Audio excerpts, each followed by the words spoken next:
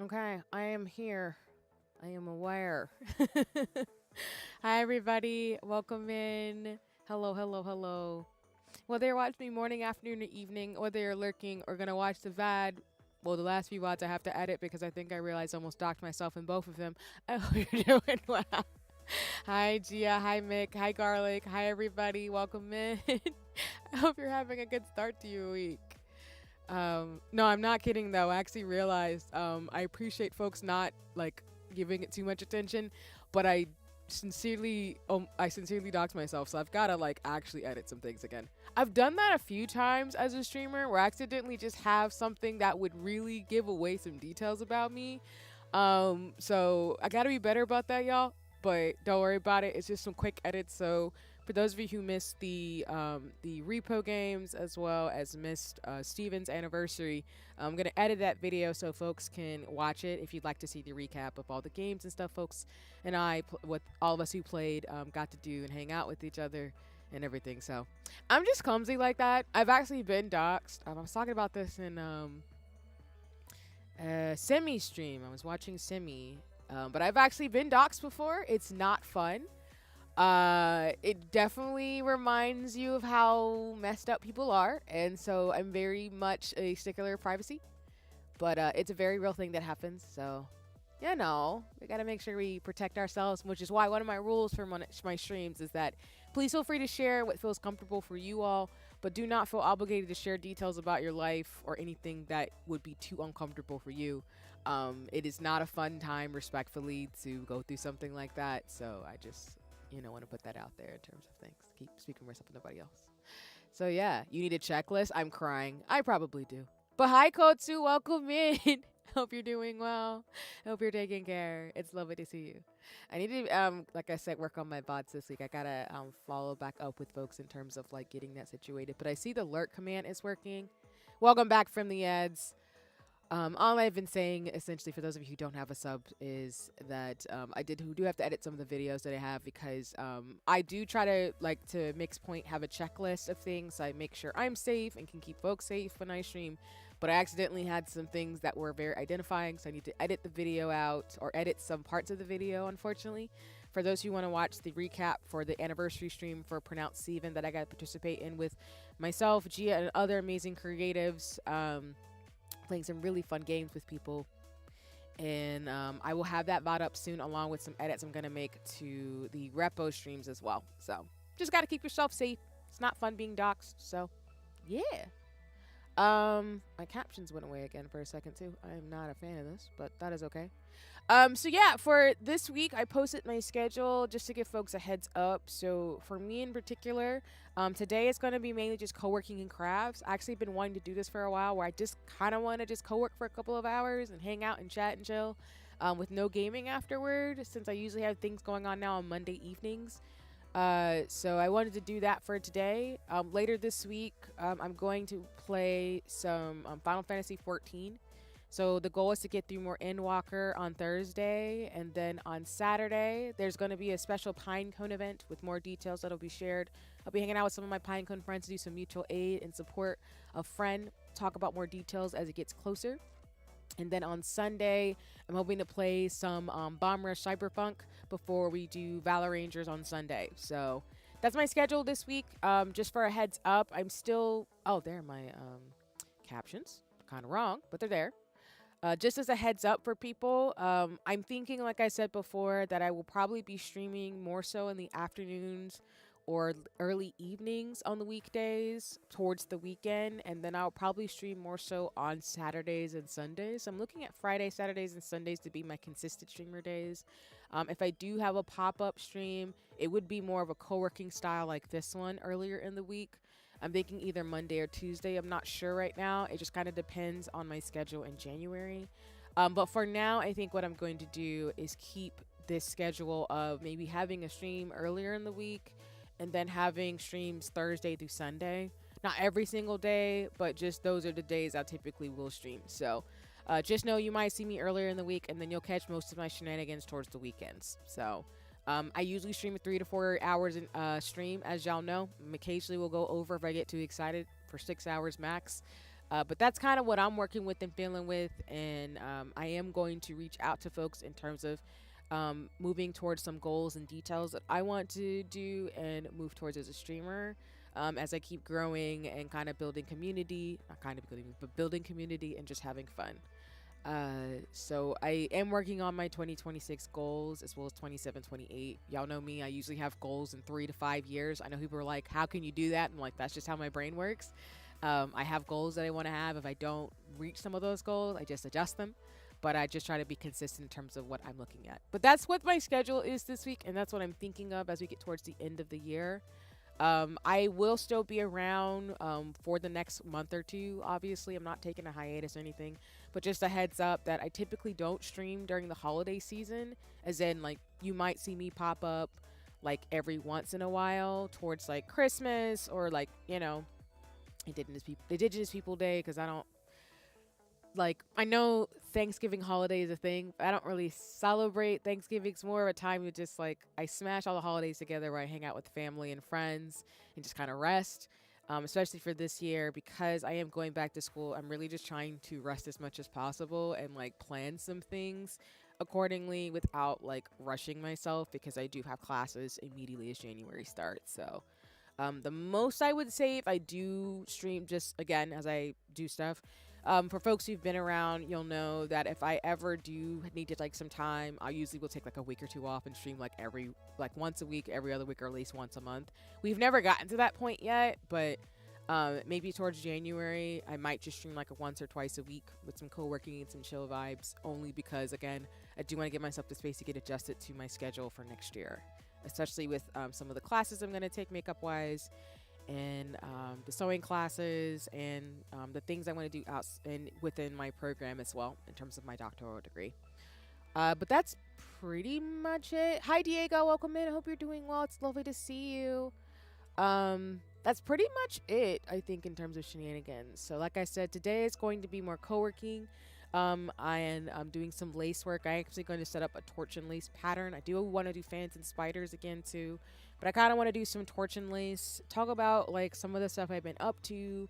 I mean, it's on my mind, as well as like show y'all some of the stuff I've gotten, because I talked about the Paradise Kiss Omnibus edition that I got.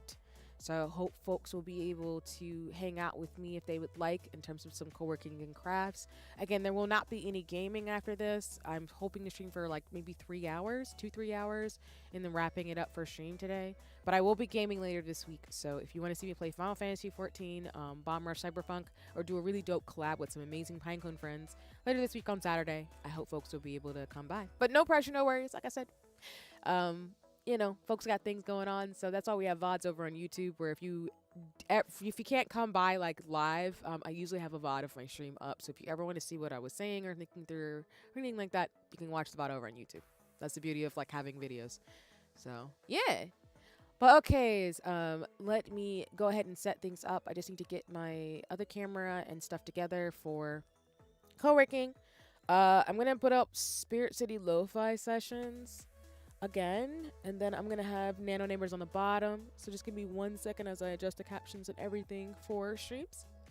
And then again, I'll co-work for probably like 2 to 3 hours, and then we'll wrap it up after that. So today's gonna be really like a chill crafts and like cool vibe stream. So, but I hope folks are doing well on Monday. I usually use Mondays to kind of chill out and rest a bit. I'm not really like a, how do I put this?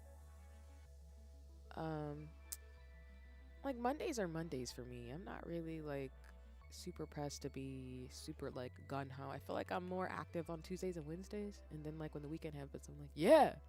And then we start the cycle over every day. But that's just how it goes in my world.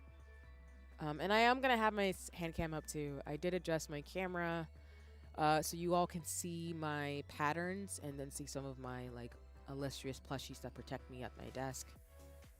But just give me 1 second to adjust myself a bit. And thank you for your patience as always. And I probably should turn off my background music. That would be helpful. All right, since we're doing crafts, I'll have my person knitting. And then we're going to do 30 minutes 4 times with We'll keep it at 10-minute breaks. I haven't heard anyone mention that they have a preference in terms of my differentiation on that, but I do like the style of having like 30-minute like sprints and then doing like 10-minute breaks.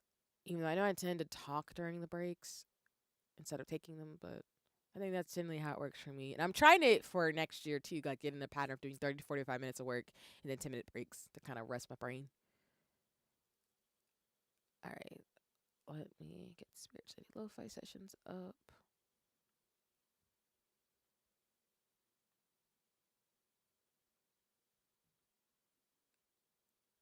And I appreciate folks' patience too with my new setup when I do like the larger hand cam streams. I'm still trying to like get some fancy widgets up, including like I think I've landed on what type of caption style, as in like graphical style or overlay for my captions.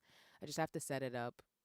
So that's kind of where we're at, as well as I do have some overlays coming. Shout out to Nyx Gothica for streams. So I'm really, really excited about that. Actually, let me, since I've made Spirit City Lo-Fi smaller, let me make this bigger on the screen.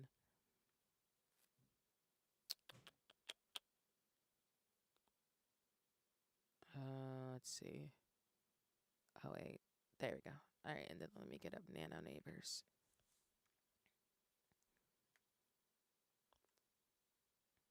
And if I'm missing anything in chat, I apologize. Give me one moment to fix that. All right, perfect.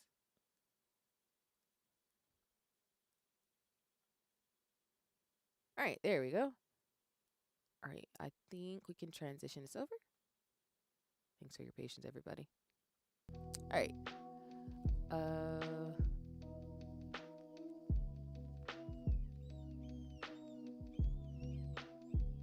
Do, do, do. I'm looking for pencils. Valid.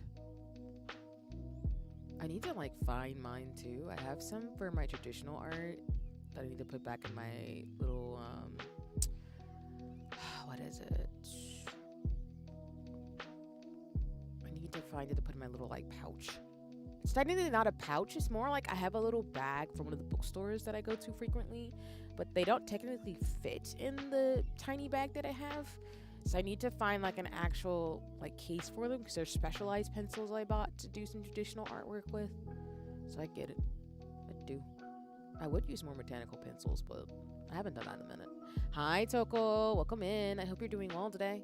Oh, and my hands are here.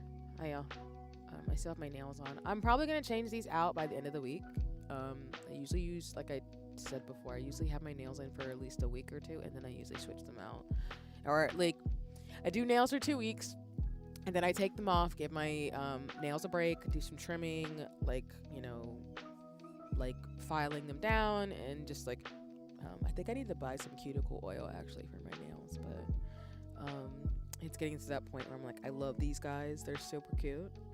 I love them because I can reuse them, but also like I need to take a break so I can get my next set on. So I might do my green ones or my Princess Peach Showtime ones. I'm not sure yet, but we will see. I'll let y'all know probably by next week. But yeah, I hope you're doing well, Toko. Like, I hate it when my stuff doesn't fit in the bag that I chose for them. Yeah, like I have for me in particular, I have like pouches that I've gotten from boxes that I've get, because I think for folks who don't know, like I do have like a few subscription services that I buy from, because I like supporting small businesses and artists, as well as like boxes. So I have little like pouches that they get, like Sanrio based ones, because I like Kawaii box, for example. So I have like a cinnamon roll one and another one too. That I've been putting a lot of my pens and stuff in, and since I want to buy more like not felt pens, Lord have mercy, what am I thinking of? I'll just say pens for now because I can't think of the right word. But for my pens, I keep them in a little pouch, a cinnamon roll one. But the other one I put a lot of like craft supplies in them. Fountain pen, thank you. That's what the word I was looking for. But I have a lot of my stuff in that cinnamon roll pouch, and then the little like bookstore bag I have, I can put a lot of like craft stuff in there. So I put like papers and stickers and stuff and everything in there too, because I have like little bags and containers for things. Um, but like, I just can't get the pencils in there, so I have to get a slightly bigger pouch for some of the longer things that I have, which is really interesting because you wouldn't think I would need to do that for pencils, but the pencils are fancy. Toko, let's go. I appreciate seeing people's stream streaks. Like the fact that people like wanna like consistently show up to every stream makes me happy. I appreciate that. Congratulations on the stream streak. That's super cool. Those are beautiful. So, I'm at work. I forgot my wallet, so got no eat for my lunch break. No, I'm so sorry, Toko. I'm hoping you can find some food somewhere at your job. Going hungry at work is the worst. Like for real. So, like I'm for my program, I'm gonna be really diligent about making sure I eat at certain times of the day as well as have snacks. I actually have like a protein shake next to me and everything, because if I don't eat by a certain point, I get headaches. So, body's just like, haha, you think you're funny, not eating right now, and it's like, maybe not, but yeah. But yeah, anyway, I have to like legitimately get a bigger pouch for my pencil case instead of just putting it in that bag. So. Sorry, I'm like checking in some stuff. For me today, I'm probably going to set up my like crafts. I'm gonna do a torch and leaves pattern again on stream, so you're gonna see me just do a little bit of setup today and do some Hoponichi, and then like actually respond to messages. So that's kind of like my vibe today, just low-key vibes and chill.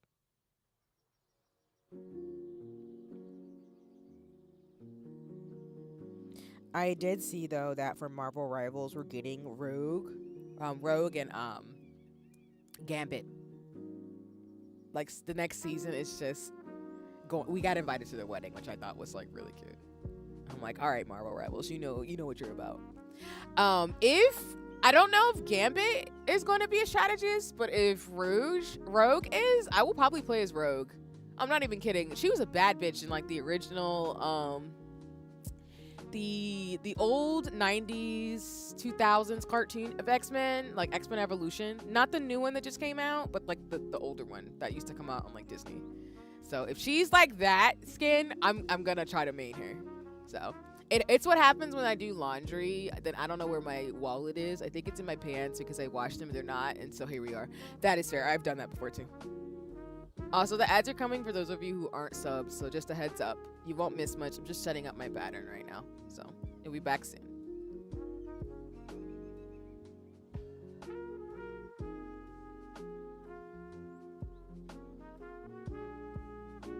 Actually, let me...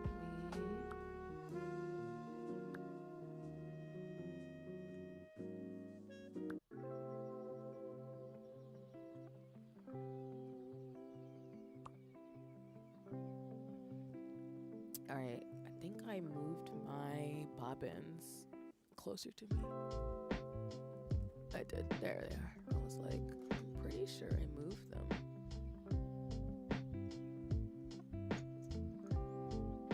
Alright.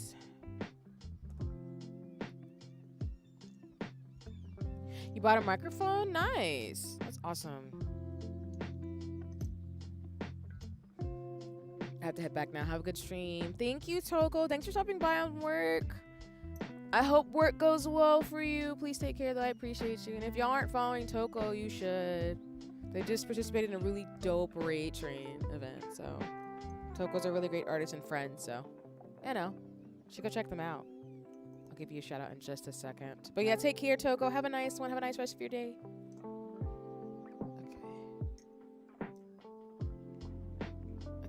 I'm missing some bobbins because I'm like, what? I think I need 20 though. 8, 10, 12, 14. Yeah, I'm missing some bobbins. I moved them, and that's probably my fault, but that's okay.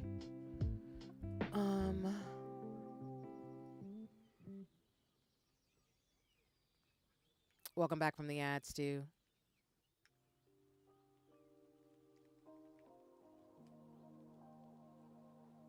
I'll also give shout outs to folks too as well. You know, slow going since I don't have my automatic. I don't have my bot set up yet. We'll mix it up. Let me see. Yeah. All right, there's 2 more. Sorry, my office space with my crafts. I put my bobbins nearby, but I moved them in a way where I'm like, oh no. Just totally my fault, but it's fine. I do that all the time to myself.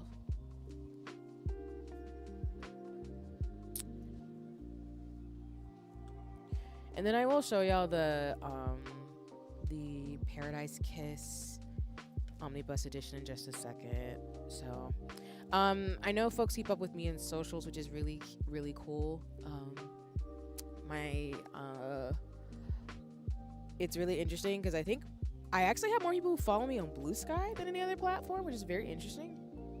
It's not a bad thing. It's just funny because, like, I know a lot of my mutuals are no longer on Twitter for, various reasons, which is completely understandable and fair. A lot more people that I usually have, like I have conversations on both platforms, but I've just noticed a lot more of my mutuals are on Blue Sky. So I really like Blue Sky because it reminds me of old school Gaia, as I've talked about essentially, where I just like interacting with folks and just having fun with people on that platform.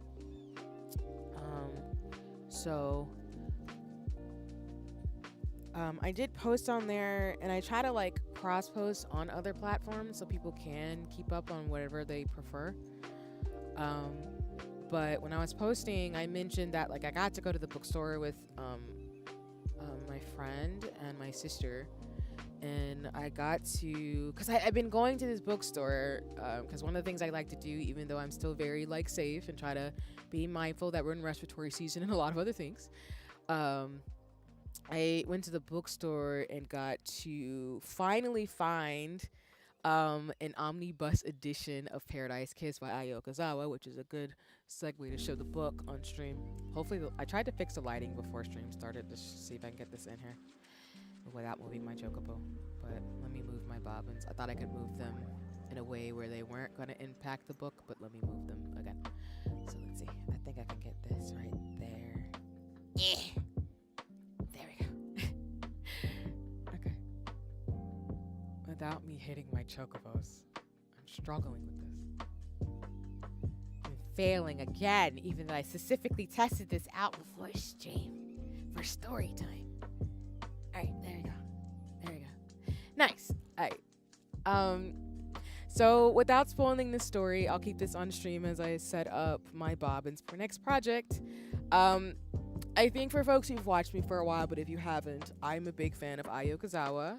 She is the creator behind, most people know the anime Nana, but she also made My Neighborhood Story and Paradise Kiss, which is the series here. Paradise Kiss specifically is a series. Hi Paz, welcome in. I hope you're doing well. It's lovely to see you. I am doing pretty Gucci. I am getting started trying to set up my bobbins for the next pattern we're going to do on stream and talking about fashion and Paradise Kiss. So I got to go to the bookstore, and essentially when I go, I've been looking for the last maybe year and a half, almost 2 years of like fashion things and tutorial books. Because when I'm learning my hobbies and my crafts, and when I learn like take professional classes, I want to get materials to study. It's same thing with language learning, which I want to really make sure I can do, and do something like that with my prototype. I think you can, Diego. I definitely think you can. So, and yeah, again, I appreciate that. Awesome to hear. Yeah. Again, I hope you're doing. I hope, I know, Paz, you're talking about you were working on your projects for class. I hope that's been okay, too, since you mentioned. I know you were, when we were all, like, chatting and stuff, all the scions. I know you were mentioning you got to plan some things, but I believe that you got it. So, but yeah, I hope you're doing well. I hope you're taking care. Yeah, I'm starting right now as we speak. Yeah, no worries, Paz. You got time. You got this. You got this. You've been in school. you know how you work. You're learning more and more every day, and that's the most important thing, you know. Um, but like I was saying, Paradise Kiss is a series by Ayo Okazawa. I bought the Omnibus 20th anniversary edition. I'm sorry for introductions I mentioned, by the way. No, you're fine, Diego. All goody. Welcome in the stream. But yeah, you're fine. You're all good. No worry, no worry. Thankfully, only one that I can send tonight, so that's good. Nice. That's good to hear, Paz. Sorry, I'm not really playing the games in Anonymous. I'm just letting it kind of like hang out as I like let my little neighbor run around a little bit as I talk and set things up. But so Nana, I think, is on its 25th anniversary or 20th anniversary, so I've seen that edition. There's actually a Vivienne Westwood edition that came out from Viz Media. I actually do want that version of Nana if I can get a copy, but I'm not gonna like be upset about it if I don't. I did want to get a omnibus or did want to buy Paradise Kiss eventually. It's one of those series that like I genuinely really like a lot. I actually saw the anime, I want to say, when I was in high school. I don't know how I stumbled upon it, to be honest with you. I think I just remember wanting to check it out and just watching it, but I don't know exactly how I found it. But I watched the entire series. I really liked Paradise Kiss because similar to Ayo Okazawa's like work, her art style is very like fashion heavy, very like artistic and very creative. So essentially, without spoiling his story, you follow the main protagonist, Yukari, who is a college student who essentially is a little like not as confident. She's very confused about what her life path is supposed to be, and she's just trying to explore her life. There is a guy that she's somewhat interested in, but she's a little nervous around him, or at least doesn't know that he likes her, type of vibes. But she stumbles upon this this person named George, and this world of fashion and art through the brand, or the group of folks who are making this brand called Paradise Kiss, essentially. So I know that's not like the best summary because it's been a hot minute, but essentially Paradise Kiss is a story about self-discovery and, you know, really finding who you are and finding your confidence. It is a little bit of a bittersweet story, like I think I mentioned in the last stream. I want to say this past week.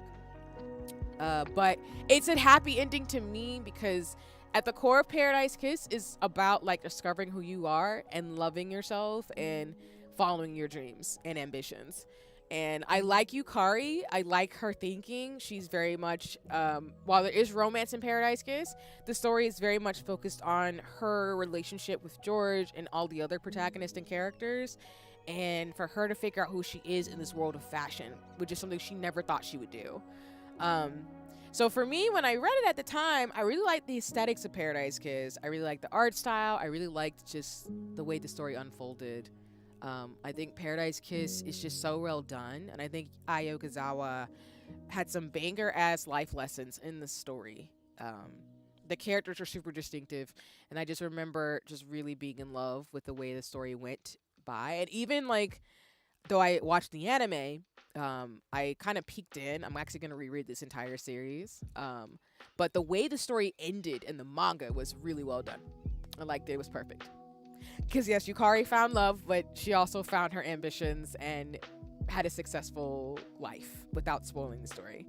But the reason why it was cool to find this version of it was that I remember being, like, falling in love with certain series, like anime and gaming series, that were, like, fashion focused, which is why, you know, I love, like, Tetsuya Nomura's work, or Ayo Okazawa, or even, like, JoJo's Bizarre Adventure, Araki Sensei, as people call him, because I like folks who incorporate a lot of like fashion and like art in terms of designs for their characters.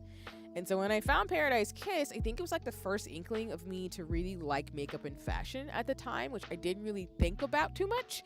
I just liked the aesthetics and I like pretty things. So I was like, I'm gonna read this series I'm gonna watch the show and just really enjoy it. But it was so funny when I went to the bookstore this weekend. So imagine 15-year-old me finding Paradise Kiss, watching it, you know, being in and out, seeing the ethos of it from my life. And then, like, you know, I'm in my 30s now. So when I saw the Omnibus edition, I was like, oh, wow, that's awesome. But y'all, I found the Omnibus edition. And then when I went to the bookstore, I cannot tell y'all enough, I have been looking like wild for like pattern books.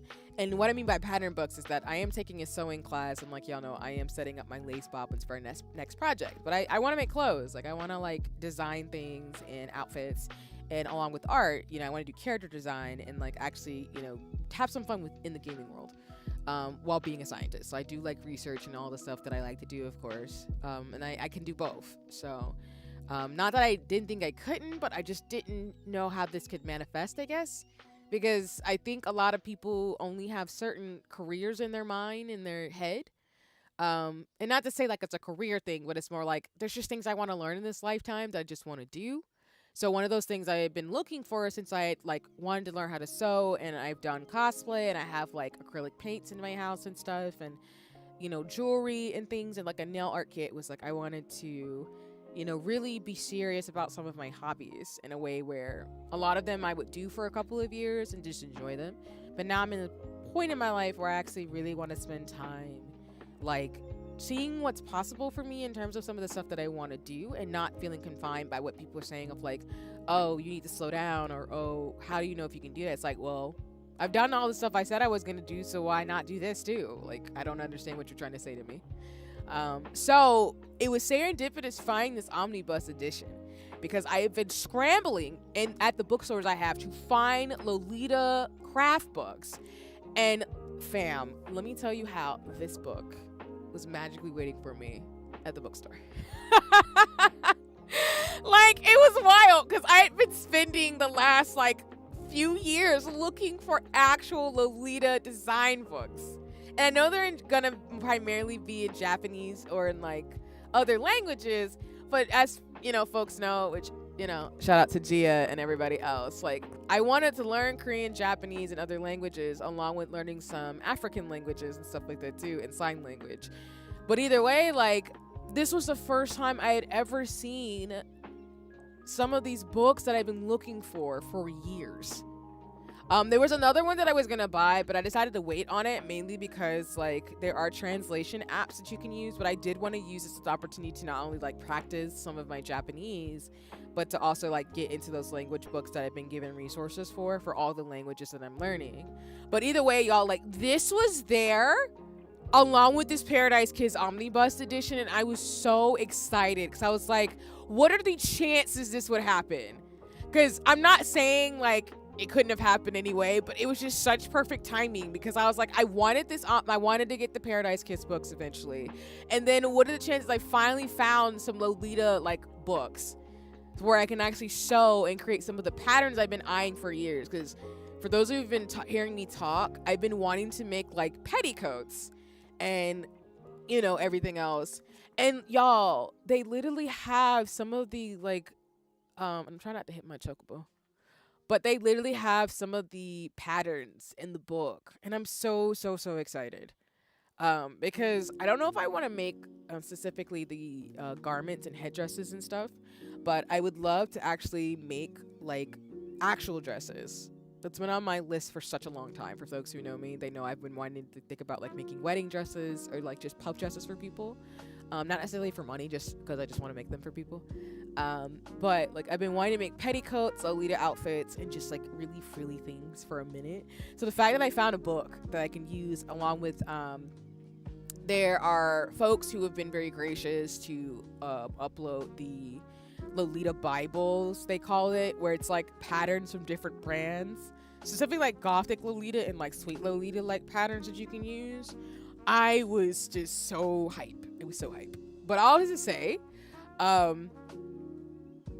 like finding this along with Paradise Kiss was so funny to me, because this show I realized was very influential on me, because I've always thought about Yukari's story and just how she was just so independent but really had a dope group of friends who encouraged her, and she still found what she was looking for. Like, of course, you know, it's kind of like people talk about with Studio Ghibli stories where they say, what is it? Like, don't get me wrong, it's not that I'm not a romantic at heart, as I've talked about extensively on the stream, but I know for me, partnered or not. I was always the type of person where like I want to go towards my dreams and ambitions, and I just want to be around people who are going to want to follow their dreams too. So when I found this, it just was like a confirmation of me of like, okay, it's time to do what you've been saying you want to do for years. See, I know you've been like thinking about it and like wondering, but you should just do it. Because sometimes perfection is the enemy of good, and like you have all these resources and like access to stuff, especially because like the internet's so accessible. And like I've been more and more talking with friends about Lolita fashion and like EGL or street fashion, and it's just been really cool to be around other creatives who are also really passionate about design and like fashion and makeup. So I'm just really excited. I'm really excited about this, as well as I got my lace museum or lace bulletins. I think I've told you I get the quarterly bulletins for lace making. And I actually what we do in the book actually is that we exchange contact details.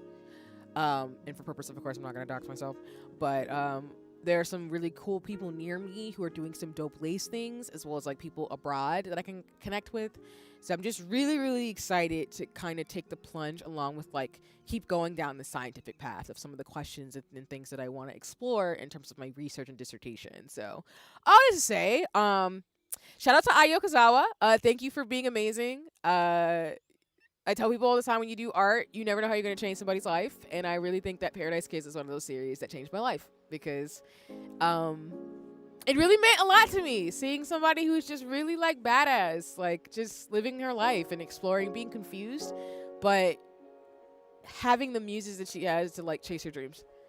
It was just a great series. So I'm really excited I got a physical copy of it, because I could reread it 1,000 times and just get inspired all over again. So I wanted to share that on stream because it just means the world to me, because I don't think I would have streamed either without Paradise Kiss. So that's why I'm sharing it right now. And ads are coming as I say that, so I will finish up my little rant after y'all come back from the ads if you're not subbed. How much money do I have in Nano Neighbors?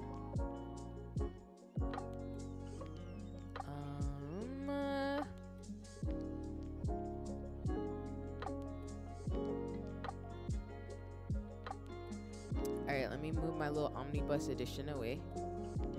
It's in my special manga pile.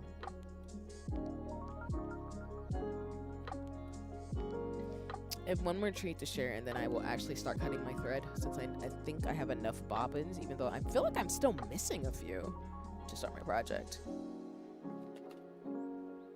I've just left Bongo Cats on for days. That's fair. It's a cute game.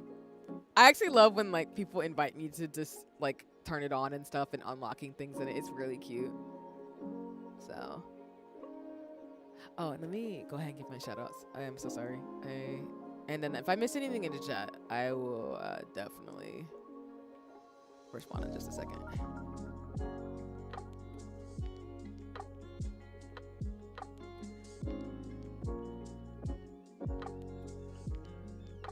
I'm waiting for the ads to come back, or ads to end.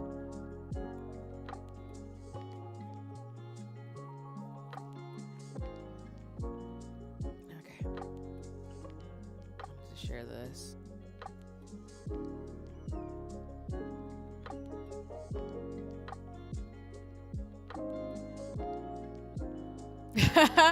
I've seen it on streams and I finally got it, and I am mildly obsessed. Yeah, Bongo Cat is really cool, along with On Together. I'm really excited for the full... Well, Bongo Cat I know is a full version, but I'm really excited for On Together in terms of things too. And welcome back from the ads, y'all. I wanted to give a shout out to Gia. Like I said earlier, if you're not following Gia, you should. Gia is really cool, has a great community, and they're just super fun. Gia is one of the folks I got to play with yesterday with Gartic Phone, as well as, you know, just in general. You've seen me play Repo with Gia. So if you're looking for another streamer to follow, please go follow them as well. Please follow all my streamer friends. Another thing I also found too is that y'all know I like Matsui Hiromi. They actually made a 2026 calendar. So I do have my wall calendar that I write down dates and stuff in, but I actually found this calendar. I don't know why this bookstore trip was so good for me, because I found stuff rare finds I would never usually find when I go to the bookstore. But I found this calendar too that I'm going to hang out for 2026, and it has the art of Matsui Hiromi. And I can't get the full thing in because this is a big old calendar, but the fact that I like got this and I can finally have the art that they have in here makes me so happy. Let's see if I can put this one in here. This is for my birthday for April. But look at that art, y'all. Like what I'm probably gonna do for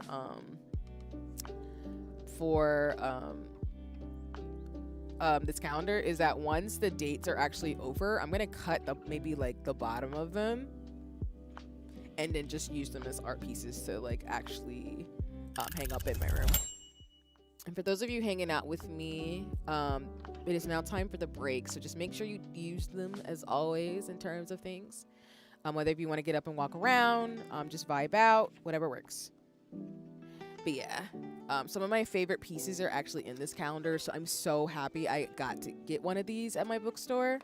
But again, it's been really inspiring for me since I think it's kind of obvious what type of art style I'm going to go for. Obviously, I'll figure out my style, but my style is very much like a mix between Bara-chan and a lot of my favorite artists who do like a realistic style. But yeah, like I have been so inspired by their art style in a very like culturally appreciative way, of course, because I'm not Asian, but I do get inspired by like J fashion, and just BIPOC, like Black, Indigenous, and people of color, like art and art styles. So I just really like Harumi Matsuo's style a lot. So I found like this calendar and I was like, okay, I'm gonna use this, and then I'm gonna repurpose a lot of the art to hang up on my wall. So like I said, again, I just had a great trip to the bookstore and I'm just so grateful because when you find rare finds in a bookstore, it just makes your life to me so much more fun. I'm hoping to go back. I'm gonna go back with a friend. We've been doing more like outdoor like trips and adventures, masked of course safely, but we've just been walking around like going to different things. So we're gonna go to another outdoor like place to go peruse and stuff. So I'm really excited for that this weekend too. So just enjoying the fall and everything, because it was hot, y'all, during summer. It wasn't as hot as it was last year where it was like 100+ degrees, but it's been hot, y'all. Climate change is real. So all right, let me find my little pouch. Sorry, I'm trying to like reorganize my desk space a little bit while I look for some of my things. Yeah, the reason why I'm gonna do a torch and lace pattern is that I think I'm going to stick in my torch and lace book to do those like bookmarks and stuff for myself. There's my little thing. I was looking for my pouch with all my thread in it.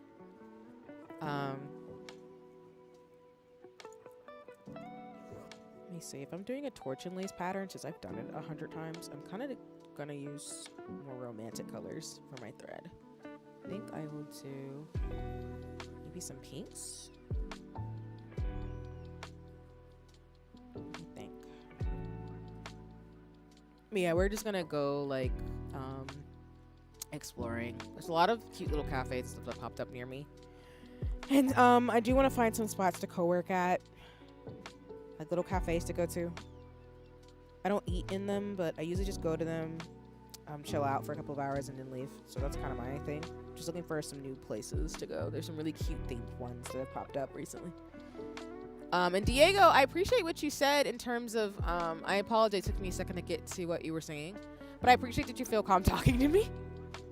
I've been told people appreciate my voice. In like a very genuine, sincere way. So I think that's really sweet. Okay. I haven't used this red yet. I think I'll do that. Maybe. Does that contrast too badly? Let me see. It kind of sort of does. Maybe. Let me see if there's something else I can use instead of that. It's a little too contrasty for me.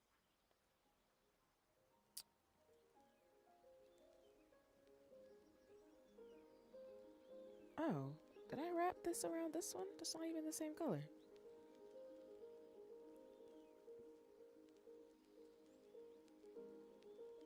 Sorry, I had some thread I wrapped around here and it's not the same color as this one, so I'm just like unraveling a little bit. There we go.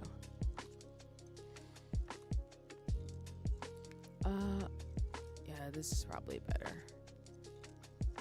I don't hate this red color. I just think it's a little too contrasty for this pattern design. I think I want to use one that's a little bit more close in color. Let me make sure.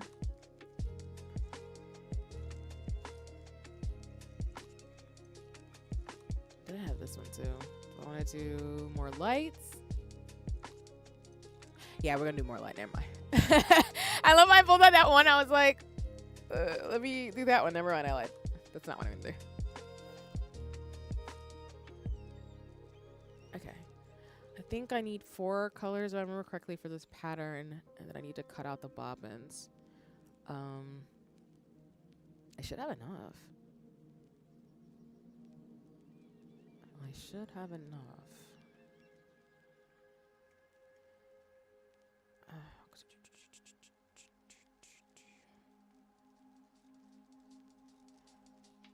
Alright, let me just see.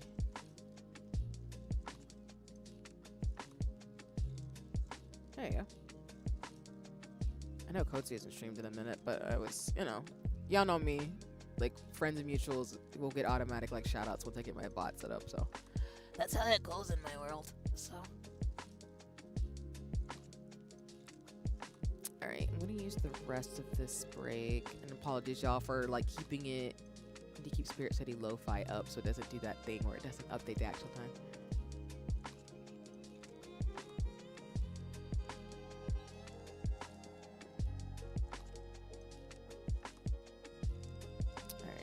Got a message. Yes.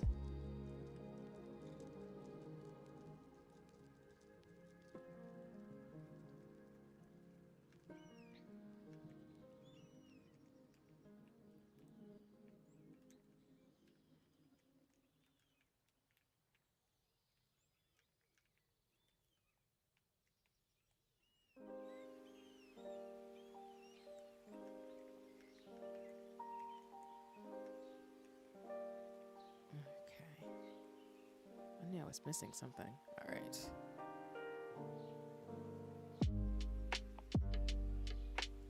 All right, where's my pattern book?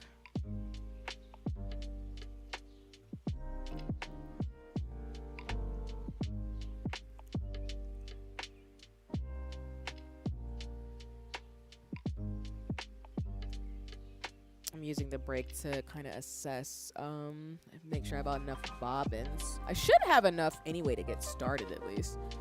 Then maybe the next stream, if I don't have all of them, I could just set them up to where I should be able to move pretty quickly. And as always, y'all, for these next couple patterns, except for the newer ones, I am going to do some on and off stream. I typically do lace bobbing with my cooking pillow, as you can see.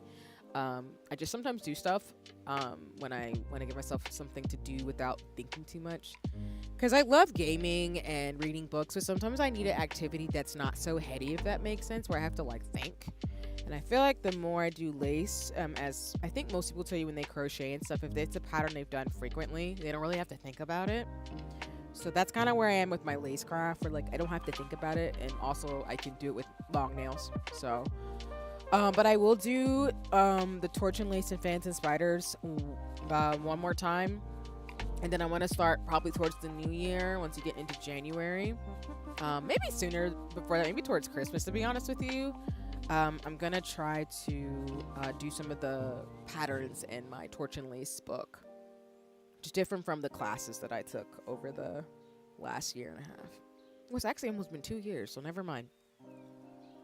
So there is an international lace conference happening. I don't think I'll be able to go, unfortunately. But there are some like really dope online classes that I want to take. I'm just looking out for the one where you can create your own patterns. Because again, with me making my pajamas, I actually want to design some patterns specifically for the trim on the pajamas. Like cotton pajamas with like lace on them, I really want to make. So when I make this petticoat, it'll look the way I want it to look.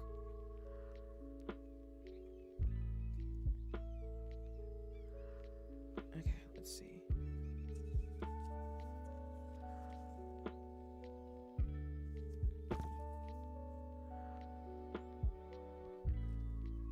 Alright, there it is. I was like, where is this one about Torch and Lace?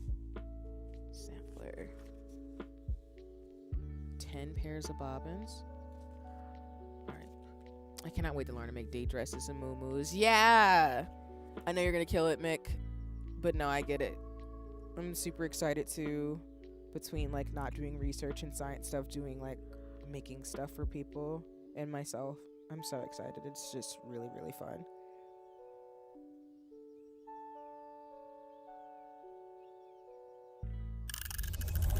All right, I think that's the chime for the break. So we're going to the next 30-minute section, just a heads up. But yeah.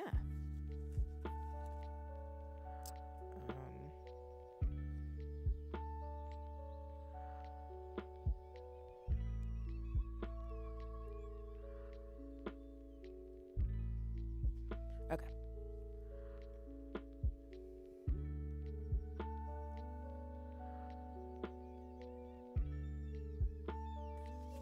Let's see. I need 10 pairs, so 1, 2, 3, 4, 5, 6. Wait, shoot, I already miscounted that quickly. So 1, 2, 3, 4, 5, 6, 7, 8, 9. Oh, I'm missing a pair of bobbins? Ay, Dios mío. Interesting.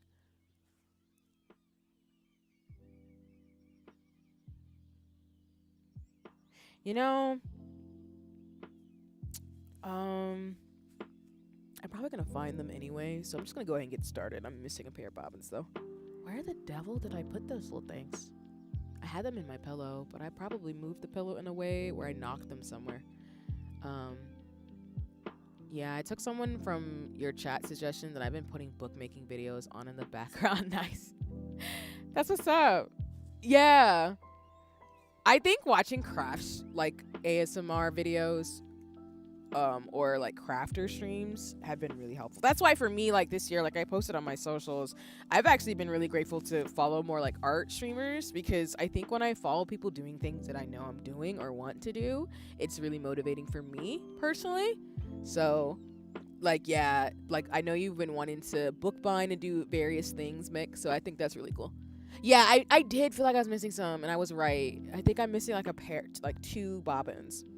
I think I can still get started with my thing, because I'm gonna have to pull them into the pattern anyway. But I am gonna find them before next stream. I have a feeling they're on my desk somewhere.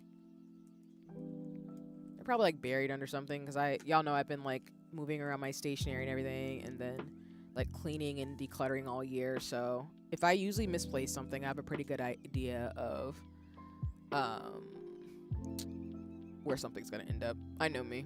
I'm clumsy like that, so my clumsiness gives me ideas of like, you're probably gonna lose something on top of your desk, or it'll probably be in one of your craft bags.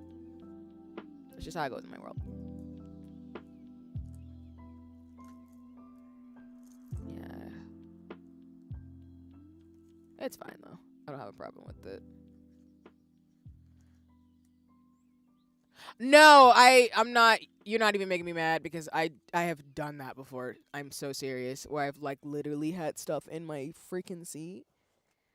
Like, I don't see the bobbins, but I just found something I've been looking for. Like, it's literally in my seat just now. Yep. I need that. But they're not there, unfortunately. But I appreciate the lookout, because dead ass. If you're a crafter or makes things, you will literally have stuff in your chair that you're not paying attention to, and you'll be like, oh. Well, my butt was keeping it warm type vibes. Yeah, sorry. I'm just moving these little things here. I have like fabric and stuff that I've been looking at too. Because again, I'm gonna decorate my Hobonichi. It says crochet hooks and stitch mark. Yo, like I want to get more stitch markers for my crocheting. On that note, Mick, I think I want to get like candy or what's it gonna call it? I think I want to get candy or sweets themed stitch markers. But I know I'm gonna lose those things. I think I'm gonna get little like 10 of them, along with like my needles when I do craft stuff, because honestly, them stitch markers, they're so cute. You want to make them? That's cute. I think making them would be really cool too. I think that's gonna be cute.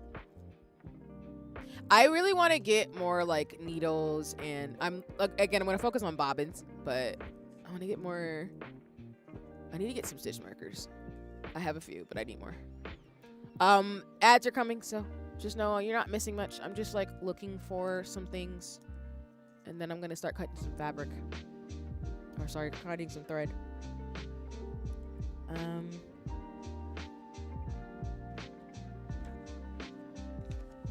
I need to first find how long it needs to be. I think it's 40 inches though. I remember. I want to say it's 40 inches for this.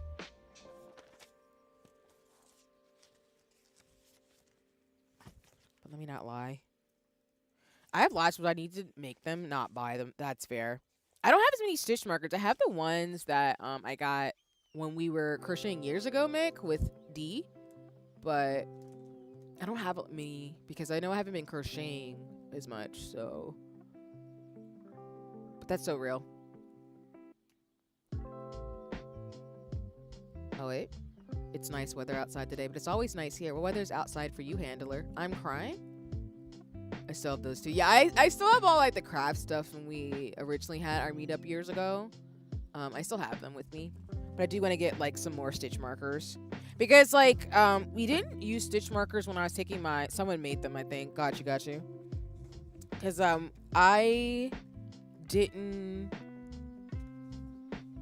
like in my lace bobbin class, we did figure out how to incorporate like welcome back from the ads. I'm just like looking for how to cut my thread for this next installment of co-working today. But I did learn how to incorporate crochet hooks into my pen. I mean, sorry, not my pens, but my patterns and stuff. But like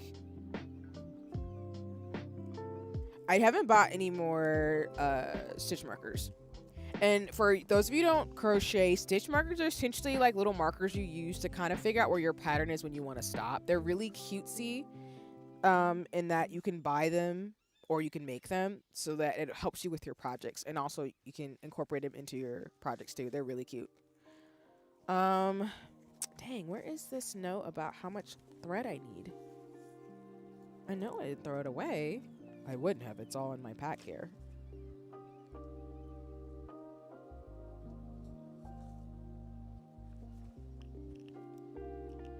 I want to say it's 40 inches. I just want to confirm though.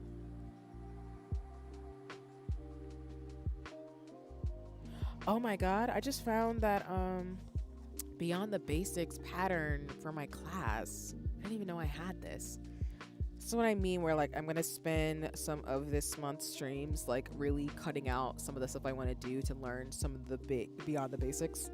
Because what I did is I took a class where I learned the basics of some of the stitches I got, and then I got other patterns to try along with the books that I've gotten. So along with like sewing streams, I want to be able to do both. So welcome back from the ads. Because I'm more into knitting and lace at that. I had to have lots. Nice. Yeah. I want to get back into crocheting, but I think that's more going to be for me to just like make people like scarves and hats. But you never know. I might change my mind. Because, you know me, I'm in my lace, like, era right now. But I do want to have more stitch markers, because I do have some projects crochet-wise that I want to finish. Like the beanie that I was working on, if you remember that a long time ago. Where did I put... Okay, 10 pairs of bobbins, but you don't give me the length. Oh, my... Actually, I lied. I would actually like to crochet plushies. I'm not even gonna hold you. I think the one thing I definitely want to learn to crochet is plushies. I think plushies are so cute. So I would love to make little crochet plushies for people. Because once I get through the beanie, I feel like that's a natural progression for me. So I can't, I just lied. So I really feel like I am gonna actually get like plushies. I know I shouldn't ballpark this, but I feel like I'm really confident about it being like 40 centimeters or 40 inches. So I think I'm going to go with that, to be honest with you. I don't know why I cannot find the specific sheet. Did I drop it? I don't think I did. I don't think I did, though. That's so funny to me. I don't want to spend most of the stream telling y'all like I'm gonna start something and I don't. But this is what happens when I'm like fiddling with the camera more so than anything.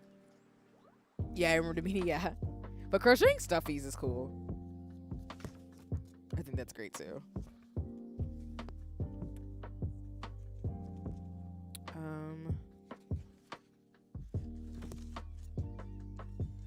I don't know why I can't find a specific page for my professor. That is so wild. Shoot. You know what? I'm going to ballpark it actually. Yeah, I think I can ballpark it because I've done this pattern so many times. So I feel like if I do the 40 inches, it'll give me enough. I might do 45 just to be extra paranoid, but I feel like 45 inches is enough for me for thread. Okay. Okay. Put this back over here. I'm sticking to lace knitting because I already have the stuff for 2 lace patterns I never finished. Nice. That's fair. I can respect that. Oh! Sorry, no one saw me almost fall on my seat. I almost fell on my seat. I was like, I'm short. Sticking with our theme of doing more with less this year. Yep. Which that's still gonna be my thing for next year. Do more with less and be savvy about it. It's been very helpful because I think I have enough thread to get me through multiple projects for the rest of this year and next year. But Perline like thread that I use isn't horrible. I do want to try like, so just for context, as folks have seen, I've mainly done cotton perline, which is the name of this type of thread for most of my projects on stream. People do use like silk or like different types of threads. The thing about it is that when you do different projects, you have to get used to different types of threads. So cotton and yarn is a bit more amendable and kind if you're a beginner versus like silks and fabrics that are a bit more unyieldy. Like I'm thinking about that more in the sewing world of like silks or like heavy like types of thread can be a lot to use. I'm not saying if you're savvy like that you can't use it from jump. It's just not necessarily recommended to do those types of threads from the start if you're a beginner, because yeah, like Mick is saying in the chat, like silk breaks easily, and so if you have silk on a project, like you know how with my lace patterns, I usually leave it on the cookie pillow for a while so that it keeps the shape of the pattern, so that when I lift up the bookmark or everything, here, let me grab one because I see one of my patterns here, like. Because this is cotton, it's not going to be as unwieldy and like lose its shape very easily. It's going to pretty much stay in the shape that you want it to based on the needles and threads that you use. But with silk or like something more fragile, you have to be careful, because if you make the pattern, what might happen is that it's going to break if you toss it a little bit or if you hit your pillow. And that's why with different types of threads, you have to just know how it feels, the texture of it, and what you need to keep it stable. And of course, like you might have to wash it, because like I want to use actual like lace. Like lace itself can be very easy to get dirty. And yeah, exactly, Mick, too, the tight tension. Because I tight, as I've said before in streams, I crochet tight and I do lace tight. So it doesn't help me as a person to try to be really heavy-handed with stuff like that, because then I know I'm going to break it. And it would suck if you are knitting or crocheting or doing lace bobbin and you do this really great project, and because you're so heavy-handed, you break the thread. You can repair, like, I know how to repair a project with lace if I run out of, like, string or something, but it just makes it a lot easier for your life if you just don't try to do that, or you just know what works for you versus trying to do something that's not going to fit. I hope that makes sense. But yeah, like Mick is saying, like, if you're a super tight knitter where your, like, work is very tight, it makes a difference. For sure. Some people like crochet or do lace, not super strict and tight, but I know I do because I have tiny hands. I tend to do things very like tight on purpose. I don't know why. That's just my default. So it helps to make like really intricate tiny designs, which I'm so excited to do in a torch and lace patterns. But it's not very good if you're trying to make sure you don't break anything, which is why I've been saying for the last year on stream, I don't want to do actual lace until at least like maybe a year from now, and I feel confident that I won't break something. I probably will, as like mentors and as folks I work with in the lace organization have told me, like, you probably will end up breaking something, and I just need to get over it. But I'm still gonna be like, I don't want to though. I don't want to break anything. But they keep telling me like, you're probably gonna break something. You'll be okay. They say that. I'm still not gonna be happy about it. I'm still gonna be complaining all the way through. That's just how it works in my brain. Yes, happy accidents. That's why I am a crafter and future dressmaker, because I think you just have to accept you're gonna make mistakes, and that's okay. It might be frustrating, but it's a teachable moment, which is really the most important thing. Okay, I might BRB, y'all.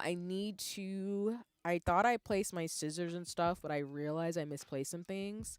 So what I'm gonna do is just go on the BRB screen and get some scissors and another tape measure. I have multiple in my home, but I always misplace them. So I will be back in like a few minutes.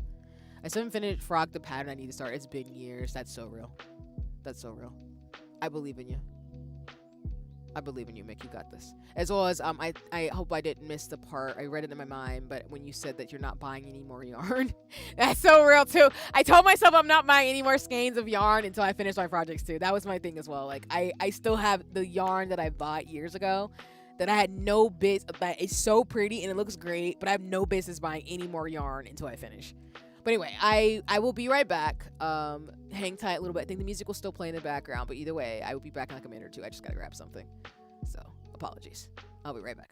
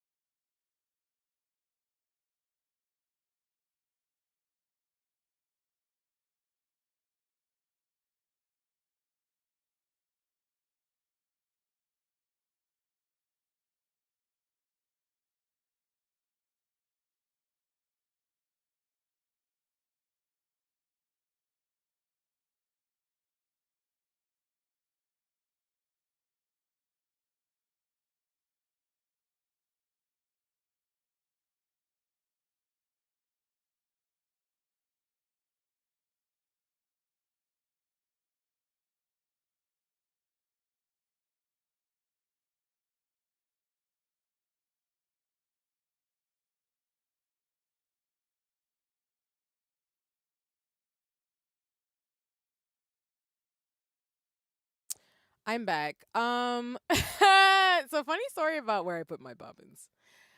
Uh, they were right in front of my face. The ones I was missing. So that just happened. That just happened. We're not gonna talk about it. Maybe we will, maybe we won't. But either way, we're not gonna talk about it. But hi, I'm back. I'll transition it back. I would do that. Oh, I'm so goofy sometimes. They were literally like staring at me next to a bunch of stickers, and I'm sitting here like, oh, I can't find my bobbins, staring me right in the face this entire stream. Oh my god. Alright. I'm actually gonna switch the category. I did co-working. I didn't realize there was a co-working and studying category on Twitch. I don't know why I didn't notice that. But I'm gonna switch to makers and crafters since I'm switching specifically setting up for making my next pattern. I still cannot find that sheet though that told me the specific dimensions, so I'm just gonna do the tape measure. I'm just gonna do like 45 inches. And that's probably gonna be too much thread, but like I said, I'm still in my practice era. I think next year is when I'll start transit. Of course.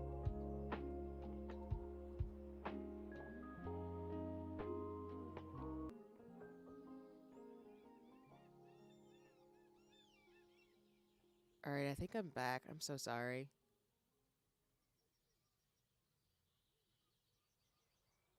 I'm surprised that happened on a Monday.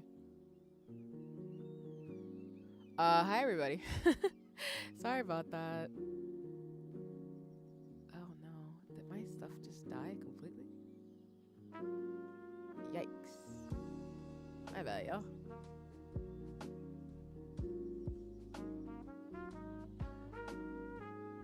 Alright, it looks like the bit rate's better, so I'll keep it pushing.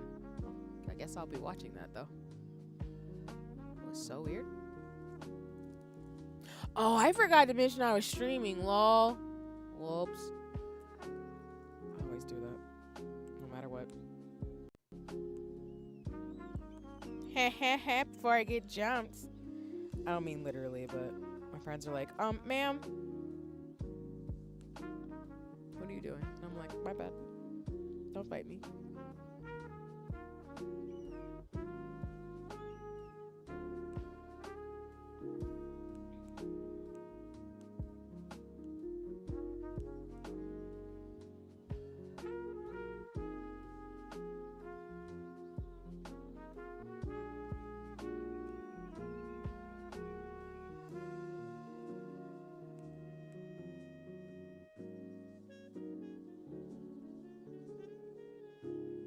Okay.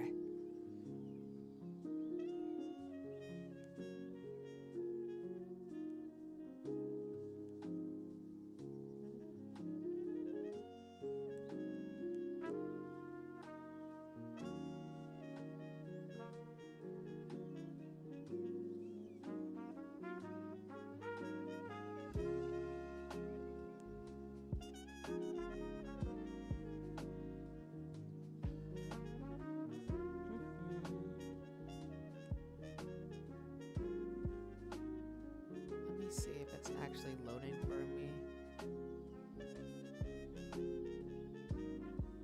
Alright, I'm back now.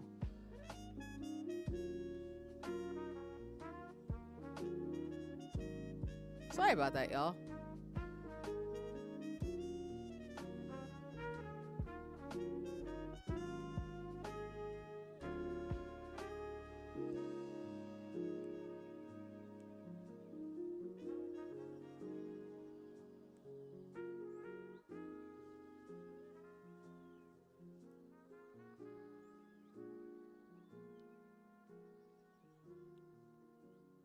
Alright, let's see. Sorry about that, y'all. My internet just dropped for a second, so I don't know why it just did that. Well, I mean, stuff like that happens all the time, but still. Thanks for your patience. I totally forgot to post that I was streaming.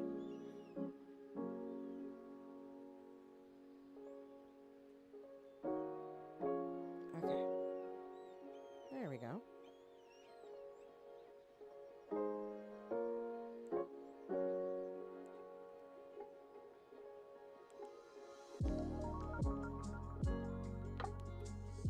Alright, there we go.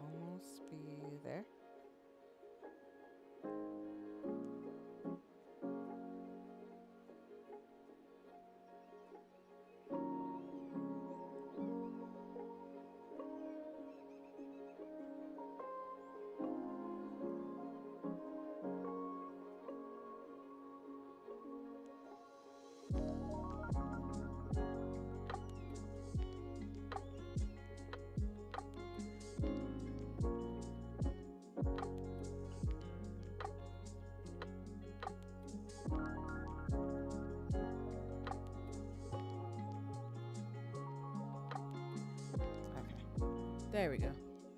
Hi, Red. Enjoy the lurk.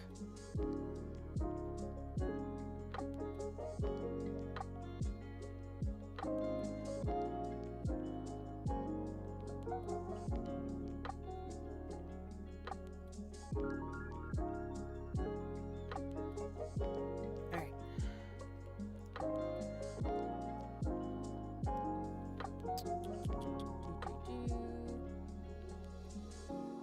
Sorry, I'm not paranoid watching like OBS since it decided to do that thing it just did. Ugh.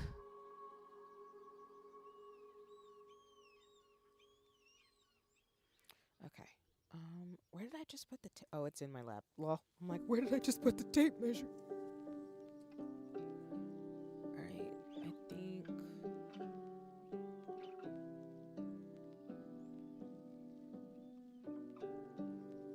I want the base to be a light color or a dark color?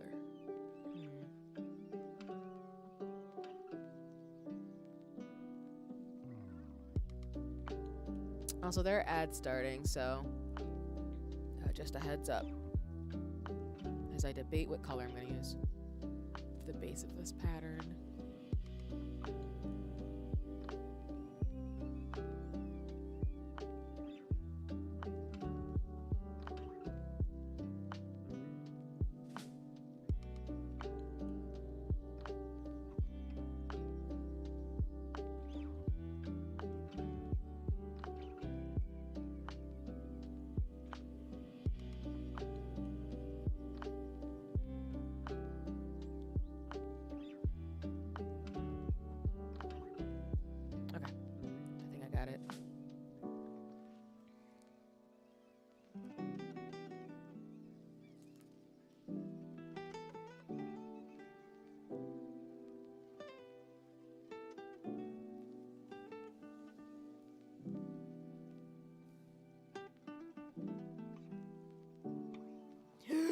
I would drop that. No! Why?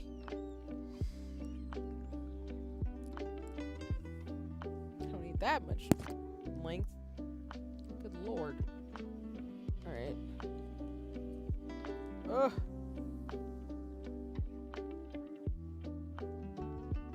Let me see. Welcome back from the ads. I'm just cutting my thread off stream a little bit. Just dropped a little bit too. Alright.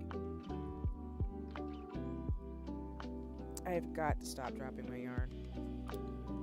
What the heck?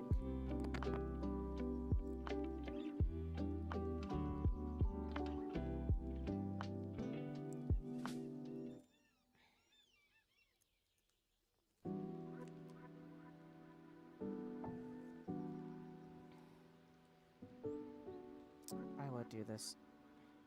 I managed to wrap my thread around my headset. I'm like, what are we doing, see? What's happening? Alright.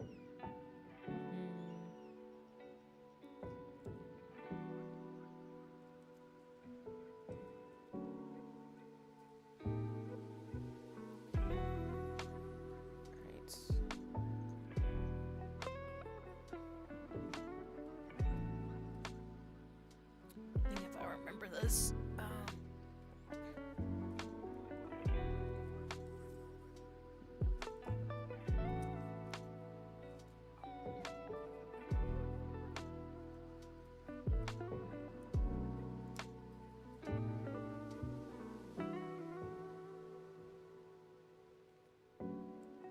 I'm sorry if I got a little quiet. I'm trying to like concentrate a little bit to cut this out right. And, you know, not drop my thread where it's going to go into the abyss. Because I am a small. And my feet dangle when I do things, so it's not going to help me.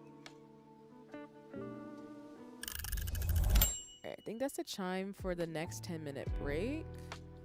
Please remember as you're watching me to use the ads and the breaks to just chill out and rest. Listen to music, vibe out, meditate. Do whatever you need to do to take care of yourself while you're watching. Especially because this is a really chill stream. Like, you know, don't do that to yourself. Don't stress yourself out. I'm here. I'm just chilling. And if you're kicking it with me today, I appreciate you in terms of my low-key vibes. It's a Monday, so I'm in a very chill vibe mood. Even if I'm being clumsy. And as a reminder to remember, I'm lurker friendly, so if you don't want to say anything, that's totally fine. I'm not offended. I just hope you're having a nice one as you're hearing me, talk about various things and do crafts and co-work. Oh no! Did I do that thing again? Ew. Cut. My scissors are getting dull. Or at least scissors are. Where are my craft scissors? What did I do with those? I have craft scissors that I got a long time ago, and I haven't seen them in a minute, to be honest. I might have put them somewhere, and I just misplaced them. But I have like so many scissors in my home. It's so funny. All right, so we have 1, 2. I think I'll make, because I need 10 pairs for this pattern. I think I will make 2 more things, and then I guess I'll make the rest of these different colors. So.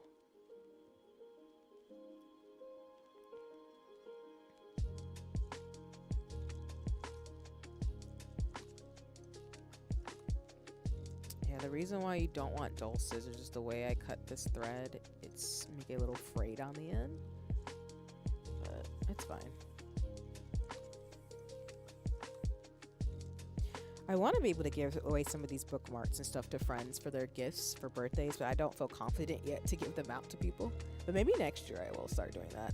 So, not for Christmas though. I think that'll be a next year thing.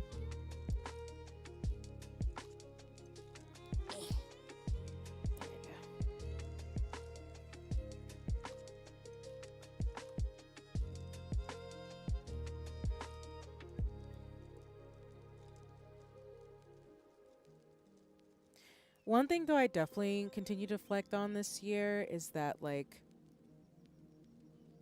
I've talked a lot about like how I've had to like cut some cords finally and end some things. But I think one thing that's been really important for me to do is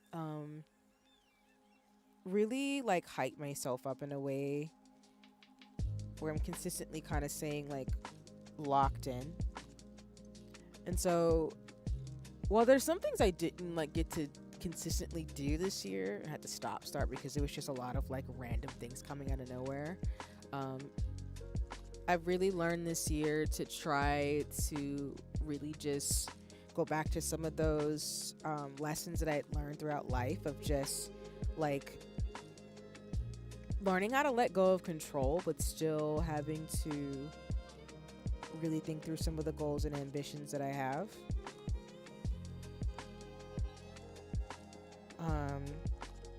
And what I mean by that is it's learning how to tune out the noise, essentially. And what I mean by that is I'm really good at not paying attention to things. Probably why I'm dense. But a lot of stuff going on. Like I pay attention to what's going on in the world, but I'm really good at knowing like when I need to just take some time by myself to kind of just figure out what works for me without the noise of other people. And I love my friends and community as always, but it might come back to my Aries where I very much am very independent in that sense of when I lock in, and there's not much anybody can do to stop me. This year I think it was more of just like knowing what habits I need to challenge for myself in terms of, okay, if you want to do this thing, or if you want to, weightlift, get up and weightlift type thing. But I think leaning into this like habit I have where it's like, sis, if you want to do something, go do it, and being a bit better about like, there's one thing when you, like I was saying with the Fashion in Paradise Kiss, I'm sorry, I'm trying to pick up the tape measure I'm using. It's one thing to like get advice, feedback, and opinions from people, and I will continue to do that as a person. I always like getting feedback and evaluation and things from people that I trust and care about. And there's a point to where I was talking about this with friends last night too, where you really just need to know when you just need to do something and just like worry about perfecting it later.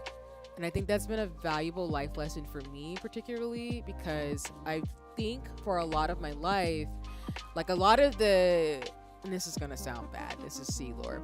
A lot of the vitriol and hatred I've gotten from people sometimes is because they would say the thing that people often say that's cliche, which is like, I hated you because you just were so ambitious and you had some light in you that I just can't find in myself. So instead of actually doing something productive about it, I'm gonna take it out on you. And don't get me wrong, like I legit understand why people do that. It sucks that people do that, but I've had people do that to me. And it goes back to what I've said earlier this year, or earlier in streams, and a lot of this year, where like I got vindicated in the sense of why, to be frank, I ended some relationships and friendships, and I distanced myself from things that just weren't like energizing for me. And I don't mean in a sense of like, as people say with building community, you want to get to know people, you want to be there for folks, and true relationships aren't perfect. They're never going to be perfect. They're never going to be, you know, like everything's not always going to be kosher. You always have to do, as me and my best friend talk about, like a check-in about what's going on and how you want to spend time together and how you want to build community, how you want to contribute and stuff. Oh, hold on. My nana never said anything. Ever feel like time was differently in games? I kind of live in that. I'm crying. She's so cute. I probably have a crap ton of money, by the way. Oh, I do. I'm going to keep saving, though, because I got to unlock some stuff in Nano Neighbors. But what I mean by that is it was vindicating because I think sometimes, like, I remember being gaslit and being told, like, oh, this person's not being mean and cruel to you. They're just whatever. But then when someone, like, admits to you that they actually don't like you because they're jealous or envious, at least you know that, okay, I wasn't wilding or tripping when I thought this person didn't like me because they didn't like that I was doing what I want to do. And it's not the same in the sense of not having the privilege or the support system to do something. That's a different conversation. It's more like,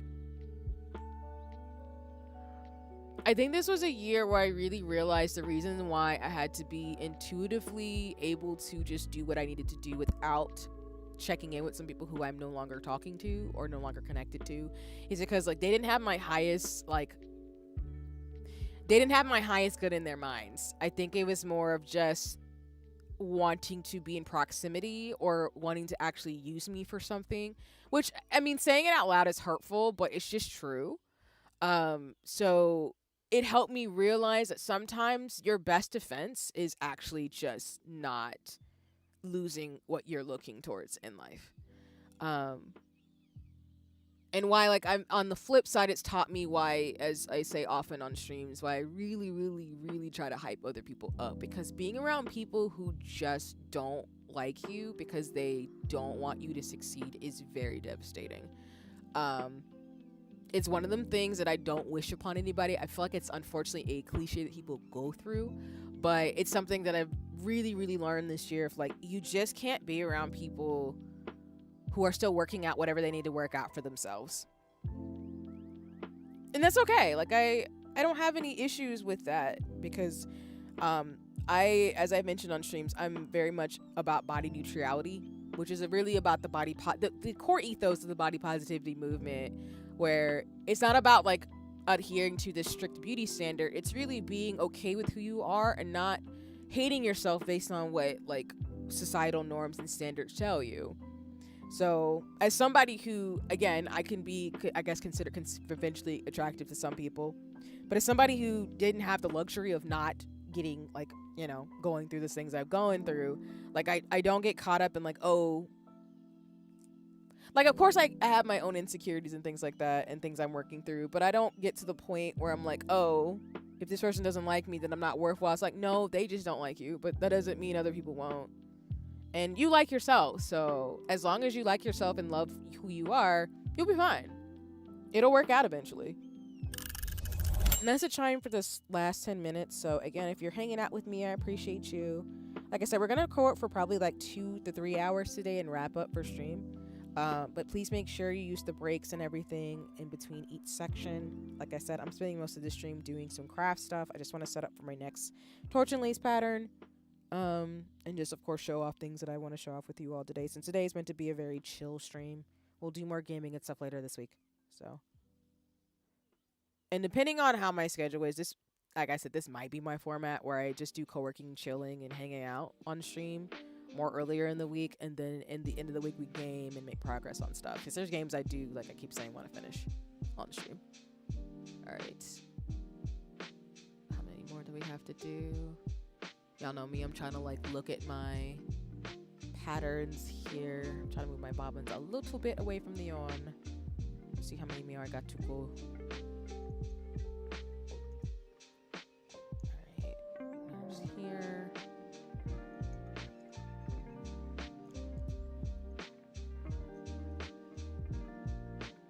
I think I have, okay, I think I need 5 more threads. Yeah, I do. Okay.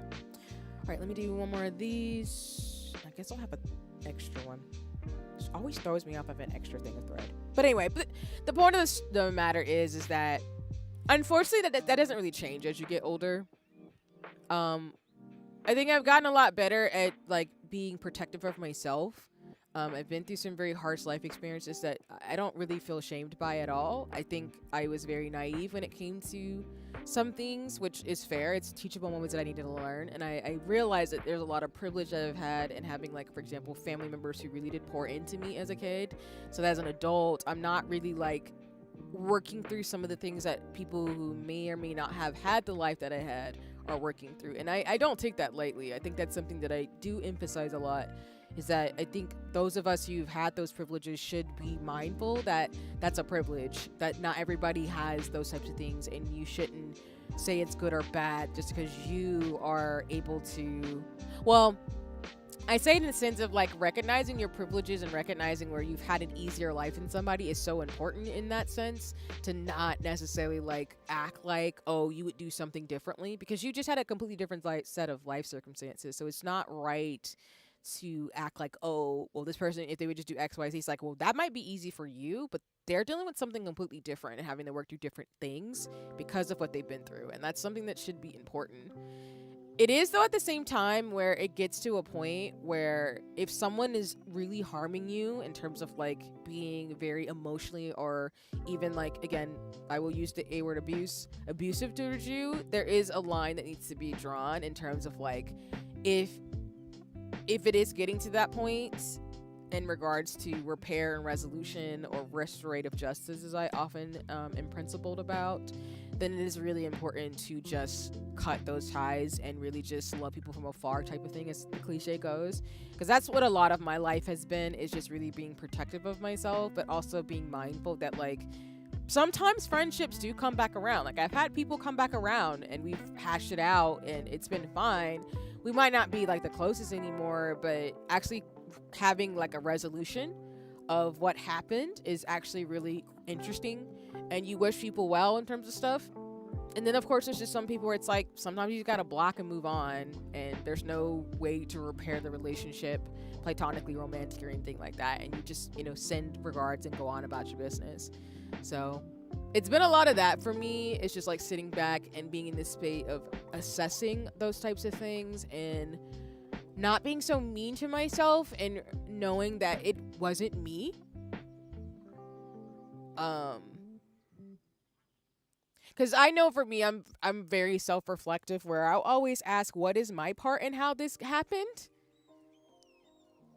So, but I realized with some of the things that had to end, it just because, like, honestly, you just outgrow people sometimes, or they just don't want to let you be the person that you're supposed to be, and they just can't handle it, so they can't come with you in that next season. So, and the ads are coming up, so I'll finish my soliloquy rant when we come back from the ads, for those who are not subbed. Okay.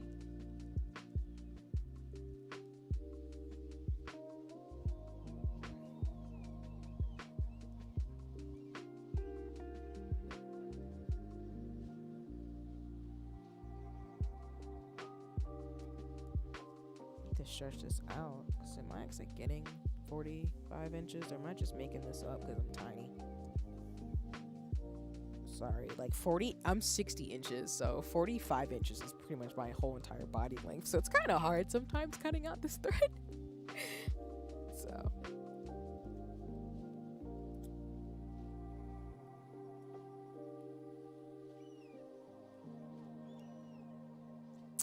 Oh my God, what? There we go. These scissors are so dull. Ugh, it's messing up my thread.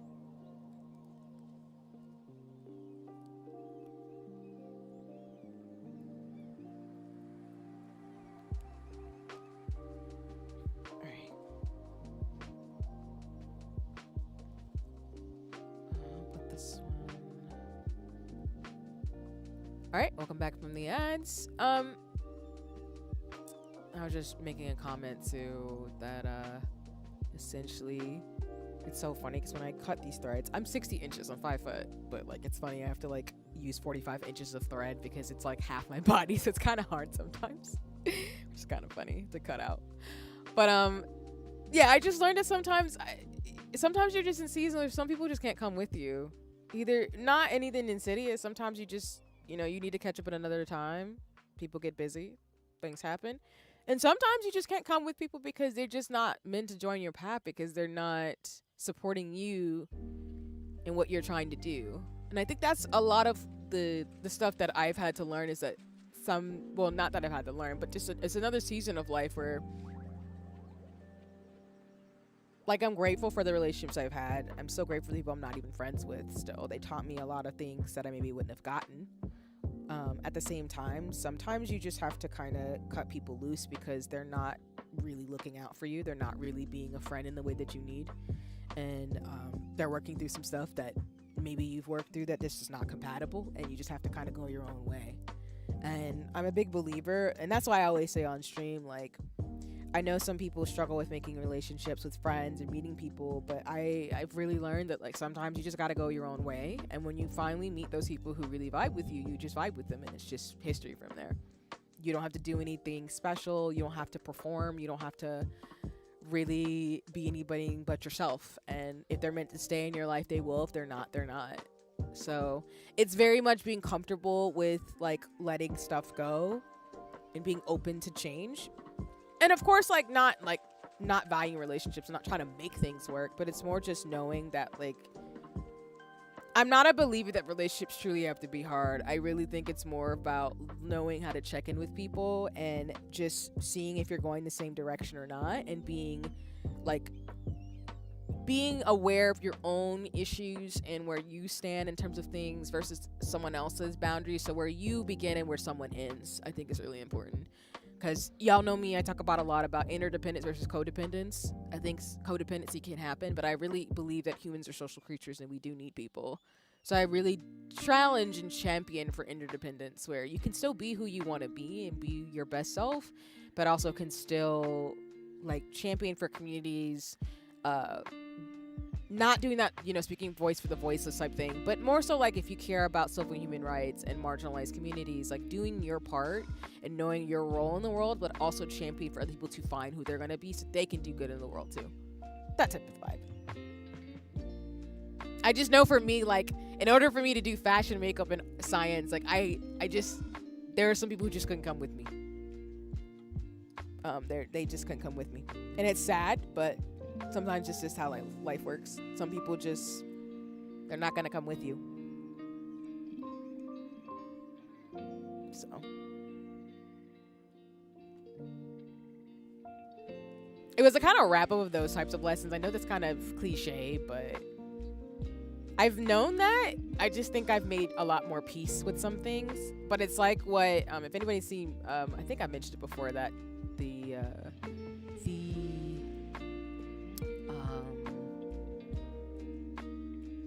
interview that I think Meg Thee Stallion did with, I think, Jennifer Hudson, where she said she's in a soft girl era, where she's really in the art of receiving and really just focusing on what makes her happy and not feeling like she's got to have like walls up to wazoo. I really resonated with that.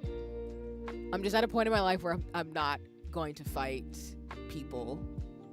Not that I was before. I think it's just more like I'm not I'm not gonna fight people to give me respect. I'm not gonna fight you to treat me right or to teach you how you're gonna teach me. Um, if you're just gonna act wrong, then I'm just gonna keep it pushing. Type of vibes. Like, I'm good. It's not worth pouring into people who are just going to harm you and be mean and all the rigor more about it. It's just not worth it. It's really not worth it. Which is why I tell people, like, as much as I love Shoujo and Joseo and Paradise Kiss, like I said, going back to what I said about the story, I really like Yukari because she was never expecting any of the people she was going to romance to save her. Like, she, at certain parts of the story, without spoiling it, she really spent a lot of the time, like a lot of the reasons why I like Ghibli movies, of like just people, and I identify as a woman, so it's more like just seeing women and femmes just actually champion and them's like for themselves. And if romance and love comes, that's fine. I'm not upset up that, but I think it's more like I never expected anybody to save me. I expect it for community and friends and cultivating those spaces where I get to know people and can help them and be there and walk with life with them. But I've never, like, I love shoujo and the Disney movie type thing, but I was always the type of woman where it's like I really want to be able to take care of myself. And really come at relationships from a place of strength and not being treated like I'm just any other person. And don't get me wrong, there's so many beautiful, amazing people on this planet, like I always say, but there's only one me. So if you don't like me and you don't like my space, you can go. It's cool. I'd rather be around people who want to be around me versus being around people who are trying to take something from me or desperate or just whatever. It's cool. Like, I don't have an issue with that, of just doing my own thing, because I always will do my own thing no matter what phase of my life I'm going to be in, partnered or not, with a bunch of friends on a trip, or just walking around a park by myself. Like, I'm totally good. I'm happy. Like, I'm happy and confident in myself to not get caught up in the rigor or more of some of the stuff that people care about that I just don't care about. Or like thinking, like I always say on stream, that someone's perception of me is who I actually am. Like, it's that thing where I know people call it like you can be the villain in somebody's story, but it's like I don't really care about how you see me. I see myself the way I see myself. I've been on my life's journey the most. I have to be in this body. So I have to like myself and champion for what I want to do, because as I always say, it's a disservice to not be your full self, because you're preventing yourself from meeting people who will genuinely love and care about you and want to build things with you or help you create things that are going to change people's lives. Because like I said with Ayo Kazawa, like, she's probably had a lot of people in her life help her be who she is. And without her making Nana and Paradise Kiss, I might not have been influenced the way that I was. So it's just that concentric circle about humans influencing other people and just really championing for like a lot of self-love, but also a lot of like community care. So this year was a lot of me like sitting with myself and being like, all right, what does this next phase look like? And actually, who do I need to be around? Who do I want to be around? And what type of friend do I want to be, so that people can feel like they can lean on me and that type of thing. Hi, Diggy. Welcome in. It's lovely to see you. Heck yeah. Heck yeah. Welcome in. Hope you're doing well. Let me give you a shout out. I'm still like working on my shout outs. I'm like doing it slowly as I'm doing my lace on stream. But I hope you're doing well. It's lovely to see you. I'm doing some lace bobbing for my co-working stream today. But yeah. I was actually lurking on a stream. Diggy, you were playing Katamari Damacy, which I really appreciate because I actually love that series a lot. So kudos to you. If y'all aren't following Diggy, please go check them out. They're super cool. They also hang out in Honey's community too, in terms of like I say Honey Maru streams, which Honey's a really dope friend of mine too. But yeah, I got to lurk on your stream, play Katamari Damacy, which I love other Katamari fans. I think it's a great game series. I don't stream it, but I actually got the new Katamari game for Nintendo Switch. It has a co-op mode. I don't know anybody who plays it, but I would love to play with folks. But yeah, it was cool. Oh, you're playing it for the first time ever? That's awesome! I really hope you enjoyed. Like, it was fun watching you play. But yeah, I love seeing Katamari Damacy. It's such a cute game. It's so quirky and weird in like the best ways. So yeah.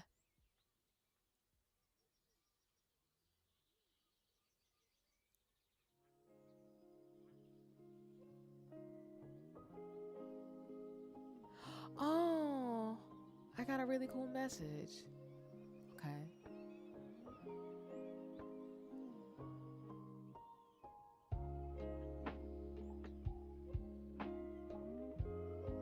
Oh, I'm sorry. I'm just checking something. I just got a message that I'm going to respond to because it's really, really important. Okay, sorry about that. Let me switch out again.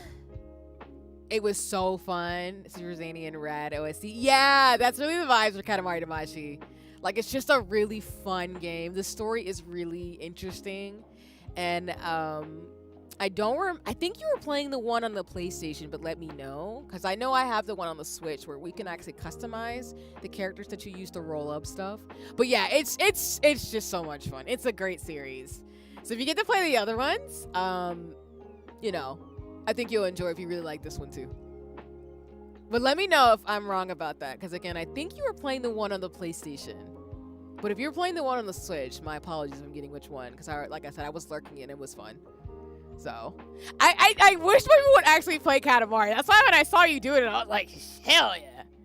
Oh, you're playing the original Rewind on Switch? Nice. Oh, yeah, because I know, for those of you who don't know, Katamari Damacy was on PlayStation. And then I remember, yeah, they remastered it, re-rolled on the Switch. And then the new one that just came out is Once Upon a Katamari. And that's the one that has the co-op mode where you can actually play with friends and do stuff in Katamari Damacy. Okay, nice. And you were playing it on Switch? That's cool. I haven't tried reroll, but I really want to. I feel like I'm gonna end up probably getting all the Katamari Damacy games, along with I'm probably gonna get Jet Set Radio because I was playing. I'm gonna play Cyberpunk Bomb Rush this weekend for stream, but I do want to get Jet Set Radio. The only reason why I'm a little hesitant right now is because it's on Xbox and I don't own any Xbox systems right now. I did have an Xbox 360 at one point, but I don't have an Xbox X. But that's awesome. I will have to look into getting reroll. It's a cute game. Yeah, it's one of those like IPs that like I don't get to talk about a lot, but I genuinely love Katamari Damacy. I actually want to get a little like keychain or like a t-shirt because when I like a series, I will buy merch of it, and I've loved Katamari Damacy since I was I think a teenager. It's just so quirky and fun. It's a fun little series. And like you said, the original soundtrack, 10 out of 10. It's in that era of games that's like Konami, DDR, Jet Set Radio vibes. Have you seen the cute fan gamer merch or some pins that roll and move? Oh, maybe that's what it was. Did you know that you're saying it? I think it might have been Fan Gamer who had some merch for Katamari Damacy. And I need to check it out. I didn't know they had pins. If they had pins that roll, I might have to get one. I'll put it in my eater bag. Because I'm a huge fan. I just love the little Katamari. Yeah, you can link it. Go ahead, please. There might be other folks in the chat who also like Katamari. I know folks are lurking and everything, but yeah, I don't mind if you share it. Please go ahead. I appreciate that in advance. Because Fangamer has some really dope merchandise for Katamari Damacy, as well as some other games too that I've been eyeing for a hot minute. So, let me see. I'm just checking on the website really fast. Oh, yep, it was Fangamer. I think it was because they have the Prince, which is the main character from Katamari Damacy, who has a little like antenna on his head, who's green. But they have fridge magnets, socks, and the t-shirt of all the Katamaris. All right, I might have to get the t-shirt and the pin and the socks. Prince plus 2 with a big old Katamari. Yeah, that's so cute, the little plushie. Lol, the plushie's like out of stock, but they're gonna restock it. Good to know. Don't play me, Bandai Namco. I love the Prince. He's my favorite character in the series. He's super cute and quirky. I just love seeing him around. It's so adorable.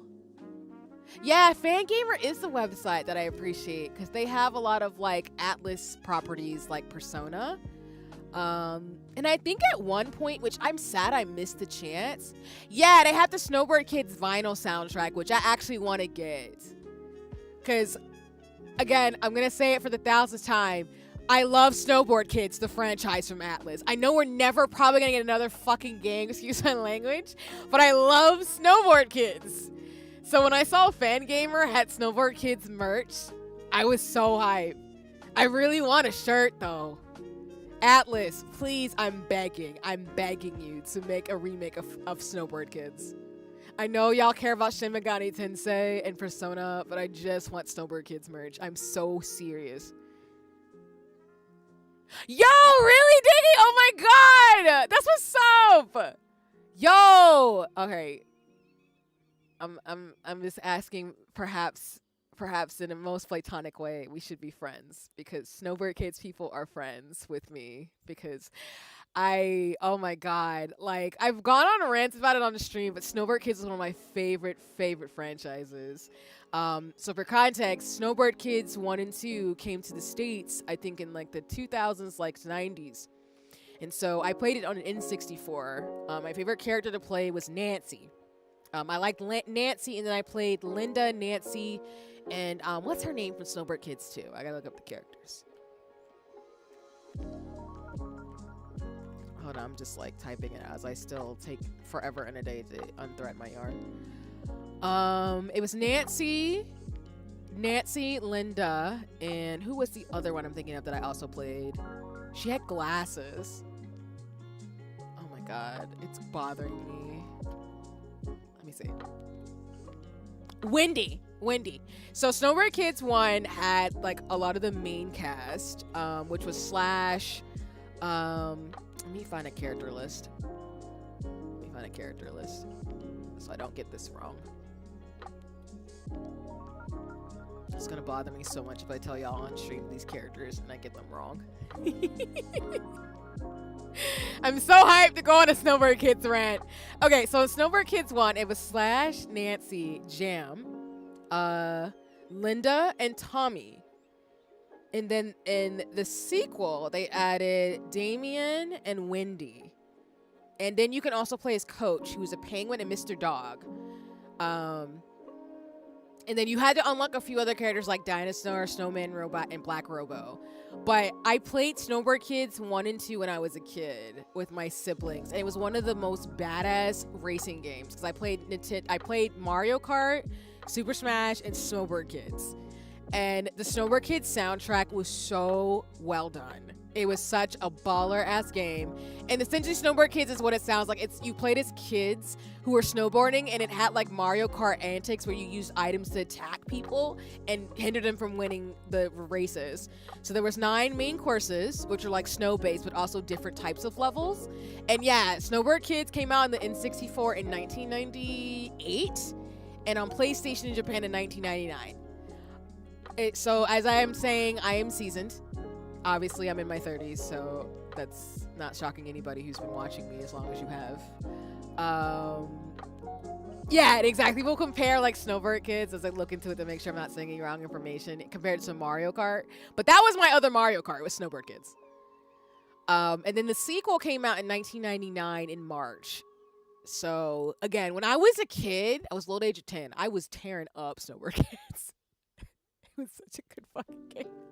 And then they made a sequel, Snowbird Kids in Japan Party, for Nintendo DS in 2005, which did a completely different style. It had more anime-esque stuff. I think I got that version. I think I did buy the Snowbird Kids Party on Nintendo DS. But either way, like, Snowbird Kids was like a badass series. It was around the same time I knew of like SS Tricky and Mario Kart and stuff. But Snowbird Kids is one of my favorite franchises of all time. So whenever I see merch in the wild, like this vinyl, I was like, holy shit, people remember Snowbird Kids? Where are my Snowbird Kids people at? Like, where are y'all at? Come find me. Like, we still have the original cartridge and everything. When I see merch, I get excited, and like, it's still to me one of the greatest games I've ever played. It was so much fucking fun. Anyway, I'm catching up in the chat. I'm sorry.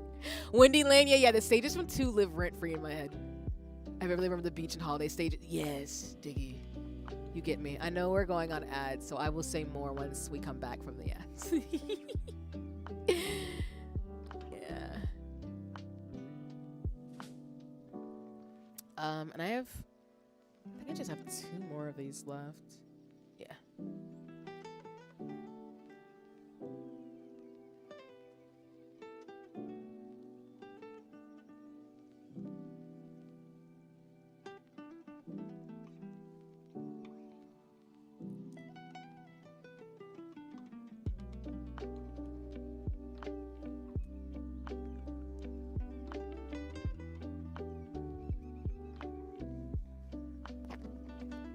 All right, welcome back from the ads. I was just saying to your comments, Diggy, the beach and holiday stages, yeah, are really cool, and the stages from 2 live rent free in my head. I get it. Welcome back from the ads, though, again, y'all. Yeah, no, like a lot of the stages from Snowboard Kids 2 are very distinctive. I think Snowboard Kids is one of those games where actually the sequel is a lot of fun. Because, I mean, some games when they have sequels, the sequel isn't as good as the original base game or like the original first game. But Snowboard Kids 1 and 2 was a great set of games actually on the N64. I really appreciated both. I really hope Nintendo remasters them and bring them back. I'm so serious. I would cry. Like if they brought back, because I saw that they brought back Mr. Driller Drill Spiller, Mr. Driller Drill Spill and Kloa on Nintendo. So I'm really hoping we get a Snowboard Kids remake for Nintendo Switch. You know what, Mr. Driller? Oh my god! Yes, I am petitioning to be friends. I'm so serious. Like obviously, like I mean that in like a genuine sense, because I don't want to assume if I see people around that everything, but I so appreciate you. You're making my day here. And I mean that in a genuine way, because like when I tell people like let's be friends, I'm like, hey, I would love to talk more and hang out as friends in a platonic sense, to be completely respectful. Genuine game, yeah. I mean that. I think meeting people is really cool, so I appreciate that.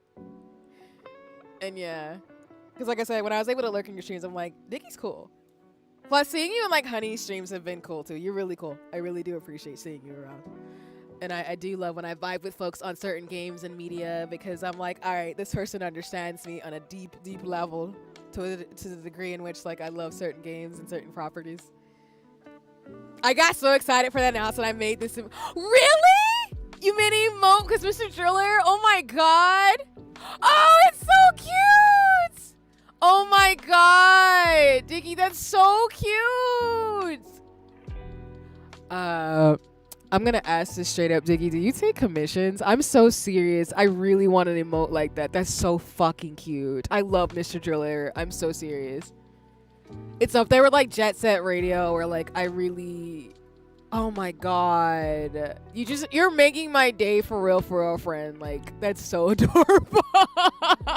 Like y'all, I played Mr. Driller on the Nintendo DS. I do believe Mr. Driller Drill Spiller was the game that I played, and I have loved that franchise. It's another one that's very quirky, but it was a game where you just used a driller and like got to the bottom of your what is it? Mr. Driller Drill Spirit. Let me make sure I'm not saying the wrong one, because there's multiple driller games. But I think I played Mr. Driller Drill Spillets on the Nintendo. Yes, it was Nintendo DS.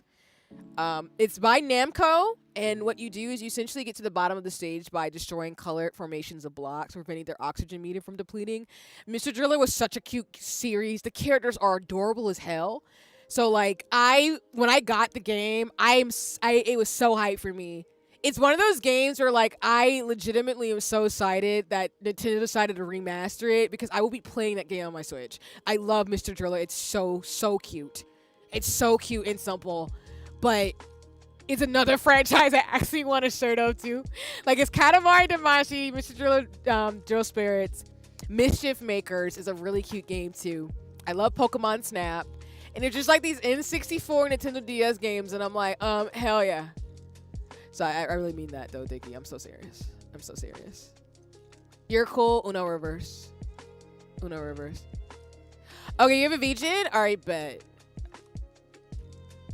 If you have commissions open for the driller emote, I'm so serious. I actually would love to commission you for that. I'm dead ass serious. I'm obsessed with Mr. Driller. So like I'm really, but no pressure, of course, like legitimately. I love seeing the emote.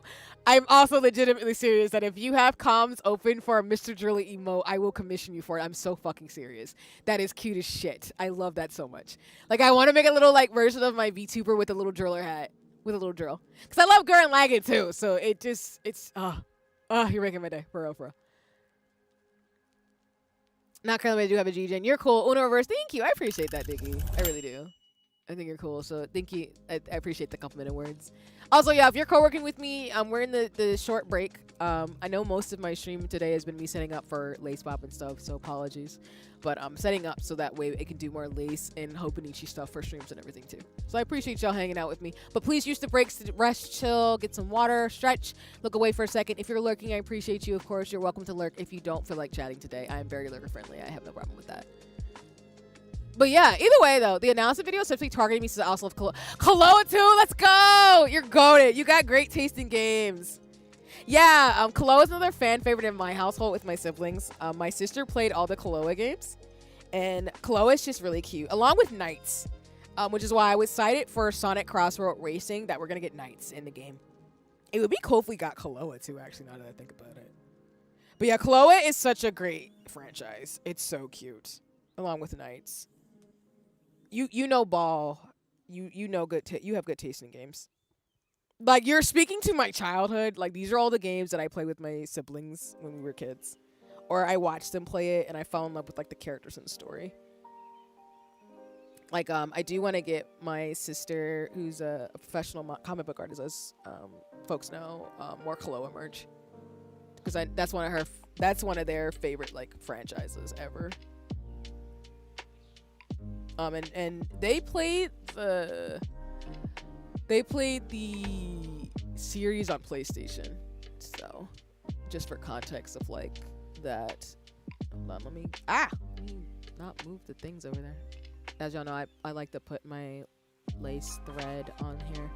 Alright, I think I got all of them. So I don't think we need any more thread. So I can put the tape measure and stuff up. But now I gotta wind up my bobbins by finding... Of course, I knew I was gonna have to find my pins. I do this every time. Did you ever play Drill Land? It's under $5 on the Switch right now.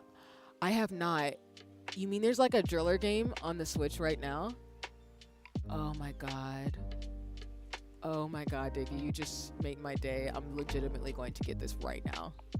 I budgeted and everything. Oh my god, it's Mr. Driller. Oh my god. Yo. It's on sale too. Holy shit, excuse my language. I'm freaking the hell out. I love this game. Oh my god, thank you for telling me this. Yo, I know what I'm gonna be doing all fucking Christmas. Oh my god, I'm just gonna be playing Animal Crossing, Mr. Driller. This game is so cute. They enhanced the graphics too. Oh my god. And they have my favorite characters from it. Oh word. Oh word. Thank you. You just made my entire day. Thank you for putting me on game. It's on sale. Say less. I want a physical copy if they have one. If they don't, I'm so getting this. It's $5. Shit, I will play this all day on my Switch. I'm not playing. I love Mr. Driller. I just need people to understand. I love this game. Okay, so it's digital only, unfortunately, but like I think they're getting a physical release in Japan. That's cool though. Thank you. I will be getting this. Oh, there is a physical copy. All right, bet. Okay. All right. I have some things to make decisions about. I'll keep that in mind. No worries, Diggy. Like I said, no pressure in terms of things with the emote, but thank you for letting me know you made a Mr. Driller emote. That's enough for me. That makes me happy for real. I'm so serious.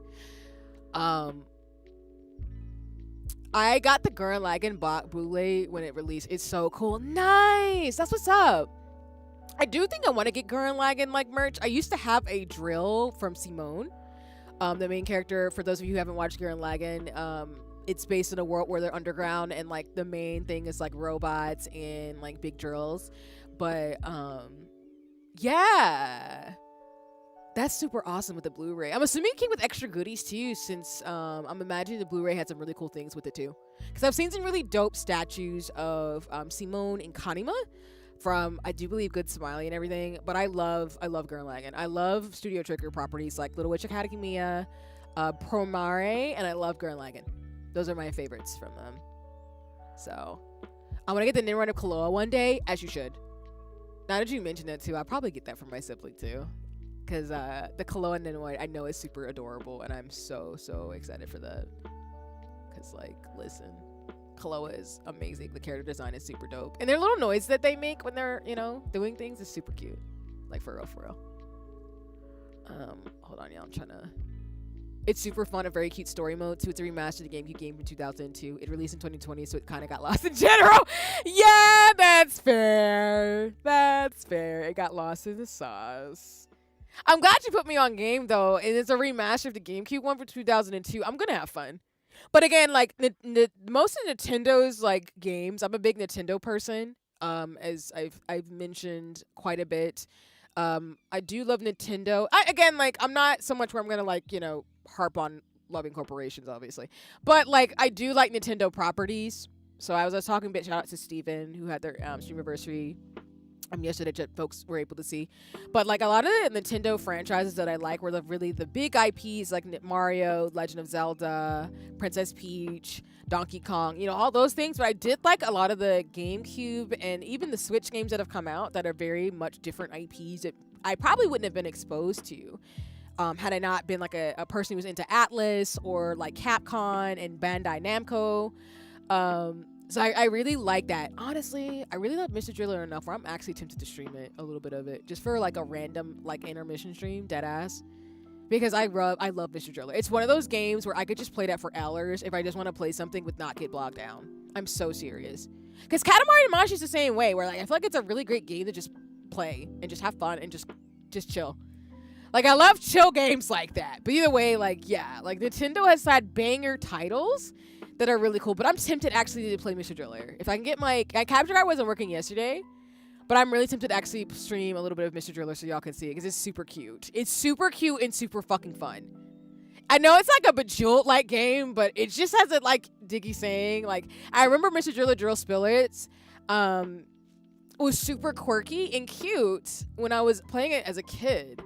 So like the story, like you're saying, the storylines are always super cute. They're super adorable. Like there's some antagonism or like rivalry between the different characters, but it's like goofy in a cute way that I'm like, of course.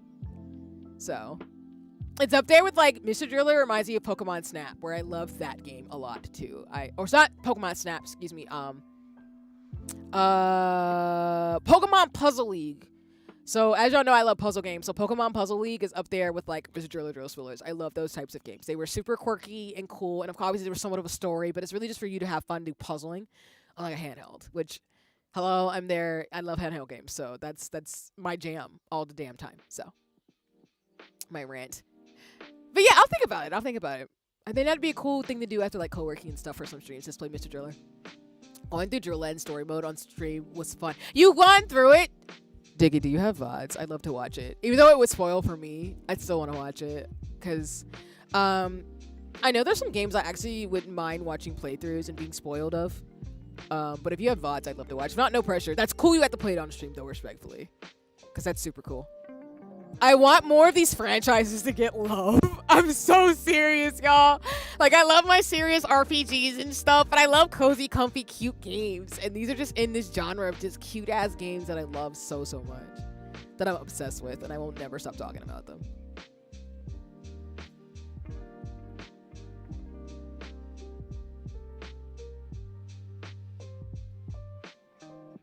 Oh, hold on. I just saw something I was looking at.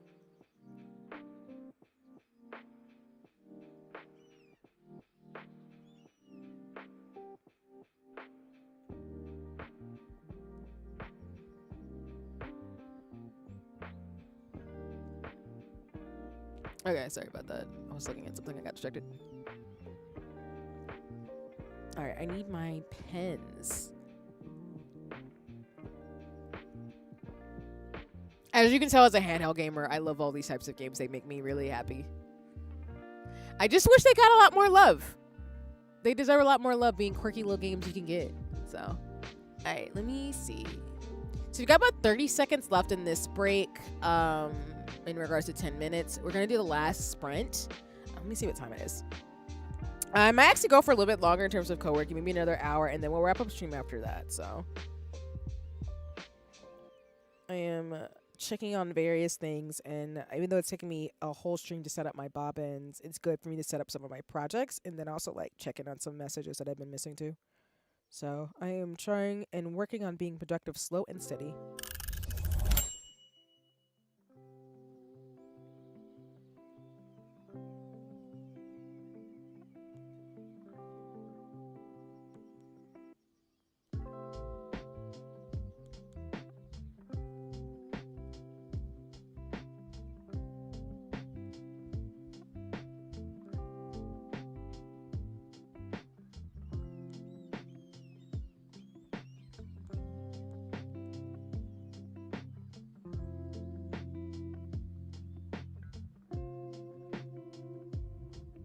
Wait, what?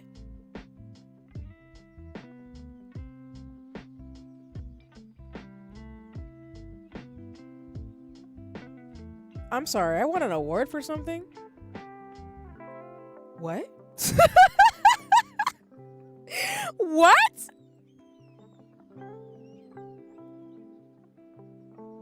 What the hell?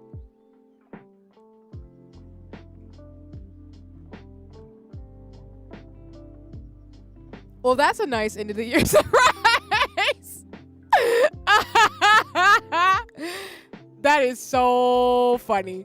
Sorry, that was the most random shit ever, but I just got a message from, obviously I'm a scientist in real life, so like obviously I do art in science. That's not a joke. It's a gag. It's not a gag. It's or a joke. I literally I'll explain myself on the after the ads. I just wanted to know word. What the hell? Okay.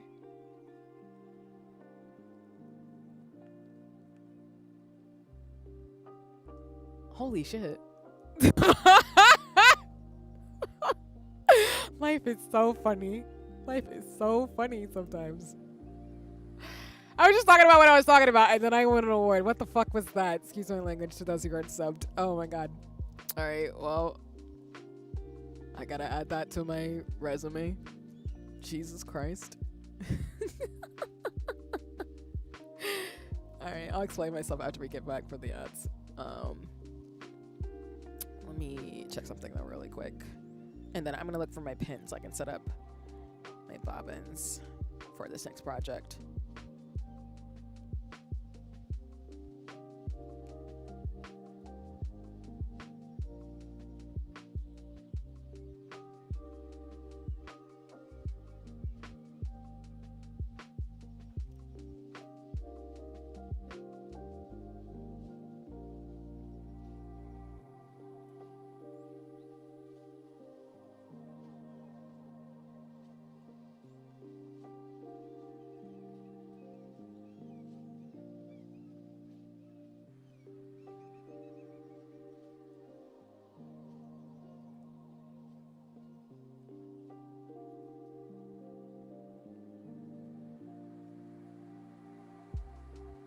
Okay, welcome back from the ads.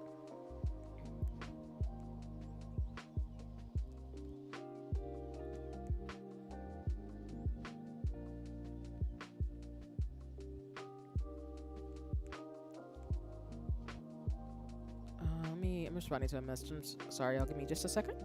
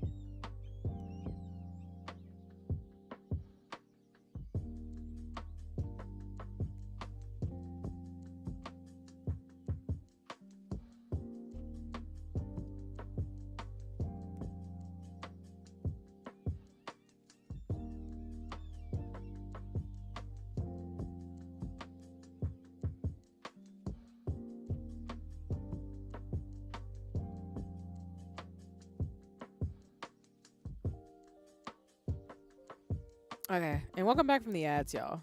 Sorry, like I said, I'm responding to a message real quick.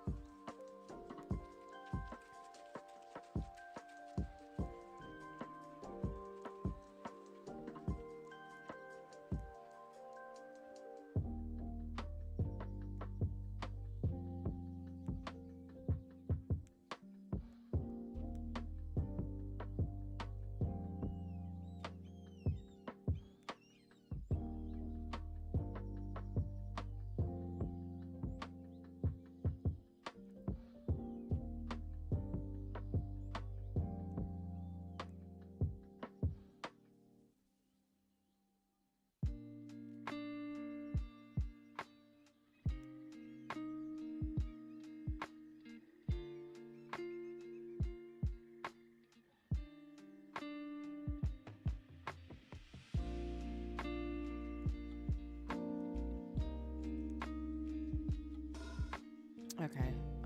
Thank you so much for your patience, y'all. I was just saying, I pretty much every bot on YouTube with the drill in is in a chunk of them, but didn't get published back in 2021. I may just replay it since it's been so long. Got you, Diggy. Yeah, if you replay it, I'd be down to watch. So let me know if you decide to, of course. I would love to watch drill line. Even if I decide to like play it myself in terms of things, I'm always happy to see people play games that I also enjoy and appreciate too. And yeah, so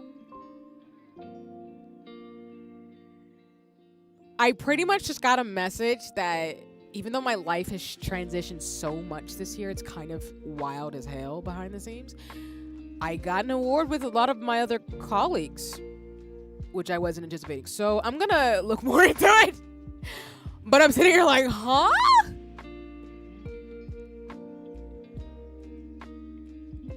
Being acknowledged in that way, despite everything that's happened scientifically, is actually wild as a as wild as fuck. Excuse my language. So thank you. I appreciate it. I just found out in real time and I was like, huh? Cool. Again, sometimes life's and sometimes people acknowledge what you do without you paying attention. That's kind of cool. So yes, thank you.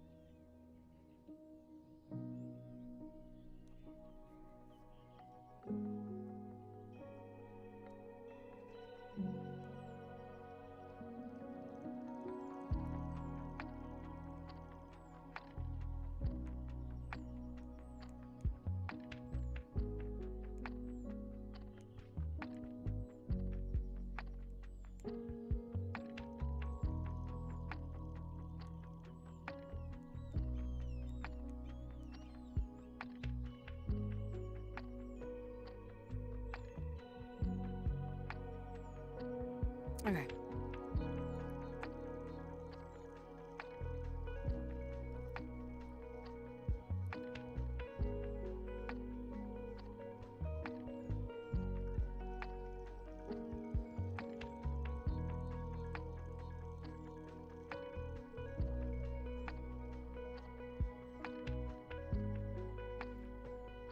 All right. I think I got these messages I wanted to send really fast. Okay, perfect. Sorry about that.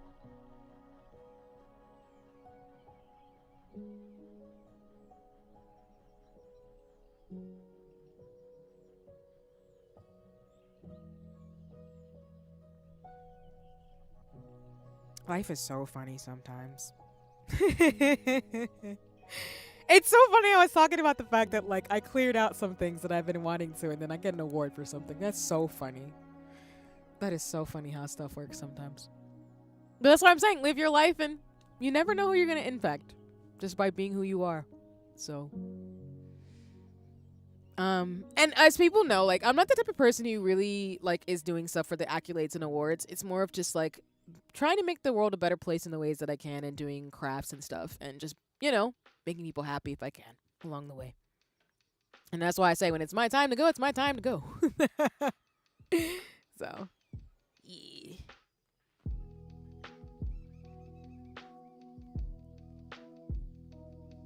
That's why it's been really good in this conversation of like games I played as a kid. Like that's why I love games like that. Like I really just like enjoying my time and stuff like that, because like those are the things that inspire me, and why I like cute chibi art and like really cute styles and everything, because Mr. Driller, Koloa, Mischief Makers, like those games are really cute to me, but like they took themselves seriously to their quirky, but I genuinely liked the story they were trying to tell, and like some of the morals they were trying to explain.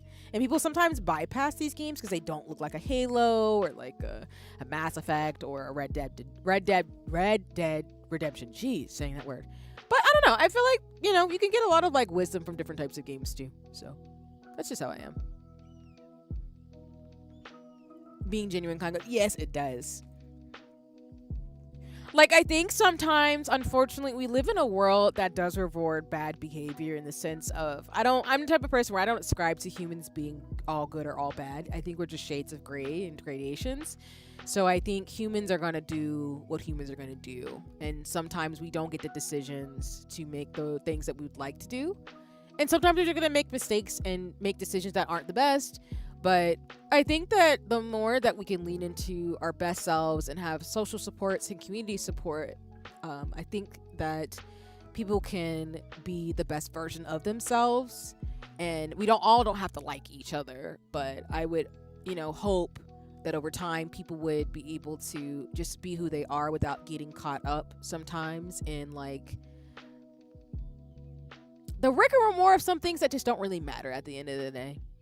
But again, I'm biased because like I say on stream all the time, like I've been through some really wild things by the time I've been in my 30s that it's a bit of where I can start to prioritize what makes sense for me and what matters versus getting caught up sometimes in stuff that people really are focused on, which is why I say to people, like, I don't have any real ambitions to be like, how do I put this?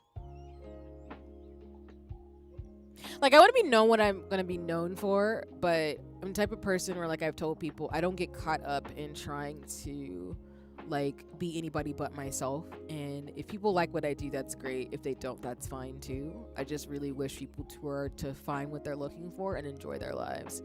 And for me, a lot of my life has been exploring, discovering things, doing a lot of stuff on my own to figure out what makes sense for me. And just really being there for my friends and community and growing in a way, and also being comfortable pushing myself in directions I didn't think I would go. Like I said, with the fashion and makeup stuff, like if you'd seen me 5 years ago, I wasn't this aesthetic per se. I think I'd always been wanting to be more in like Lolita fashion and street fashion. I did that, of course, when I was younger. But I more so mean like even some of the aesthetics and even like my nails and stuff that I've gotten used to doing projects with now, like I wouldn't have done this stuff like years ago. So I think getting older has been a privilege for me that I've really thoroughly enjoyed, and why I just don't get caught up sometimes in the rigmarole of things. One, because I can't control stuff, and I didn't have some of the same life experiences that my peers did when I was younger. So I think on the one end, it's been like a thing of, well, it's kind of unfortunate I didn't, but at the same time, I think as I've gotten older, it's been good for me to kind of tap into my inner child and teenager to really enjoy the things I do, but also being grateful of the lessons that I've had to be able to focus on what makes me happy and like figuring out how I can contribute to the world at large. I hope that makes sense. And of course, like in life, you can't not go through hard times, unfortunately. Like, as they say as a cliche, like, sometimes life is painful, sometimes things don't work out, sometimes things make you sad, some things don't last forever, but it doesn't mean that life can't be, as I always say, like a storybook where you can't enjoy living and loving and being in community with people and doing what you can and leaving something behind for folks coming up behind you kind of thing. So that's kind of my ethos, and I appreciate, especially as I know 40 is still far away, but my brain's like, what do I want to be able to do as an adult? Because I'm in my 30s, I'll be in my 40s in like maybe 8 to 10 years, and then 50s and 60s. Like, what do I want to actually do as I get older? Now that I'm a bit more seasoned in that way. 30s is still young, but it's still one of those things of like, what do I actually want to do? And where can I stop giving so much of a shit and being like self-conscious or whatever about? And it's been really, really rewarding in this decade. So yeah, there's so many cool indies and obscure games out there that people pass up for AA stuff. That's why I like shining a spotlight on them. I appreciate that, Diggy, because I agree. I think there's a lot of really great AAA games for that reason, if we're talking about gaming, that are just super phenomenal. And that's why, like I always say on streams, there's always going to be really cool games to play. That's the thing about life, unfortunately. There's so many cool things to do that I don't think you can do it all in one lifetime, but you can do a lot. So I just think there's really great opportunities to just bask in that and, never forget, like, there's some really great games coming out all the time that aren't like just Nintendo or Sega and stuff like that. Where did I put? Sorry, y'all. I'm like looking on my desk and I'm like, where did I put my needles? Not needles, sorry, my pens. I do this every time I want to start a project. My brain's like, hey sis, you might want to put your pins in a place where you don't lose them. And I said it every time, and then y'all see me do it every time on stream where I'm like, oh, I don't know where my pins are. Time vibes. And so now I'm sitting here like, I can set up my bobbins, but I don't have a pin. I do have my big ones, but that's going to be so inconvenient to do it that way. And sorry, I'm trying to like, as I look for my pins, like put my other threads up in my little pouch. You know, my little pouch from Egg Butter Toast that I keep all my little like pins in. So just trying to put that up there first and then like stand up for a second so I can stretch my legs. But yeah, there's some really great games. There's always going to be new games coming out, new developers coming through, doing really cool things. So it's just a really good opportunity to just like see what's out there in the world. It's not over there. I think I put them probably in a spot. It's probably right in front of me again. I just need to move my stickers around a little bit. Let me do that. So that way I can at least get... I'm thinking about it in the stream. I should be able to get most of the beginning of this pattern done. Or I have to scamper for the day. But just give me a second to organize a little bit of stuff on my desk. Yeah, because I have all these pens. Yeah, maybe if I organize a little bit, because I see some stuff. It's probably going to pop out right in front of me. Like my bobbins just did a second ago. Where I was like, ma'am, where are your bobbins? And I'm like, like right there. See? And I say that, and I just found like another bobbin. I'm still missing some, but I'm finding the ones I was looking for.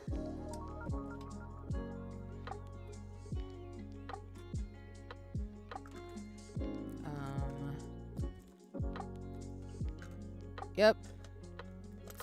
Right there in front of my face. Alright, but then where is my... I don't think I would have moved my pins that far unless they fell somewhere. Which I hope they didn't, because if they did, oh my god. What is that? I need to clean that up. Sorry, I was looking at something that got some stickiness on it. I might have just spilled something on it and not realize it when I'm co-working off stream. Alright, and there's my pillow. I'll put this down here. Yeah, my other pair of scissors. Not the craft scissors I've been looking for, but I'll put those up there for now.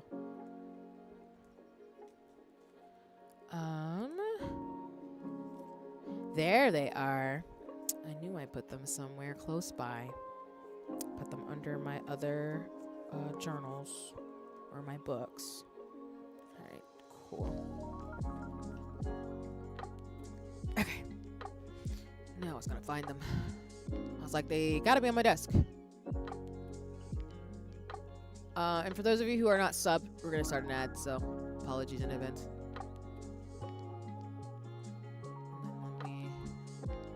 Saving up money in Nano Neighbors. Alright, you click me again? Not that I'm complaining, I'm crying. My little Nano neighbor likes me. She's so itty bitty.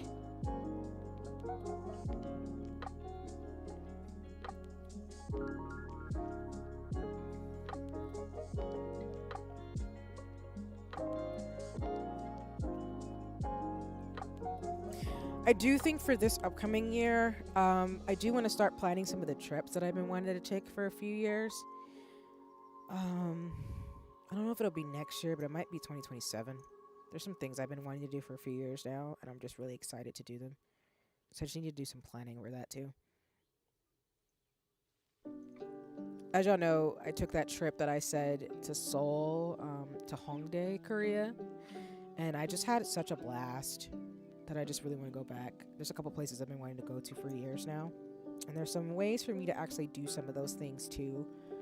Welcome back from the ads. I'm just going on a rant about certain travel trips I want to do.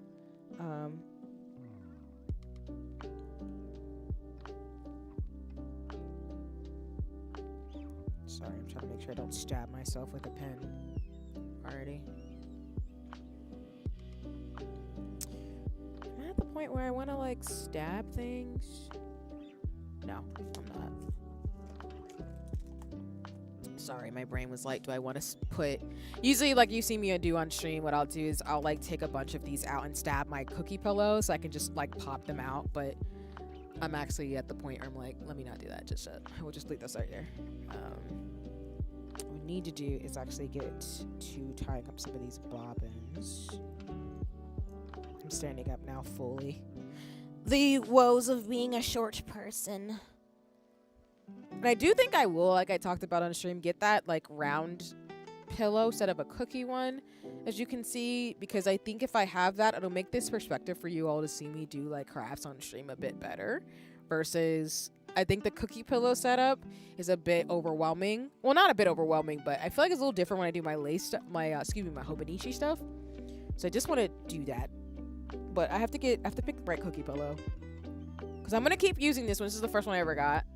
So I really want to make sure this one is just I'm gonna keep it as a keepsake, of course, especially when it gets like maybe too much to use. But I do want to get like more of a rounded one so I can have my projects dangle when I'm doing stuff, so that way it's easier to see on stream. Similar to how a sewing machine would be set up on a stream.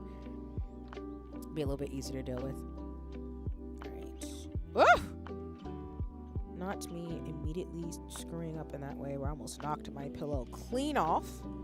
Which, if you're wondering on stream, I usually hit my pillow when I'm not careful in my office at least like 2 or 3 times. Like, I flip my stuff. It's so funny. Not that I'm trying to harp on being like clumsy. Like, I'm not trying to be a manic pixie fairy. I just sometimes think I could be really goofy with unintentionally, and it's kind of funny to me every time. I'm just like, see, why are you like this? And I'm like, I don't know. I don't know where we're like this. Maybe it's a science. We had to get nerfed.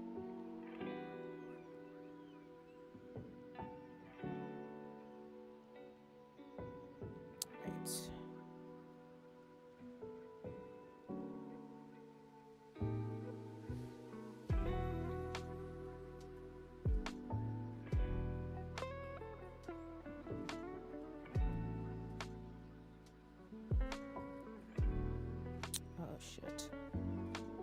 So I'm trying to do the nodding off stream.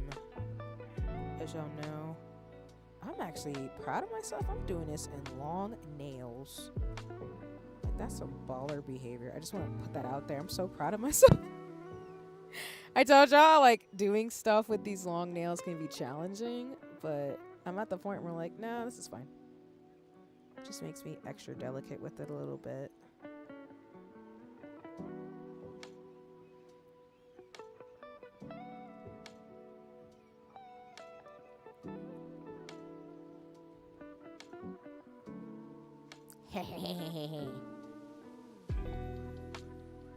Oh, I did that thing again. Shit.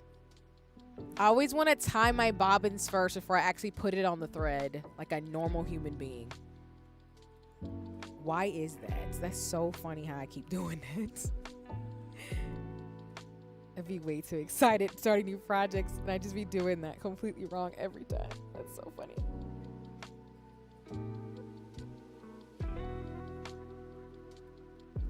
Oh, and then I will eventually tell y'all my games of the year. I don't think I can do that yet until I finish some of them. There's some contenders right now that I've played on stream and off. But I need to wait right now before I explain myself. I would say, though, action RPGs and RPGs are my top contenders, though. Like I've mentioned, South of Midnight. That's one of my games of the year. I could play that game all damn day. I am still playing Expedition 33. I know that'll probably be my game of the year to a degree. One of the games of the year. Monster Hunter Wilds is up there too. I've just played a lot of really great games this year. Even though this year's felt so long and wild and hectic. Genuinely, there's been some amazing games. Alright. Sorry.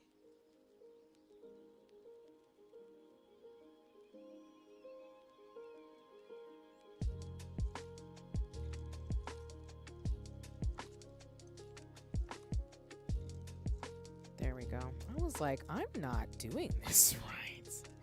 And then I say I wasn't going to stab more pens, but I need to just make this easier on myself. I have 2, 4, 6, 8, 10, 12, 14, 16, 18. Sorry. 1, 2, 3, 4, 5, 6, 7, 8, 9. I think 9. It's 10 pairs of bobbins. So I need 10 pens. Got it. I'll just go ahead and just like stab my pillow. I was kind of holding out, but I was like, you know what? See, just stab your pillow. You're gonna need it.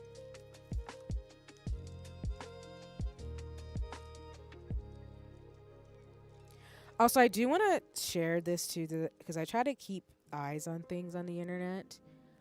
There are a couple of streamers that I've noticed who are fundraising for families and folks who are impacted by food stamps. So if I find those campaigns or those events, I'm going to do my best to try to share them with you all. I do want to be mindful, of course, that like on my channel, I'm somebody who is very global minded. So I don't just pay attention to what's going on in the United States, but I pay attention to what's going on globally. So for those who are based in the States and don't understand our system, we do have like Medicaid and Medicare, which are social programs that are supposed to help folks who are working and doing their best to support themselves and their families. I do believe, speaking for myself and nobody else, that our government might not be shut down very much longer based on what happened in Congress recently. But either way, there's been a lot of snafu with SNAP benefits, which helps a lot of families survive and eat and maintain what they can to take care of each other and themselves. So there have been streamers, which shout out to those streamers who have done this. But there have been streamers who have been supporting people who... Welcome back from the ads. I'm just talking about some of the initiatives that I've seen. So like I've said for myself as a streamer, you do not have to sub to me. I do appreciate any subs and any follows, of course. I'm happy folks just give me any of their time. That's all that really matters to me, is if you give me some of your free time, that's enough for me. I did share, because people have found it, so I can't hide it anymore. I do have a throne. People have found my throne. Y'all are sneaky as hell. Oh, do I have pins in this pillow that I didn't notice this whole entire time? I sure did. I'm like looking at my pillow like, huh? Sorry, as I'm trying to talk about something serious. But what I'm going to do is update my page. I think the only thing I would ask people to do is that please do not, with my throne, if you see it, you don't have to get me anything on there. I, like other streamers, I'm going to use it for things that I've been looking at. I've just noticed people have found it and have been like, hey, see, I'm like, all right, fine.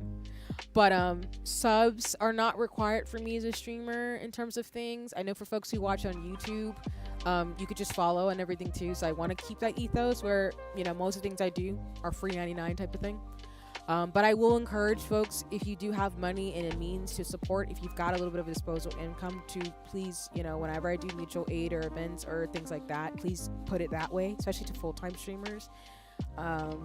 I put my own money and time into streams because I think streaming is fun. Just like all this craft stuff I do myself, I budget and save to be able to do the stuff that I do, as well as like play games that I like to play for you all on stream. But I'm mentioning the SNAP benefits because, again, we're getting towards the holiday season for those of us out in the West.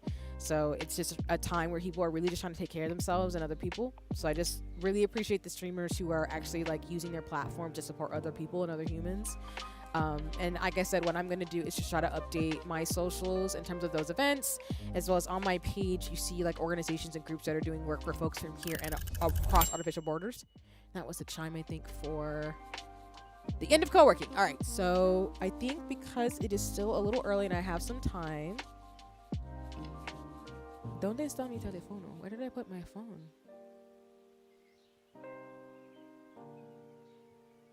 I just had it in my hand. See, what the devil did you do? It's...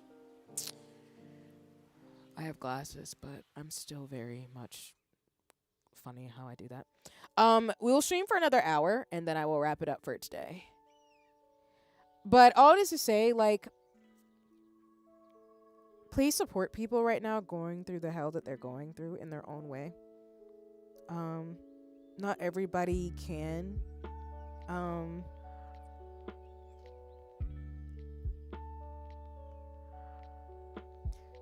Like, not everybody's able to have like community or privileges and things like that.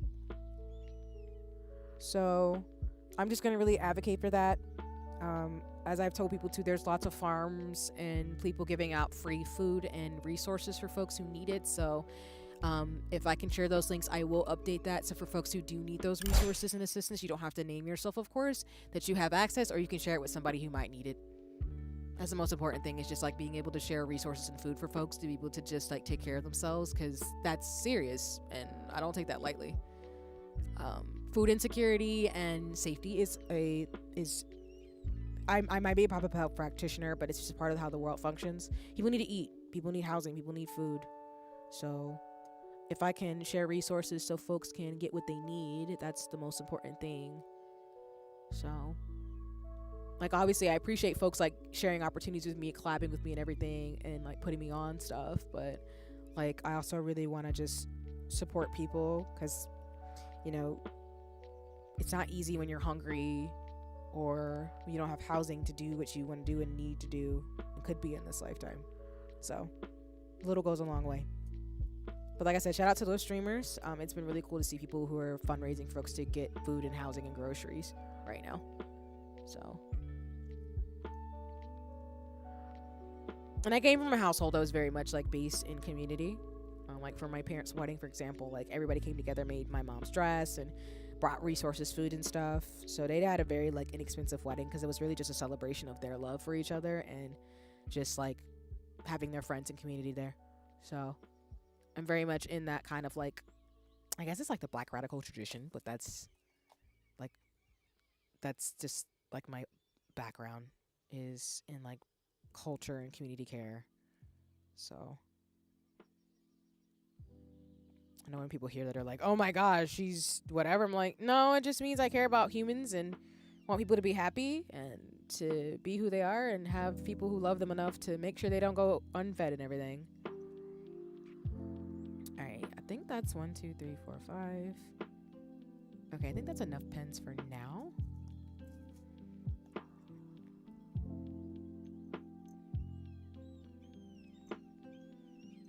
What I'm going to do is just create these threads so that way I can wind up my bobbins for stream. I think that should get me towards the end of stream. So I'm a little bit slower because I can't go as fast when I have my nails in, but it's fine. It's not that serious for me.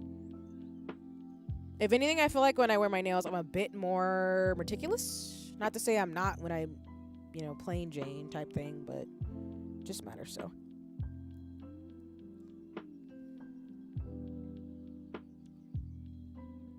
Speaking of community gardens, I need to look into that too. I'm actually, it was funny because shout out to Ella, they were saying like, you do a lot, see? I'm like, yeah, I do.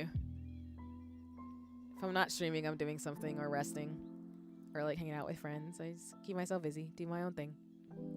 People are just like, can I be in your life? Like, yeah. I'm not that busy. I keep myself busy, but I'm not busy where I don't hang out with my friends or get to know new people. But I know, as Mick said earlier, I do more with less. So there's a community garden that I want to like get a little plot of land. I think it's like a couple of bucks a month. It's like a little community garden. I want to be a part of it and just like grow some food. I don't know if I want to do tomatoes or not, but I'm gonna think about it because I've been wanting to get some of these, like, along with the fashion books. I've also been looking for like really good gardening books. So my mom is into gardening and everything too. Oh, I keep messing that up. Sorry. I just have to get my life together in terms of like school stuff because money. Unfortunately, we live in a capitalist world, so gotta worry about that to a degree. But once I get my stuff budgeted for school, then I can kind of budget out for the stuff I've been talking about, like the DJing and longboarding, motorcycle lessons, just all the stuff I want to do. So, welcome back from the ads. I was talking during the ad break. My bad, y'all. For those of you who aren't subbed, I'm just going on a tangent rant how I want to get involved with my community garden. And, like, I have been, like, low-key, not as often, though, getting involved with my local library, connected to events. But I do want to, like, do more things in my local library because I'm a nerd about books, as y'all know. So things I want to do that I didn't get to do this year that I'm really excited to kind of move on. Shoot! Sorry, I'm trying to like get this thread going and I keep screwing it up. No, me! Why would you do that? Stop it. I've always had an ethos of the local is global, where a lot of the injustices and things that happen, there's a universality in the sense of a lot of things that we think are truly separate from each other are not. Obviously, there's cultural nuances, differences in like language, histories, people, communities, and stuff. So I don't have a savior complex or anything like that. But it's more of just, you know, getting to know your community and who you're around and who's around and who's doing what is really key. And there's lots of people doing amazing things that you might want to get involved with. So that's super cool and important. So I'm very community oriented, if that makes sense, besides me and my own individual things I got going on. All right, let me move this out of the way. I'm going to start threading these. Not me making these threads and completely getting them whacked out. All right, there we go. So for this pattern, I was debating in my head for this entire stream of whether or not I wanted to do like the darker color versus the lighter colors as the base. Because as you see in my other Torch and Lace pattern, like this one from Sonic, the Sonic Team colors I kind of did it to where like the blue and the yellow was more of the base. So I'm thinking in my mind's eye that I kind of want to do it to where like I think maybe there's more light colors versus dark, but we'll see. So that's kind of where I'm like mapping this out in my mind. Also, the ads are starting again, so I'm just threading stuff. You're not missing much. If I do talk about something, I will repeat it, I promise.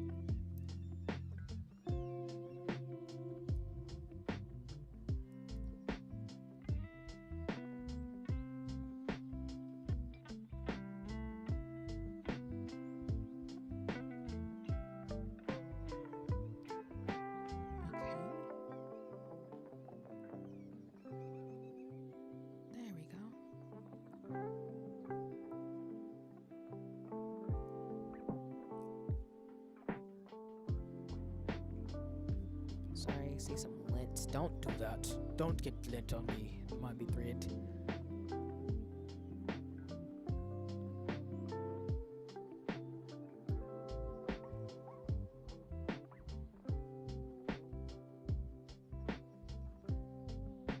I do plan to do some co-working, by the way, for Friday. No, not Friday. Sorry, Thursday stream for Final Fantasy 14. It might be some lace. It might be some Hobonichi. I don't know yet right now. It kind of depends. We'll see how we feel on Thursday.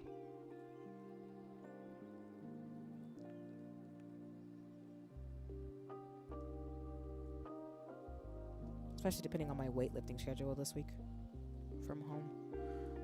Okay. No, thread. Screwing this up. Alright. There we go.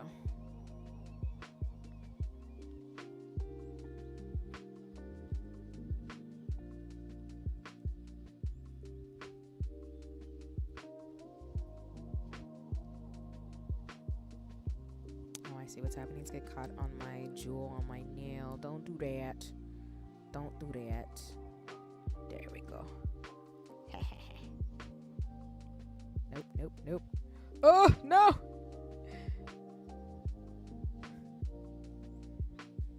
I feel like the baddest bitch doing this with long nails. Y'all don't understand. Like, when I first started doing this, I didn't think I would be this precise, but I'm actually really good. Let's go. It's the little things.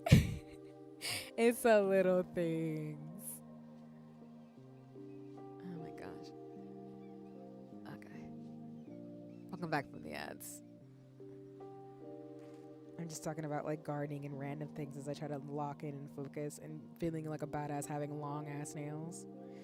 Because I actually weightlifted my nails too. I do a lot of things with acrylics on. So.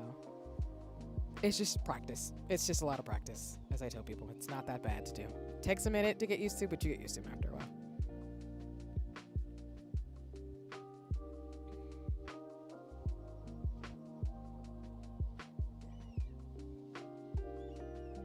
Oh, I forgot to mention this on stream, y'all. K-pop Demon Hunter's sequel is coming out in 2029. I saw some people were really pissed off that it's gonna take till 2029, but I'm looking at people like, y'all, animation takes a long time. Like, the concept for K-pop Demon Hunters actually started in 2018, 2019. So to me, when they said 2029, I'm like, yeah, it's 2025, so it should take them like 4 or 5, maybe 6 years. That's cool. I want it to be good, so take your time. Plus, we're getting into the Spider-Verse too in a couple of years. Like, it's gonna be a great time for animation. I'm just saying, like, where's the complaints coming? But I'm so excited. I'm so happy. I also know that people got nominated for different awards and stuff, so kudos in terms of their work. I've been following I think I mentioned it on stream, I've been following all the people from the show who made it, like the visual design folks, the character design people and everything, and like the voice actors and the singers, and it's been really cool. Of course, doing it in a culturally appreciative way, because I'm not Korean, but I really appreciate like shows that and a lot of things that have a lot of heart to them. So it's been really cool to see that. I will say though, am I thinking about buying the Barbie set? There's Barbie dolls coming out, the girls from K-pop Demon Hunters. Yes. Listen. And y'all, like the Monster High dolls. Ah! Listen. Listen, the Monster High dolls, I have actually looked at them because I gotta catch up with my 2 friends, or I'm gonna make them gift packages. But they used to talk about them a lot, and I was like, okay, Monster High, it's not that bad, right? It's kind of cool. Monster High dolls are so cute, y'all. They have a Wednesday doll, and y'all, I have a little Wednesday Skull Panda, so I'm looking like, who did this? Who sent me to be on this website? But either way, like, I follow doll makers, because again, I love makeup and fashion, so I don't want to make dolls per se, but I love doll makers. So when I saw the Monster High dolls, I got super hype, and then when I saw the K-pop Demon Hunter ones, I was like, wow, that's cool. Like, I'd actually buy some of these. Obviously, of course, I want like little kids to get them first. Like, I'm an adult, but you know, I think it's just really cool to see people get like dolls that they really appreciate, and like representation in terms of that too. I think they're really cool. So I'm thinking of getting a set. I think they don't come separately. I think they actually are going to be a full set where you have to get Rumi, Mira, and Zoe. And I like that they make the dolls have different facial shapes and structures in terms of things, because I think it's just really, really cute that they added those distinctive details in the dolls. Because I think Mattel dropped what they're going to look like. I think the pre-orders come out, I want to say this week, next week, maybe, fingers crossed, question mark. But yeah. I like K-pop Demon Hunters knew from the first trailer forever ago that it'd be a hit and was surprised nobody had merch and toys ready for the holidays. That's so real. Yeah, I remember seeing the original design. So for those of you who are nerds, and I'm not going to call anybody a nerd but me, but if you identify as a nerd, it's cool. But I remember digging to that point. I remember seeing the first preview of K-pop Demon Hunters, like the original design of Rumi, Zoe, and Mira. And so when I was like, oh, K-pop, like Demon Hunters are like K-pop stars, that sounds badass as shit. Because I know people probably thought of from KDA, from League of Legends, and everything. But yeah, to your point, they cooked. Because like that concept in itself is really quirky, but it's given almost like not Josie and the Pussycats, but it's almost like Jem and the Holograms type vibes. And who doesn't fucking love like a band who's fucking like has magical powers? It's a dope ass concept I'm never gonna get sick of. Which, by the way, if you don't know Jem and the Holograms, you should watch that show. It's old, but you might like it. Along with like the Hex Girls. That's my inner goth girl coming out again with the Hex Girls. But I love the Hex Girls a lot from Scooby-Doo. So, I was so immediately, exactly. Yeah, that's my thing. When I saw the original concept designs, which I actually bought from online, I actually bought the some of the merch of the concept art, and I really hope they come with a book for K-pop Demon Hunters, because like Arcane, I love the actual designs and art of the characters. Like I know they have the permanent set, but I'm so glad. You know what, Diggy? I appreciate you, friend, because let me tell you how the fact that it's going to happen on Wednesday, god damn it. I'm going to have to budget. This is what happens when you're an adult, a grown-ass woman, when you're like, I got a budget for shit, like responsible in bills, but I want a doll set. This is my life. Pre-orders go up on Wednesday, thank you. I appreciate that. Okay, that's the afternoon. Oh my god. Am I gonna be running my errands on Wednesday morning? Oh, they come with their weapons too? Oh my god. Oh! I signed up for the pre-order, like the notification to get it. Damn, that price though. But you know what? They're so cute. If you're wondering, my favorite, I love all the girls, but as I've said 1,000 times, I love Rumi. She's my favorite. I love Rumi the most. I also love Zoe. I love all the girls, but again, and I don't hate Mira, of course. Like, I love all of them, but if I had to choose one, I feel like I love Rumi. So, my toy knowledge is that. I appreciate that, though. I do like toys. I do like little trinkets. Like, I've gotten more into blind boxes and stuff because, as you can tell, Diggy, like, I have my little chocobos here, and then I love Skull Panda. I'm so serious when I say I love Skull Panda and I love toys. Like, I love cute little trinkets you can put on bags. Look at this. If I have an excuse to show you all my Skull Pandas, I'm just gonna do it because I don't have any fucking chill but cute shit. But look at my little babies. Look at little Mist. Look at the little scarf. She's so cute. She's my favorite. I love her in Wednesday, and I have my Amber doll. I think is on my bag downstairs. So. Listen, I'm here for it. I'm here for everything and cuteness. But that's awesome. I love like the knowledge of like toys and stuff. Like, I know they're made for kids, but I think they can be really cute. And I don't think there's any age where you should give up something that makes you happy. That's why when people are like, "Oh, you're too old to like somebody made a post saying that like you're 25 years old liking K-pop Demon Hunters." I'm like, and like, as long as they're not hurting anybody, they just like cute things. What's the problem? Like, I'm in my 30s. I love Sanrio. Like, if I saw Hello Kitty out in the wild, I'm gonna get hyped. I'm so serious when I go to Japan, whenever that is. I'm dead ass gonna go to Hello Kitty World and cry. I am that person. I'm not a Disney adult per se. I just like theme parks and like the fantasy of it. But I love Sanrio. So of course I'm gonna, when I see Hello Kitty, like I'm gonna be a goofy. Like, literally in my office space, I have a little Hello Kitty. Like, she's been my favorite.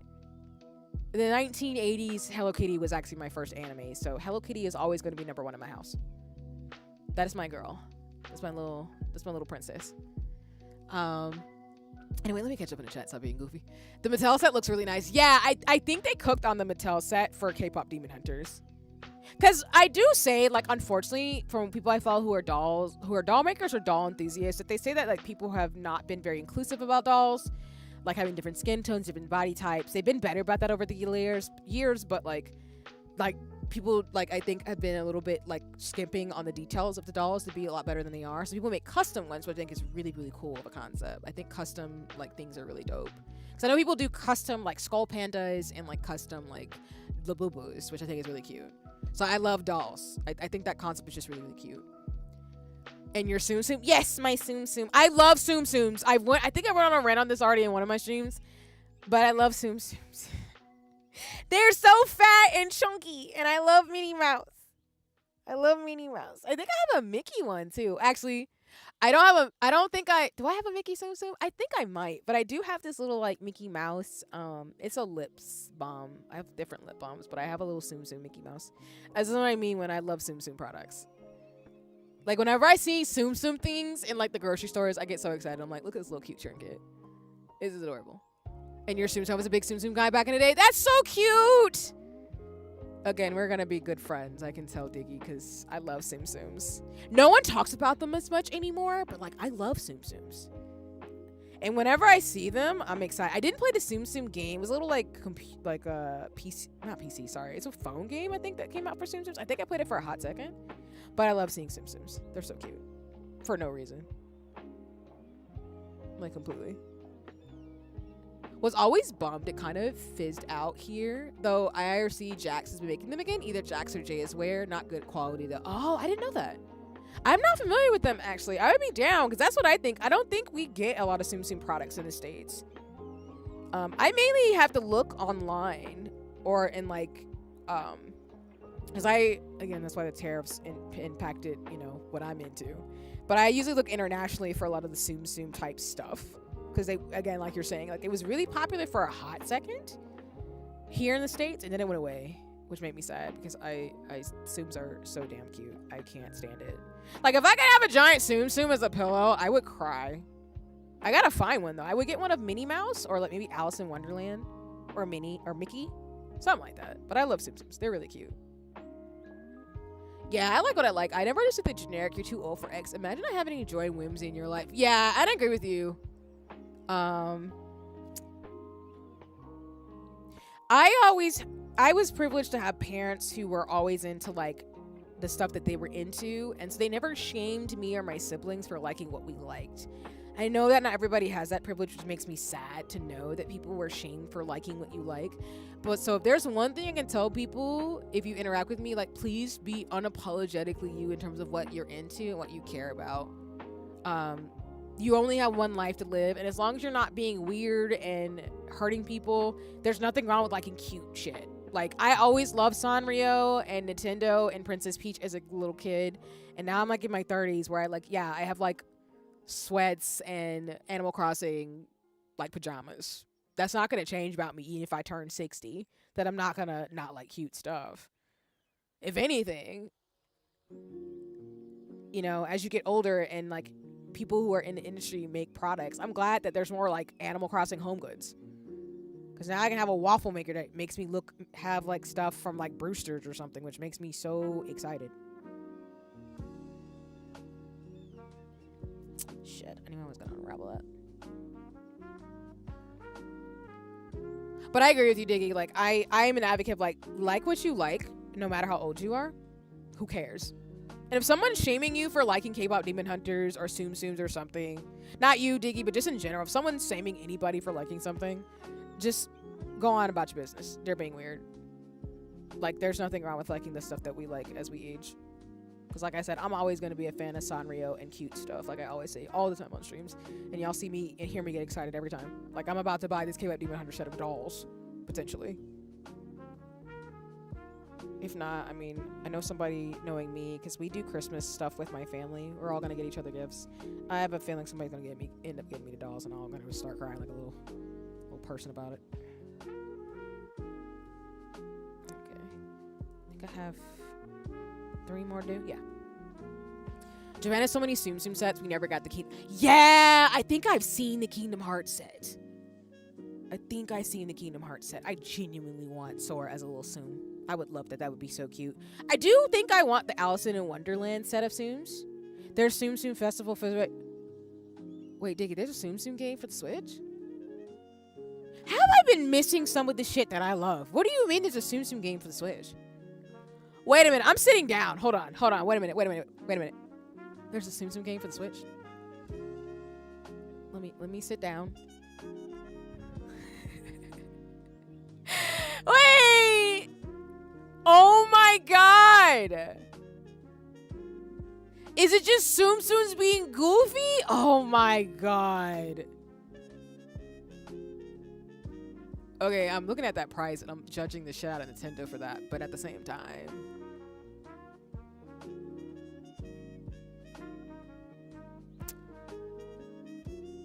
You can go online and people all over the world who love Tsums?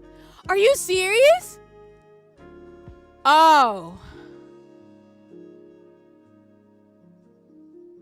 Oh my god.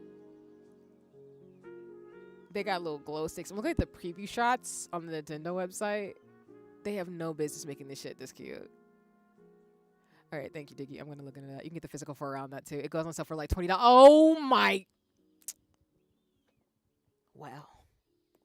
I'm about to be 2.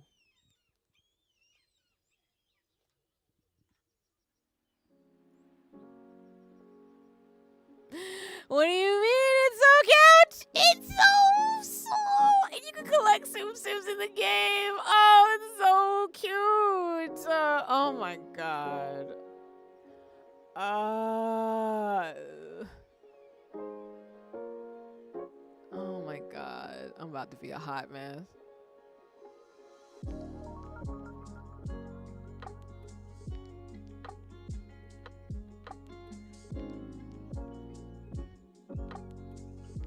Oh my god. Diggy, again, thank you for making my day. I had to sit down and contemplate the fact there's a Tsum game. This is what I I mean, though. Like, I get really, really excited about this type of stuff, and that's never gonna change about me. I actually was thinking about shout out to Genki about this. Oh my god, we're going into the ads. I'll wait till after the ad break to mention this. Shenanigans.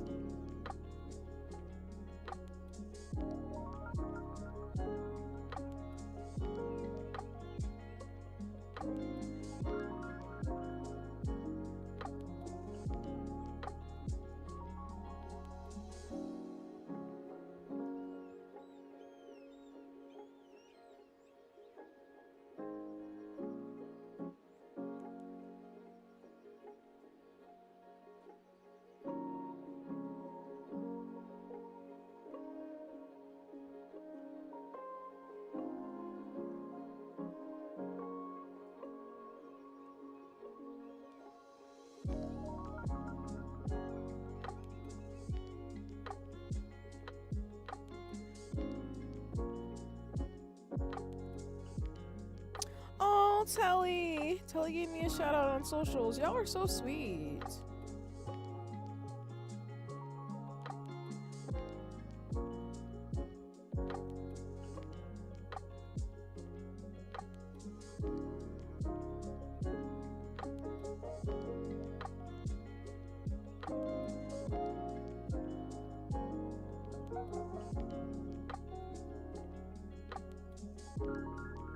Hold on, I just got a message about something too.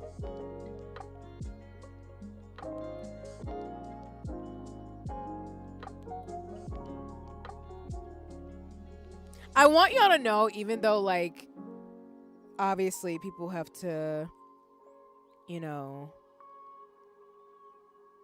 like I say, like, please look out for other people. I'm not getting emotional on stream. I knew I wasn't, but I've been through a lot. So when people genuinely shout me out or like, oh, welcome back from the ads, or give me a lot of love, I want you to know it means the world to me. Genuinely speaking, people who like shout me out or like say hi or invite me to things, I do genuinely appreciate that a lot. I'm still very shy, and even though I get excited and stuff on stream, I'm still a person, so I just really appreciate like people sharing things with me or shouting me out or just, you know, thinking of me enough to do something like that. That just means the world. My game knowledge is also vast. I'm here for it. As a fellow connoisseur of history, both in, you know, health and also like science, but also in gaming and fashion, I appreciate you, Diggy. I do. You put me on 2 games that I love from franchises I really enjoy. I really do appreciate that a lot. Because I'm a handheld gamer. Like, that's why the Switch era to me is a homage to folks like myself who, like, people don't like handheld games, but I love them. I love being able to carry my Switch somewhere and, like, just game. Like, that means the world to me. I'm so serious. That's why I decked out my Switch as in Decorator. And when I get my Switch 2, I'm probably going to do it again. It's free real estate. Yup. Yeah, I mean, the physical copy is cheaper, so I might look into that instead of getting the digital, because it's, like, God, $60. But the fact that, like, the Driller game is $5 right now is really a good deal, considering that it was, like, $30, $40. So I really do appreciate you letting me know that. I love to save money. I love to be frugal and save money and do more with less.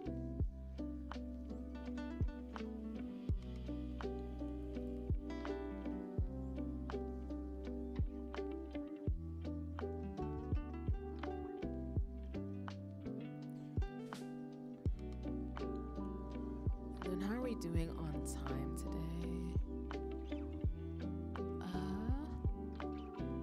Basically what I'm saying is it just means a lot whether you're lurking or hanging out with me to just give me some of your time. I don't take that lightly, because you could be doing other things. And it's not to judge anyone who you know, can't make time for streams or things, but it's just the fact that people think about me. It just means a lot. Because I know I do the same too. So it's something that means a lot to me. Alright, I think we're getting close to the first 30-minute sprint being over for 10 minutes, and then we'll do the last one. And like I said, I'll have to wrap up for sure because I have something to do this evening. But like I said, I will be back later this week. I'll be back on Thursday. We will do some co-working, and then I will do some Final Fantasy 14. I'm going to see if the troops are ready, aka my friends, to do more Endwalker content. because I want to get through that because I actually want to do Chavrin's Pilgrim's Traverse. It's a deep dungeon on stream actually because I love Titania and Fail Uri. So I want to actually stream that. Because like I said before, y'all, once I finished 14... Okay, that's a chime for the break. So if you're here with me, along with the ad breaks, please take some rest, chill. Do what you gotta do. But I want to actually do some of Pilgrimage Traverse before I get into Post-Endwalker and then Dawn Trail. And like I said, y'all, I do want to do the E-Release raids again once we get through Tactics Ogre, Vagrant Story, Final Fantasy 12, and Tactics. So we're going to postpone that. But I do, once I get through most of all Final Fantasy 14's content, I do actually want to keep it on my streams. I want to be a Final Fantasy 14 streamer, actually. I think I didn't anticipate that to happen, but I want Final Fantasy 14 to be a part of my lineup. I love the game a lot. It means a lot to me. I love being in part of my FC. I want to do more stuff for it on streams, so it will never go away. We just won't have much story left to do after we get through Endwalker and Dawn Trail.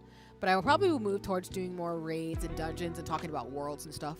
So, since you mentioned Pokemon Puzzle League earlier, there's a really cute GBC-esque game with similar vibes called Petal Crash. Ooh, instead of matching blocks, you slide them and make them go boom. Oh, let me check this out. I don't mind this hurting my wallet because if it's cute games I'm going to be playing for like 1,000 times, I'm so... Oh, this game is super cute! Oh, fuck yes. Excuse my language. Oh my god, it does look like Pokemon Puzzle League. Oh my god, it's cute. You had me a high fantasy and cute fucking vibes. Oh. Yep. And it's cheap too. I love when the indie games are super cheap too. Yep. Diggy, you know my taste in games. You do. It has music. Oh, I'm sold. Oh, I'm sold. I love wholesome throwbacks to the 90s and early 2000s. I'm so serious. You put me on game again. I appreciate that a lot.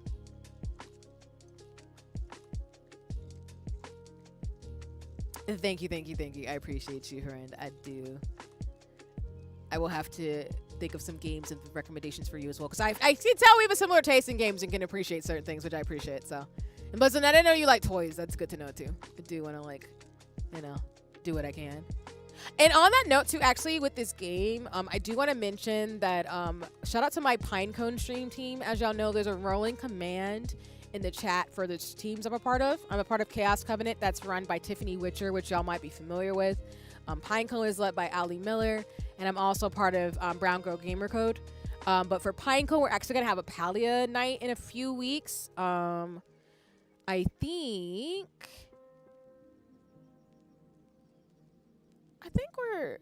I'm going to be playing Palia with friends, essentially, which I'm excited for. Let me see, though. I forgot. I'm excited to play Palia, y'all. But basically, it's just been fun. Let me double check about it, of course. Because y'all know me, I don't stream everything. I just like hanging out with my friends. And I love my Pinecone friends. But we're going to do a Palia night. And I've been wanting to get back into Palia and stuff, too. So I'm so excited with that, as well as Repo and Animal Crossing shenanigans. Like, I'm just so grateful for all my Pinecone friends. I love my stream team a lot. Yeah. So I think some of us are going to stream it, not all of us are, but I think that with Palia, it'll be a lot of fun. I know I played it like a while ago, I want to say last year. But yeah, I'm really excited to get back into some of these games. I also am hoping I get to play Petite Planet. For those of you who don't know, which I'll actually give them a shout out.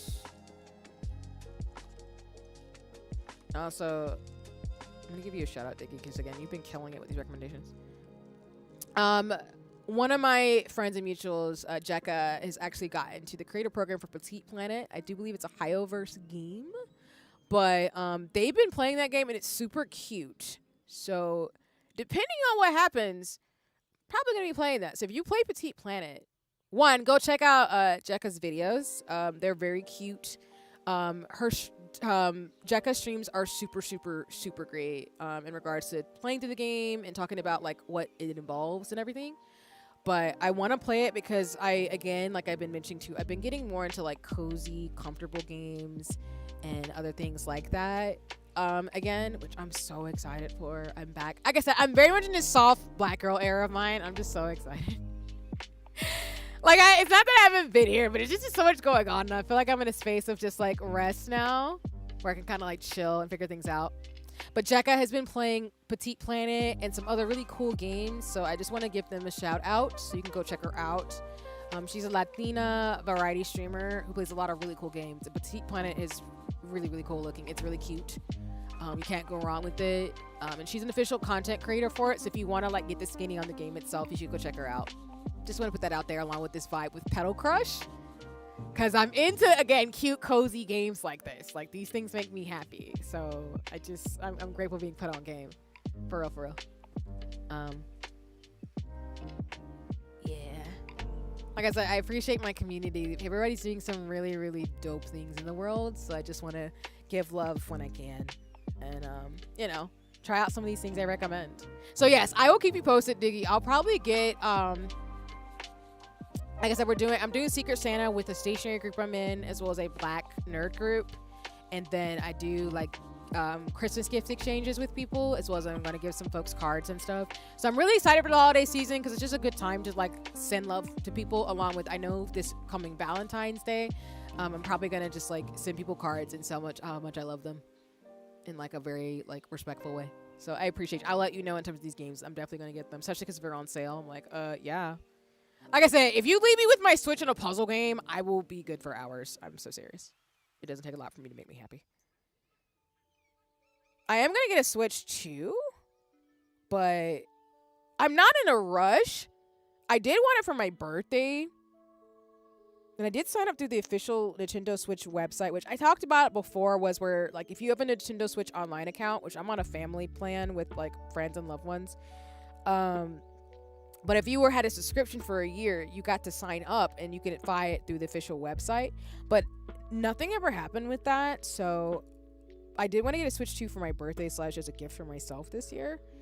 But I don't anticipate people will have a lot of Switch 2s. I know people who wanted one already got one, especially with like Pokemon A to Z, Pokemon Zaza, and a bunch of other games. But like, I'm still gonna play with my Switch, because like I've been talking about essentially with people, is that we're in this era of like Wii and Wii U where people have both, and now people are gonna get a Switch 2, I feel like. Even though I know Nintendo's saying they're gonna focus more on that. But I just don't feel like people are gonna buy a Switch 2 unless they absolutely have to for a particular game. And even then, it's kind of like with PlayStation, where for me, I didn't buy a PlayStation 5 until like years later, because I usually only buy Sony products when I want to play like RPG games. And I think the pull for me for PlayStation was like Monster Hunter Wilds. I do have Final Fantasy 7. I got Expedition 33 and Metaphor. So there are certain games I'll buy a console for, but there's other ones where I'm like, I can kind of wait. And a lot of the Switch 2 games that I want are going to be on the Switch 1, like Metroid Prime, Animal Crossing. I do want to play Breath of the Wild.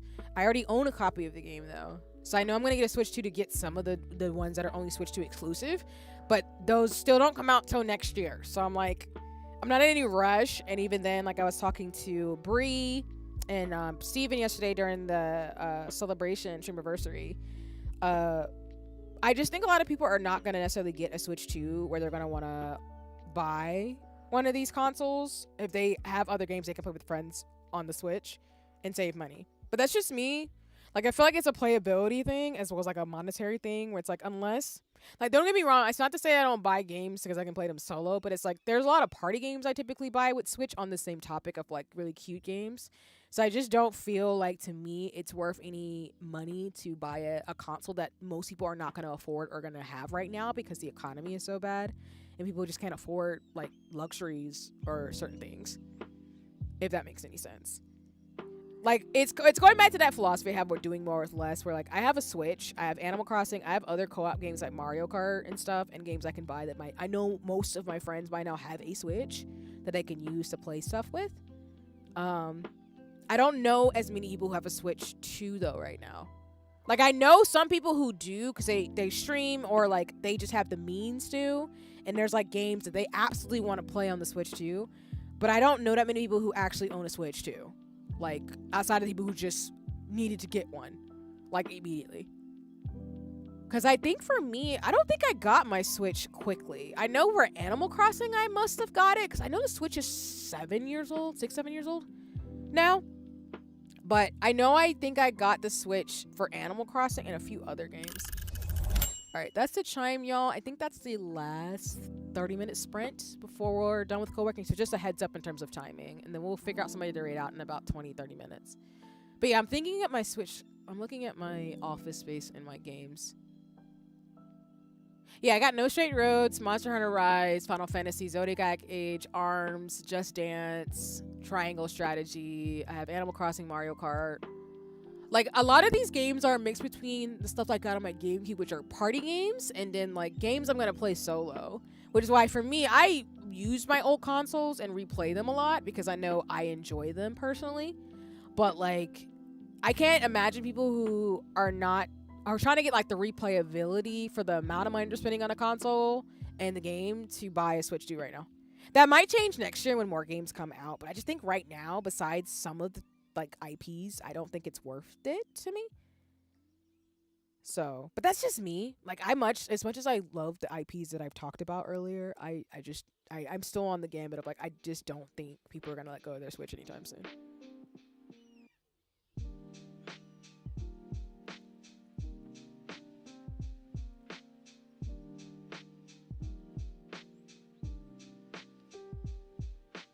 Like, obviously, in a world where things wouldn't be so damn expensive because of capitalism, I imagine people would probably have it, and that would be a mute argument. But unfortunately, we don't live in that world. Shit. I knew I was gonna screw that one up. And I'd rather buy games, especially co-op games, that more of my friends can play, where they don't have to break their wallet, and to try to buy new consoles just because some people are playing it. And there's a lot of cool free-to-play games. Like, I know Final Fantasy XIV is a subscription, but most of my friends, even though they might not be able to buy, like, every single game, we all can play 14 together with our subscriptions and just have fun.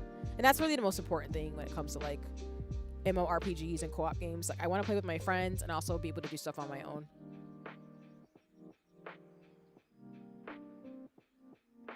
I'm trying to think. I might get rid of my nails this week.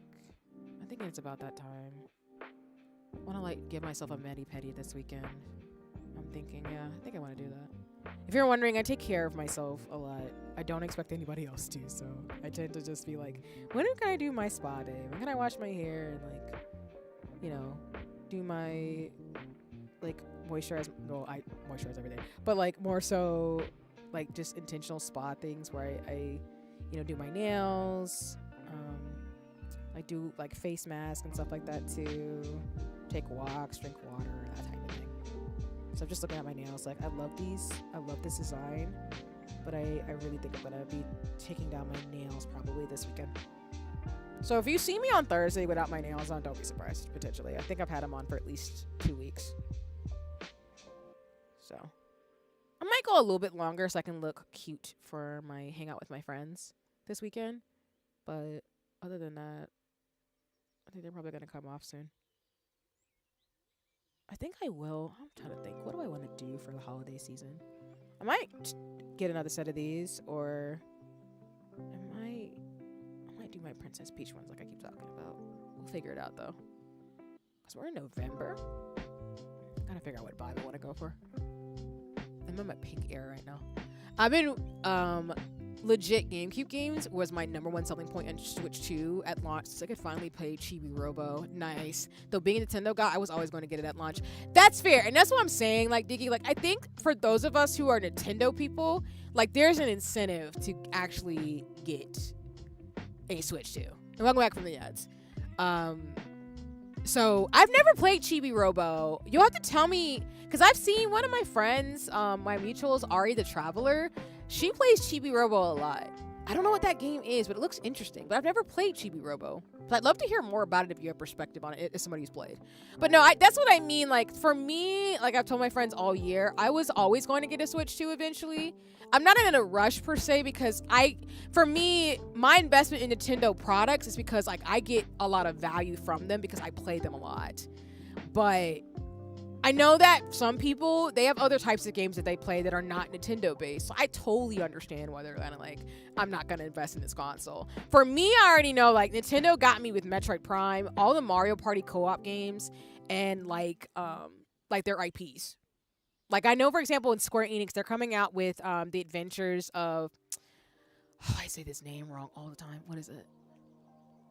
Adventures of Elliot, I think, is a 2D, 3D game coming out from Square Enix. Yeah, Adventures of Elliot, the Millennial Tales, is exclusive to the Switch too. So that's one game, for example, I'm like, all right, damn, I'm going to have to get a Switch too. And Octopath Traveler 0 is coming out on the Switch. So I know they have a trailer out for the Switch too, but I don't have a Switch 2 right now to buy it. But all to say, like, I get it. Because I think for those of us who get value out of games that come out on the Switch, I it's a wrap for us. Like, I'm not, you can't not convince me not to get a Switch 2. That's just what's going to happen. But I think it's for the people who are on the fence, who are not necessarily Nintendo gamers, that I mainly am thinking of. Because I can't convince somebody who's not a fan of Pokemon or Mario to get a Switch. Because those are mainly the franchises I play them for. Like, I'm even getting Pokemon Z to A because, like, I want to dive into a Pokemon game. It looks fun, and I've seen people play it. But I know, like, I grew up on Pokemon, so I know I'm biased in that, like, influence sense to want to try something that I'm used to. Same thing with Hyrule Warriors, Age of Imprisonment, because I've been wanting to play Breath of the Wild and Tears of the Kingdom. I haven't played through the whole games, but now that the Switch 2 is coming out, I'm like, I might as well just get them both on the Switch 2 and play them through next year. Which, by the way, I don't know if I'm going to stream it or not, but just know I'm going to play Legend of Zelda next year. It's time.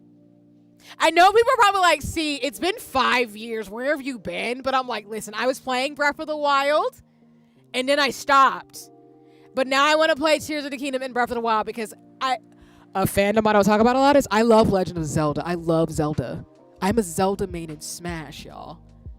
So I don't talk about it a lot, but I'm telling you, there's franchises that I'm obsessed with, and one of them is Legend of Zelda. I love Zelda. My best friend is a Zelda girl, so that's a series that means a lot to me. As well as, like, Bayonetta is on the Switch too, the Origins. Bayonetta Origins I want to play. I want to play the Bayonetta series. Like, there's games that I've been sitting on, I'm like, damn, it's time, see. I just won't necessarily always stream them, to be transparent with y'all, because I just, as a streamer, I always say, and I think people should, play games you want to stream and play games just for yourself too, so you don't burn yourself out. But I may or may not with Tears of the Kingdom. I think Persona and Legend of Zelda games are really fun. I have to be in a particular headspace to play them because they are you're so much invested in them.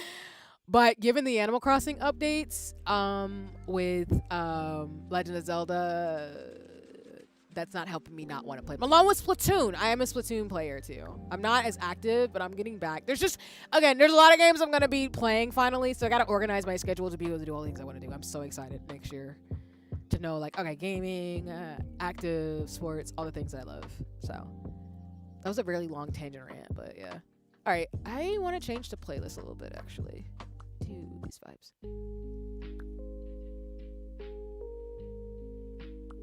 Actually, I want to get the ones I like real fast.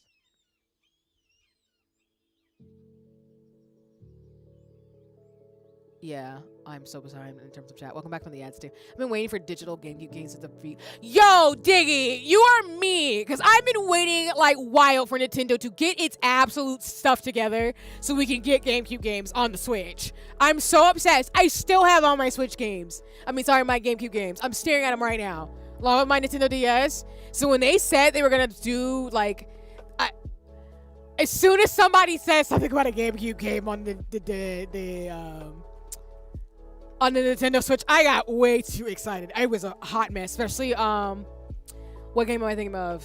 Fire Emblem Path of Radiance. When that dropped from the showcase, I lost my mind. I love Fire Emblem Path of Radiance. And then when they said Wind Waker, I'm like, fuck yes, because I've been wanting to play Wind Waker. So F-Zero GX I have played a little bit of. And I did play Wind Waker with my best friend when we were in high school, but I didn't get to play through it. So now that it's on the Switch, I'm like, hell yes. I'm going to play Wind Waker and, of course, Super Mario Strikers. But now if you show me about Chibi Robo, I got to think about this too. Either way, like, GameCube was my era. I love GameCube era games. That was such a badass era of games. I'm so obsessed. I have my own GameCube. It was one of the first consoles I ever bought. I love it so much. Chibi Robo is one of my favorite games ever. It's so cute and charming. You're still a little guy cleaning my house and solving drama. Oh, I didn't know. That sounds really cute. I might have to try that then. I don't know why. I've never like peeped Chibi Robo, but I've seen people play it and I was like, what is this game? What is it about? Okay, Chibi Robo. I ain't even gonna hold you. The robot looks really cute, and the characters look cute from the game. I think I might have to check this out, especially if it's just gonna be on the Nintendo Switch online. Okay, I'm down. I'm down for this. Cause I've been watching another streamer who I'll give them a shout out actually, since I keep talking about Aria. But Aria the Traveler plays a lot of Sonic games and a lot of Chibi Robo. They've been the main person I've seen who plays that game the most from anybody that I know of. Not that I know you, Diggy. If you ever play it, I'll watch. But let me see. Oh, that is not their username. Okay, I got Aria's name wrong. Let me make sure I'm spelling it right on Twitch. That's my bad, y'all.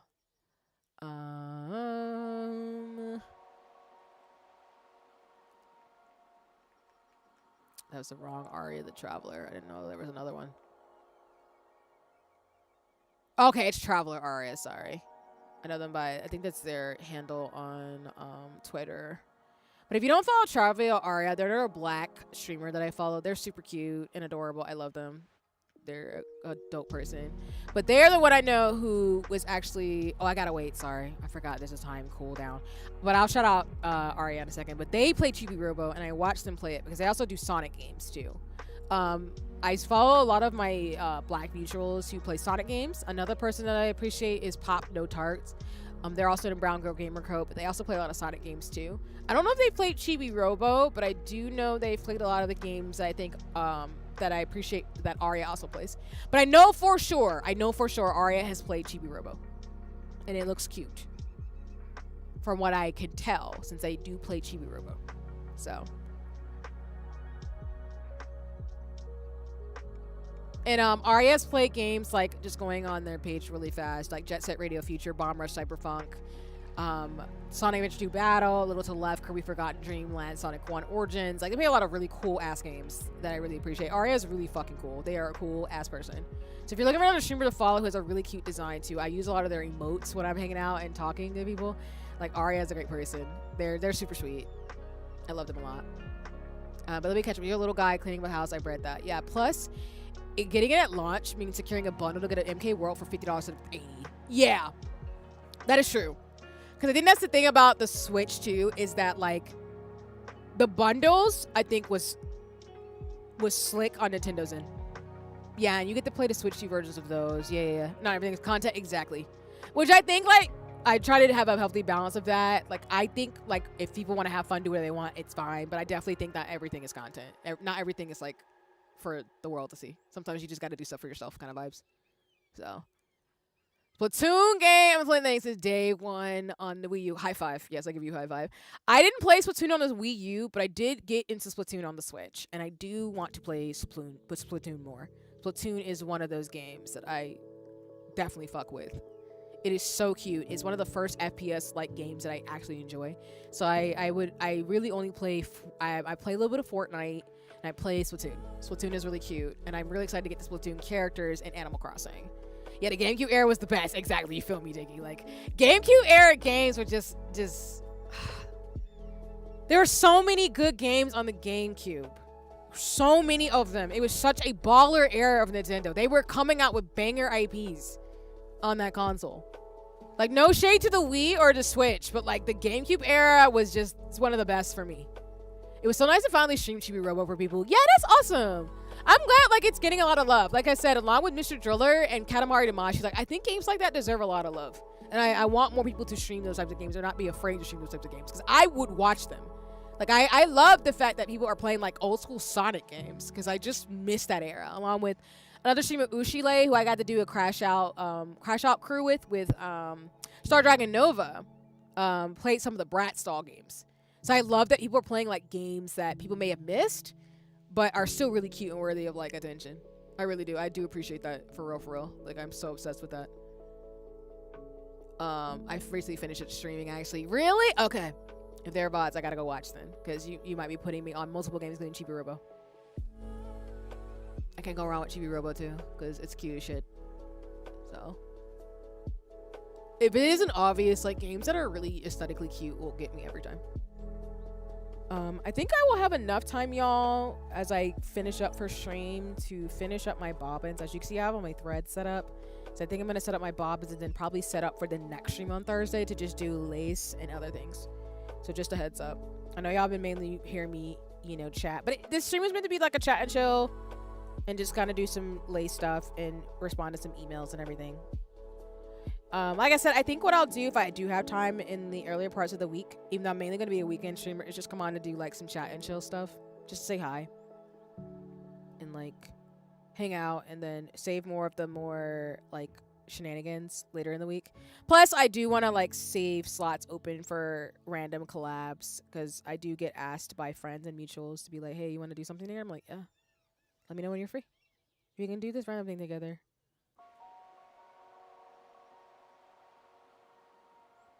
I keep saying it like I'm acting like I'm like unapproachable, but I genuinely mean that, and I say it a lot because this year it's been so funny where a lot of people, because I've been like very just like broadening my horizons and just focusing on me. A lot of people have been telling me this year, they're like, I didn't think I could talk to you, and I'm like, why? I'm not that intimidating, I promise. I get it though. I get sometimes we get intimidated by people, but even for me, like I've met some of my really cool friends or people I'm getting to know this year, and it's been a joy and a privilege, and I do appreciate them so much, especially when I like yap to them about fashion and stuff in their DMs. Yeah, y'all know who you is. The fact I just did that. Oh, girl. Now that I can do this in long nails, I'm very much the person who reaches out most of the time. A lot of shy friends. Yeah, I think, Dickie, I was talking about that with some friends too. I'm like an ambivert, as you can kind of tell. So I am shy. I'm a slow burn.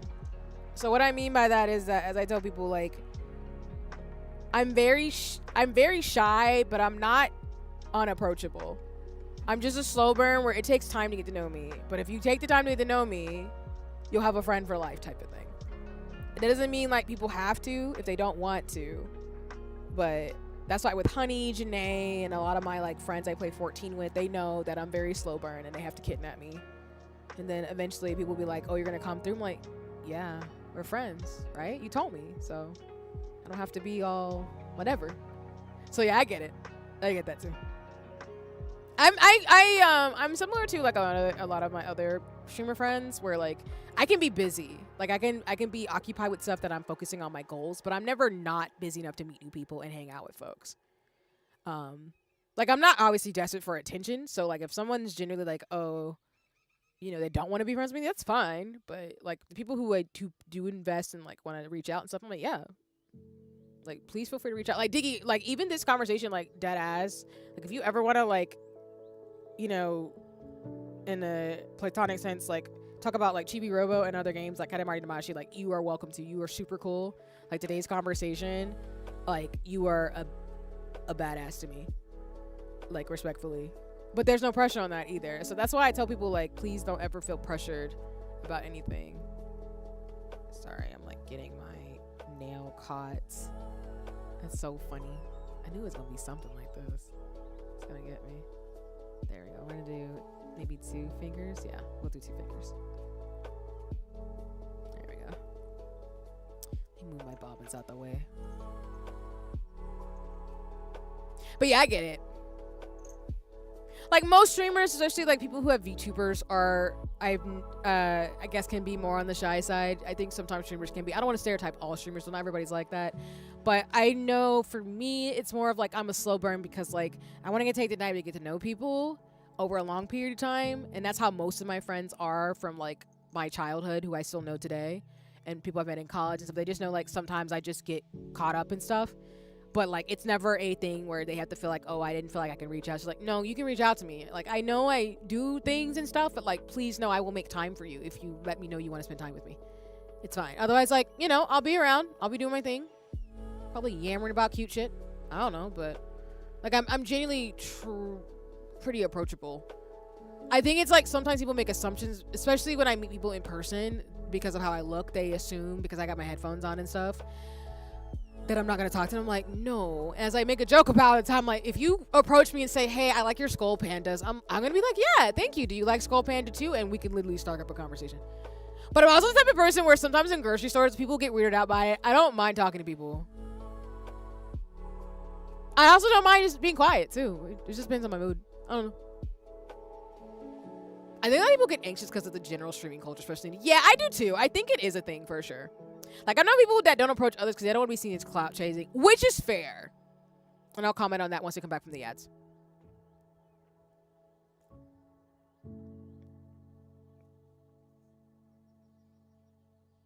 I said I'm going to take down my nails, but honestly, maybe not. I like being cute. The struggles of wanting to be cute, but also wanting to change out my nails. I love it here, but also damn.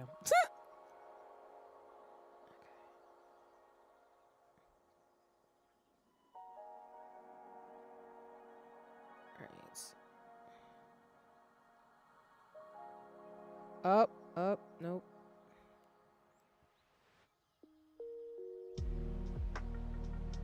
Oh my good God, almighties. I was doing this right and then I messed it up. And yeah, I think we definitely will wrap up once we finish the session because I'm definitely getting hungry. There's some things I gotta do tonight and I want to eat some pasta and exercise. So I think a good 3 hours was enough for me today for today's streams.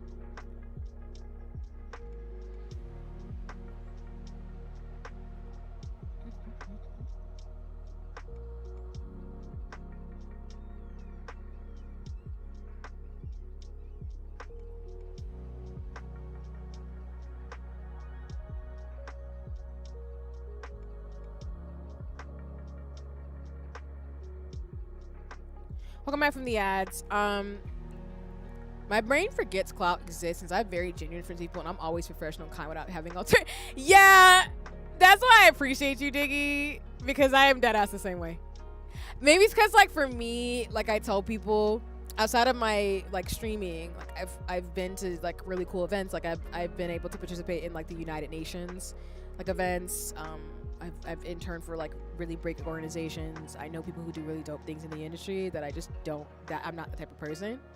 But I get that people think based off your follower count or like your social media following, whether or not you're worthy of somebody's time. And I just don't do that type of shit to people. And I think people do that to me, I don't want to be friends with anyway, because that's really uncomfortable. If I vibe with somebody, I vibe with somebody. If we don't, it's fine. But I understand how some people have hesitations because unfortunately people will do shit like that where they will, you know, use somebody because they have a connection to something they want to do and whatever. And I know sometimes we make that mistake where we're like, I want to talk to this person because they're doing something I want to do. But like, there's a way to do it and unlearn that behavior where it's like, all right, be genuine. Like people know when you want to like ask them for something because you're doing something that they might want to do. So that's okay to be just honest and say like, I want to talk to you because you do this thing I think is really cool too. Because I know if someone were to come up to me and ask me like, hey, you're a scientist doing stuff, can I just like talk to you about your experience? I'd be like, yeah, that's fine. Like their approach was genuine, so I don't have a problem with that. So, but I get it too, because I think like sometimes when people like I like, this is not to flex because I don't really mind it, but I have people who follow me have like hundreds of thousands of followers and they follow my little account on Twitter and I'm like, we're mutuals, like it's fine, like I don't flex it, it's just we talk, we get along, and I like what they do and they like what I do, so they follow me. But I don't flex it. It's just something that I don't really talk about because it's not important to me. What's important to me is that, oh, this person's doing some really cool shit, or they're saying something that I vibe with. I'm going to follow them or support their art or whatever. And that's fine. Like, I don't have any problem with that. But I'm very much like that, which is why for me, like, even if I had like 100,000 followers, I wouldn't be... I know people say that, but I genuinely wouldn't give a shit. Like, I'd care in the sense of, wow, so many of y'all follow me, that's cool. But I'm fine with, like, the people who follow me now. Like, it's not really a thing. I think it's a privilege to be able to stream and to meet people and to grow and to see people do dope shit and even be a part of their journey. So that's to me an honor and privilege, because some of my friends that I'm making, or some of the friends I do make, are like publishing books. They're like, they have their own businesses. They make clothes. Like, they're doctors, they're surgeons. Like, it's so fucking cool. So to me, it's like the fact that I know you and can be friends with you means the world to me. And I'm not obsessed with your numbers. I want you to be good, but like, you know, I don't want you to be like thinking I'm using you for something, if that makes sense. And like I said it openly because I don't really have anything to hide in that regard. Hi Joe, welcome in. I hope you're doing well. Lovely to see you. I am just doing some co-working in terms of lace bob and stuff before we wrap up, probably closer to 7ish. So I have something to do this evening with a friend, and then I'm gonna weightlift tonight at my house. I weightlift at home. But yeah, I'm currently doing some, I'm winding up some bobbins to do some lace, so that way on my next stream I can make my torch and lace pattern. I'm essentially, excuse me. I'm doing another one of these. Let me pull it out. The ignore the ends are bad, but I'm doing one of these patterns again, essentially. So yeah, this is what I'm doing for folks wondering what I'm setting up to do. I'm trying to make another one of these with more romantic looking colors. But other than that, I hope you're doing well. Also, Joe, I've been meaning to hit you up about what you mentioned last stream when it was for South of Midnight. I'm gonna, if you don't mind, I'd like to DM you about that in terms of some of the discords that you're a part of that are for folks who are like still taking precautions. I'd love to check that out. So I've been meaning to hit you up about that. I just haven't had a chance to. But yeah, welcome in. I hope you're doing well. I hope you're taking care. I hope this week is starting off well for you. Sorry, I'm just switching to Nano Neighbors to make sure I get the coins. I think I've saved up a lot this stream. You got lots of them? Bet. Thank you. But yeah, Diggy, to that point, like, I genuinely just don't. I think for me, it's just like being comfortable about what I want to do. So like I said, I am more of like a crafts, fashionista, and a science person. So I follow a lot of science VTubers, but I also follow a lot of art VTubers. I am kind of thinking about some of the things I want to do in the gaming space, like writing, character design, and like voice acting even, just for funsies. But other than that, like I get people's anxiety because they get afraid of meeting people who might like take advantage of them, which does happen, unfortunately. I know that's happened in my industry outside of streaming. People will do stuff to take advantage of people because they want to be published or want to be the big scientist in the room, which is fine. But for me, it's more about like I want to vibe with people and build community. And I'm, as a scientist outside of streaming, secret myself with nobody else, I'm very collaborative in nature. Like a lot of my publications and a lot of the work I've done in science have been with other scientists who really want to share ownership in terms of the research and the methodology, and we want to just learn together and produce some some research or work that's going to impact the field itself and actually do some good. So that's kind of the way I approach streaming, where it's like it's a collaborative space where everybody is their own like person. They come out with their own strengths, their own growth edges, and things like that too. So I want to build community so I can do what I want to do, but also like really support people in the space if I can help in some way. Even if it's just like, hey, I support your stuff and I look in your streams, and I want to make sure that like, you know, people appreciate what you do and they're like dope. And whether or not that means like people follow me or not, it's not my fucking thing. I don't really do that to people where I expect them to do anything in return. If they do, I appreciate it, of course. And if there's a genuine friendship that can form, that is awesome. However, like, I'm not expecting anything from people in that way. Yeah. Yeah, I literally can't comprehend ever doing that to someone, even though the thought of lying or using them for clout makes my brain explode. I was always ejected to taking out first in Among Us, even though I only told the truth. I'm crying, not the Among Us. I think sometimes people forget that. I think, unfortunately, in the capitalistic world we live in the way that systems are set up, like, people get really caught up in wanting to be seen. And they think if they do it a particular way or have someone's particular life, that's going to make a huge difference. When once we all unlearn that, because I know I've done some things that I'm not, in this line of conversation in terms of just general being human, going back to what I said earlier about humans being shades of gray, like I acknowledge like I've made mistakes in my life and made decisions that I'm not proud of and things like that, and other people have too. But in this kind of conversation in regards to like clout chasing and shit, like I think people do that because they just want attention, and they think they want what somebody else has without thinking about the fact of like, one, that's someone's path that might not be yours. Like, yeah, like, for example, in terms of me in fashion and art, like I love fashion and art, but there's so many beautiful artists out here that deserve support, and there's enough for everybody to be supported in the way that they are going to be supported. So it's not, to me, worth it, like you're saying, Diggy, to like go off on somebody or be disrespectful to somebody for doing what works for them. Because maybe what, like I tell people and like I say for myself, like that path is theirs. It's not yours though. And if something's meant for you, even if it's being friends with somebody who you think is really fucking cool, they're just going to end up falling into being your friend. Or same thing with dating. Like if you're going to date somebody, it's going to happen. Like there's nothing you can do to control it. It's just going to happen because that's what your past meant to have. So it's that thing that I always say of whatever's meant for you is meant for you and nobody else can take that from you. So as long as you have that confidence about that, then you won't get caught up in trying to do stuff to people. You'll just be genuine and focus on your path. And if someone wants just like stuff to happen, it'll happen. Exactly, Diggy. Exactly. Like things happen when they're meant to happen. You cannot force this shit. You cannot force this shit. Like you can try. Might work for a little bit. Maybe not a lot. Okay.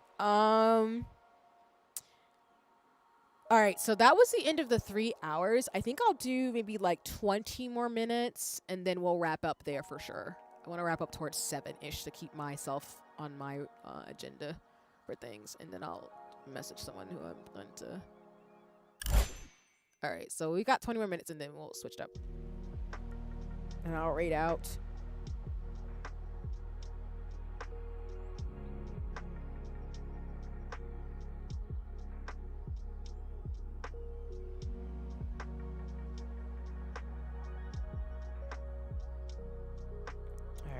Trying to respond to some messages I missed.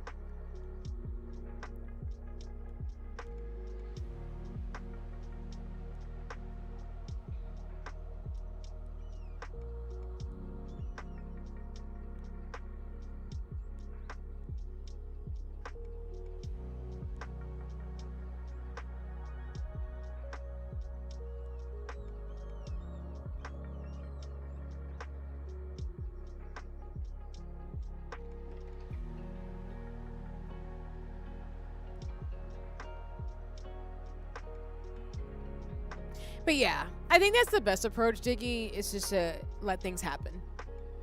Like if you put it out to me, and it sounds very woo. I do like astrology and other things too, so I'm very much that type of girly too. But if you put it out there in the universe, it'll come back to you. I'm a big believer of like if you put out good in the world, it will come back to you. And of course, not in the sense of don't do shit expecting something back, of course, but I genuinely think if you are the type of person who wants to be ambitious and to be who you want to be, it will happen if you put time and energy into it and have the resources and accessibility. Again, that's divorcing from the realities that sometimes people can't do that because of systems of oppression and racism and the isms. So I'm not, you can't obviously fully divorce that, of course. That's the honest truth in terms of like racism, and these things do impact people's abilities to do certain things that they want to do in their lives. I get that, especially as a black person. I understand that completely. I just think too that if something's meant to happen for you, it will happen to you, and you won't have to be grimy about it to get there. That's at least my thinking and my philosophy. Like I just don't think you have to be grimy to get where you want to go in life. I actually discourage you from being grimy about it. Not that I can say this to folks here. Like, I appreciate folks who follow me and listen to me and, you know, hang out with me because they know this. But that's why a lot of my friends and I have a similar value system of, like, we just want to do good in the world. And, like, obviously no one's perfect. We all go through things and shit. But we don't want to, like, be grimy to people. Because I've had people be grimy to me, even in my science life. And it's shitty. It doesn't feel good being around people who are very, like, obsessed with fame and like being the only, well, this is gonna sound bad, but it's not, but it's like I've been around people, speaking to the context of being a black woman, like being the only black person in the room. I'm not a fan of that.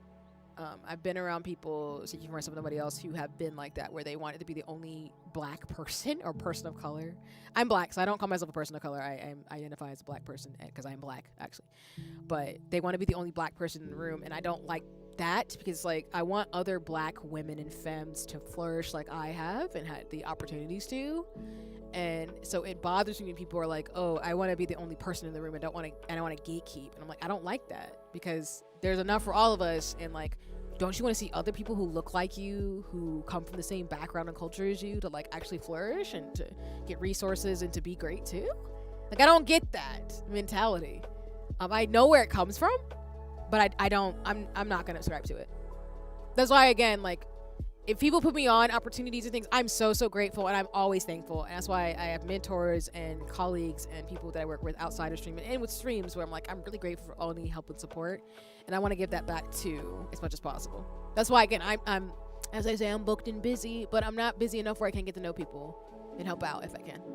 So, but that's why you can tell when some people are not being genuine. I think it's a fear of tokenism, the assumption that there's only one seed to bet. Exactly, and it's a lot of that too, Joe. To your point. It's because of the way our systems are set up is that it is coming down to people thinking that they get tokenized. And as somebody who, I mean, I'm in terms of like colorism, like I know I have some privileges being the color that I am being a black woman, but it is that fear of thinking that, oh, I have to have this seat versus to me, if it's a seat to where you're being tokenized, you don't want to be there anyway. Being one of few is not great. I'd rather be one of many.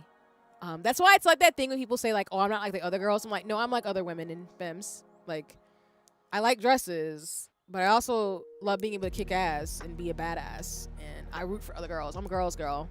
I don't do that internalized misogyny bullshit. Excuse my language. But like, that's what I mean. Or like, you know, I support and love my friends from different sexualities. Just like people can be hypersexual and like, you know, you be freaking on the internet. I'm fine with that. I don't have any problems with that. I also like love, for example, like there's a creative who is a black woman who is asexual, and so we just had Ace Week, and Ace goes from asexual, demisexual to gray ace and things like that, and arrow ace. And I think that a lot of like supporting people who are not sexual, who don't want any fucking romantic attention and who just want to live their lives, deserve just as much love as people who want to be freaks on the internet. So to me, it's just like you said, it's a tokenism where it's like, no, I want there to be more of this, because if there's more people talking about this thing, then people don't have to feel alone and feel like they have to be at a table that's not built for them, that only wants to have like tokens of people in terms of their identities or a part of their identity. Hey, what's up, Diggy? I recognize that flag. Let's go. Also, shout out to my ace, arrow ace, demisexuals. All of you are valid, okay? Don't let anybody tell you differently. We support all sexualities in this house. I'm just saying. That's just how that goes. But yeah, I get you, Joe. Like, I think that tokenism bothers the shit out of me as a black woman. I don't like that. It actually makes me angry. So. But I have been in situations where I've been tokenized and it doesn't feel good. It doesn't feel good when people act like you're the representative of your entire culture, and they also gatekeep people. Which is why, like I said on this conversation about clout chasing and shit, that bothers me a lot. I don't clout chase. Okay, this is gonna sound maybe, okay, I'm an Aries, so this is where my Aries comes out. There's nothing that you can sell me that would make me give up who I am for any money or power in this fucking planet. There's nothing that you could do to make me do that at this point of my life. You know how I feel about tokenism? Yes, Kiki, I know. We've had conversations about this with friends. Like that ass. But there's nothing. As an Aries woman, there is nothing you can ever make me do to sell out to other black women in the films. Nothing. And we'll finish up after the ads. I'll go on my tangent rant, because now I'm on my rant as I finish up my damn stuff and checking out with my bestie. We're doing some planning together because I'm sewing with her. We're in a sewing class together. Let me see if she's ready. I don't know who this is.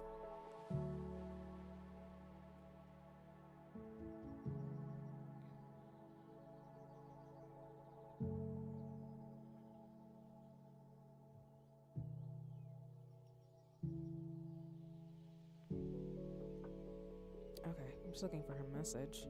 I don't see one yet.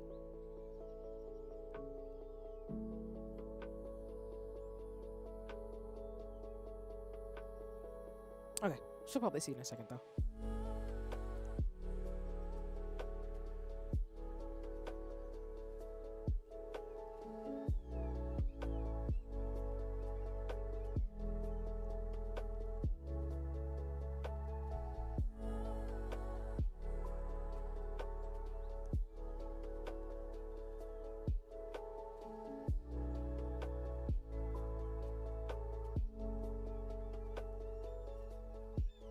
Helping small starter armory chest on 14 because she has. Wow, Ginky, why would you come for me? That's kind of true though. Welcome back from the ads. Ginky's gaslighting me. Nah, I'm just playing. You're not gaslighting me. I'm so bad with my bags in every freaking game I play. Welcome back. So what I mean by what I just said is that there's nothing in this world that'll make me ever sell out anything for another black woman or femme. You have lost your rabid behind mine if you think I'm ever going to compromise myself for a little bit of clout and power. That is so wild to me of a concept. Like, fuck no. No. Absolutely not. Absolutely not. Like, if I'm going to be a bad bitch, I'm going to do that because I want to. And do it in a genuine way. But if you expect me to actually like change who I am for anybody because like of some clout and power, fuck off. Like that's legitimately me. Like I'm not good about that. Hi Simi. Hi. I'm squishing your face. Hello handsome. Hi Fritzy. How you doing? How you doing today? I don't know what's happening with your bad bitch for thanks. Sorry, I'm going on a tangent rant because we were mentioning earlier about how sometimes in the streamer space people can be shy and ambivertish, and then we talked about tokenism, and one thing that I went on a rant about is that besides Ginky coming for me and my habits in Final Fantasy XIV, where every single game I play, do not look in my inventory. It is always a hot mess. I realized that when I played Animal Crossing this week. My dressers are still messed up. Don't look in there. Don't look in my what's the thing you call in Animal Crossing? The storage. Don't look in my storage. But I was ranting about the fact that, and this is something that I really want to keep for 2 seconds. I genuinely, it irks the shit out of me if people are like, oh, would you sell out? No. I love myself too much and I've worked way too hard to ever kiss somebody's ass for a little bit of clout and power. I promise you I'm not that person, and it would make me so upset if you insinuate that I would ever be like that, and I will fight you on that because that's weird. Because I'm like, there's no amount of power or money or famous attention that you can give me to ever do stuff that I do not agree with. Maybe that's a bad thing. I don't know, but I don't care. I just can't do it. I'm an Aries. Like...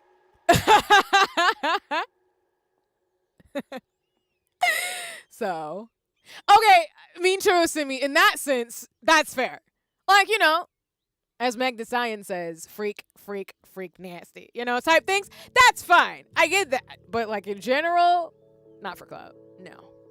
Because I think, like, again, sometimes, as I've talked to some of my friends this week about it, and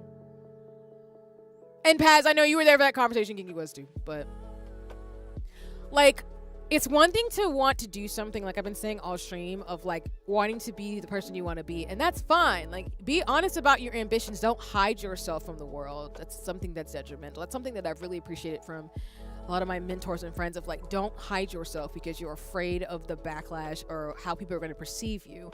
You cannot control how you're perceived. You can control yourself and how you feel about yourself. You can be who you want to be. You can restart as many times as you need. Just do what you need to do, right? I always say, like, have your boundaries about not selling out and doing shit that's going to be harmful to you. Because at the end of the day, don't get me wrong, getting attention, being loved, being appreciated, all the things that make you feel good are good, but they're not going to sustain you when shit gets bad. And you need people who genuinely like you, regardless of whether or not you're famous or you're not. And I've seen, like I've said, especially in my 30s now. In fact, I'm going to be in my mid-30s starting next year, and a year after that is kind of wild to me. But again, being 32 is weird. Kind of. Well, not really, but yeah, it's fine. I've seen people like wreck their lives getting way too caught up on shit that didn't matter. And they come out of it, which I'm happy for, but it's also like, fam, don't do that. That was not worth it. Like, don't ruin your life chasing something that's not sustainable for a life. Which is like, people change their opinions about people like they change their underwear.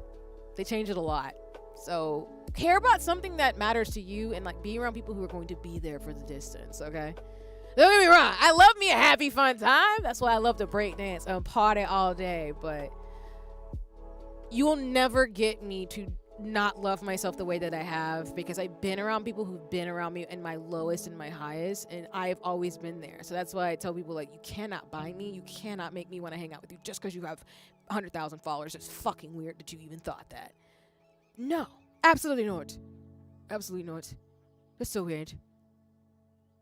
That's at least it for me as an Aries. That's where my, astrology, some people don't believe it. That's where my astrology comes from. Like, I'm an Aries. Like, no. I might be shy and a little goofy, but I love myself too much to ever compromise my values and morals for a clump of clout. Holy shit.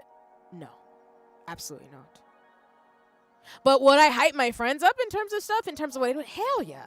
Like, people doing dope shit around me does not make me diminish myself. I think, like, I've learned this year, it's been to the point of, like, I don't want to be around people who diminish me and take advantage of me. That's the lesson that I had to learn, being so naive, is that, especially being doxxed. Like, I've been doxxed by Nazis. I mentioned this. I was talking about you earlier, Simi, because I did mention it in your stream. But I was talking about it earlier. Like, I've been doxxed by people, and it's not good when people, and this might be slightly triggering, so trigger warning here. Serious topic, along with this conversation. After you've been told to kill yourself and to harm yourself, nothing can really make you scared anymore.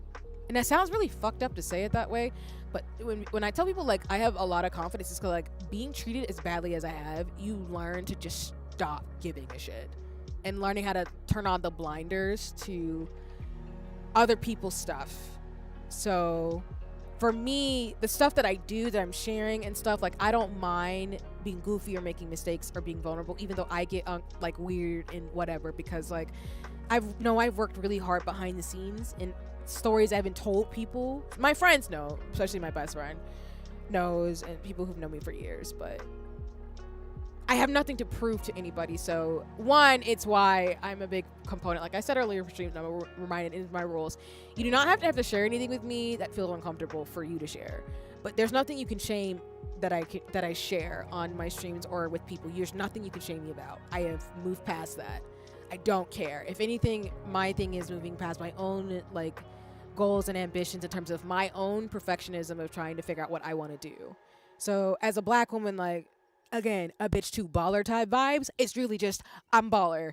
You can't tell me nothing. And if that bothers you that I have so much confidence, you can go somewhere. That's literally what it is. You can't tell me, like, it's the thing, what is it? I think it's Queen Latifah said it, where it's like, if you can tell me what to do, you can tell me what to do. But if you can't tell me what to do, you can't tell me what to do. That's literally me in a nutshell. If you can tell me what to do, I will listen to you. But if you can't tell me what to do, you cannot tell me what to do. Period. You can't tell me nothing at all. But yeah, that's why I'm not a fan of tokenism. I'm not a fan of that. And if you are being tokenized, get the fuck up out of there. Excuse my language. Don't stay around people who are going to tokenize you. That's not cute. Don't be someone's token or fetish. Don't do that. Don't do that to yourself. Don't do that to yourself.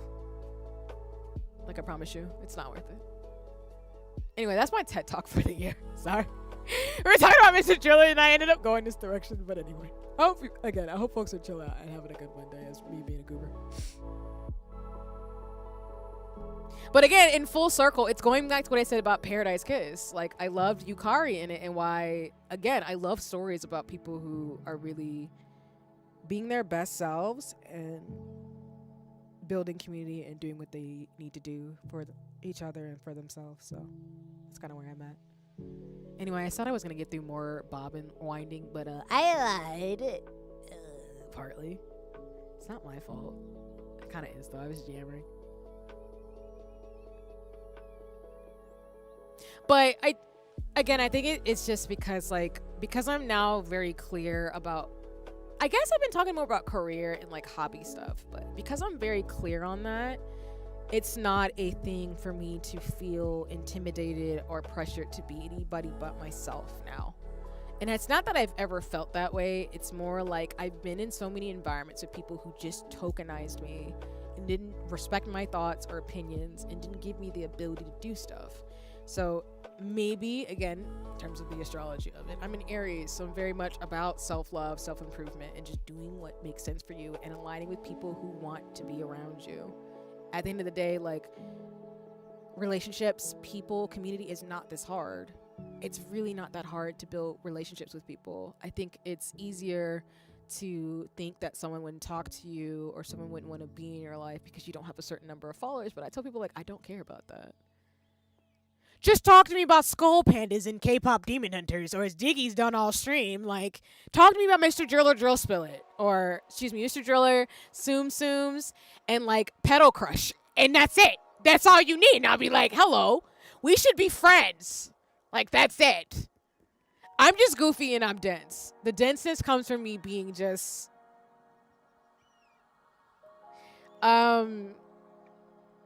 I don't know if this is an Aries thing based on the astrology of it too, but I think they say that, like, sometimes some of us in the world are just, like, so focused that we don't we don't know what happens. So people are like, hey, I want to be friends. I'm like, really? You're so cool. I'm crying, geeky, coming back in after Simi said I would kiss ass, just not for fun.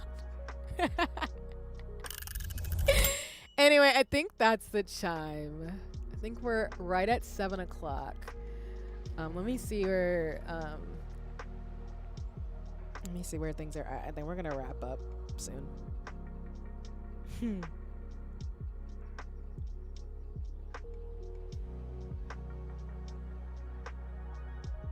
Let's see where she's at.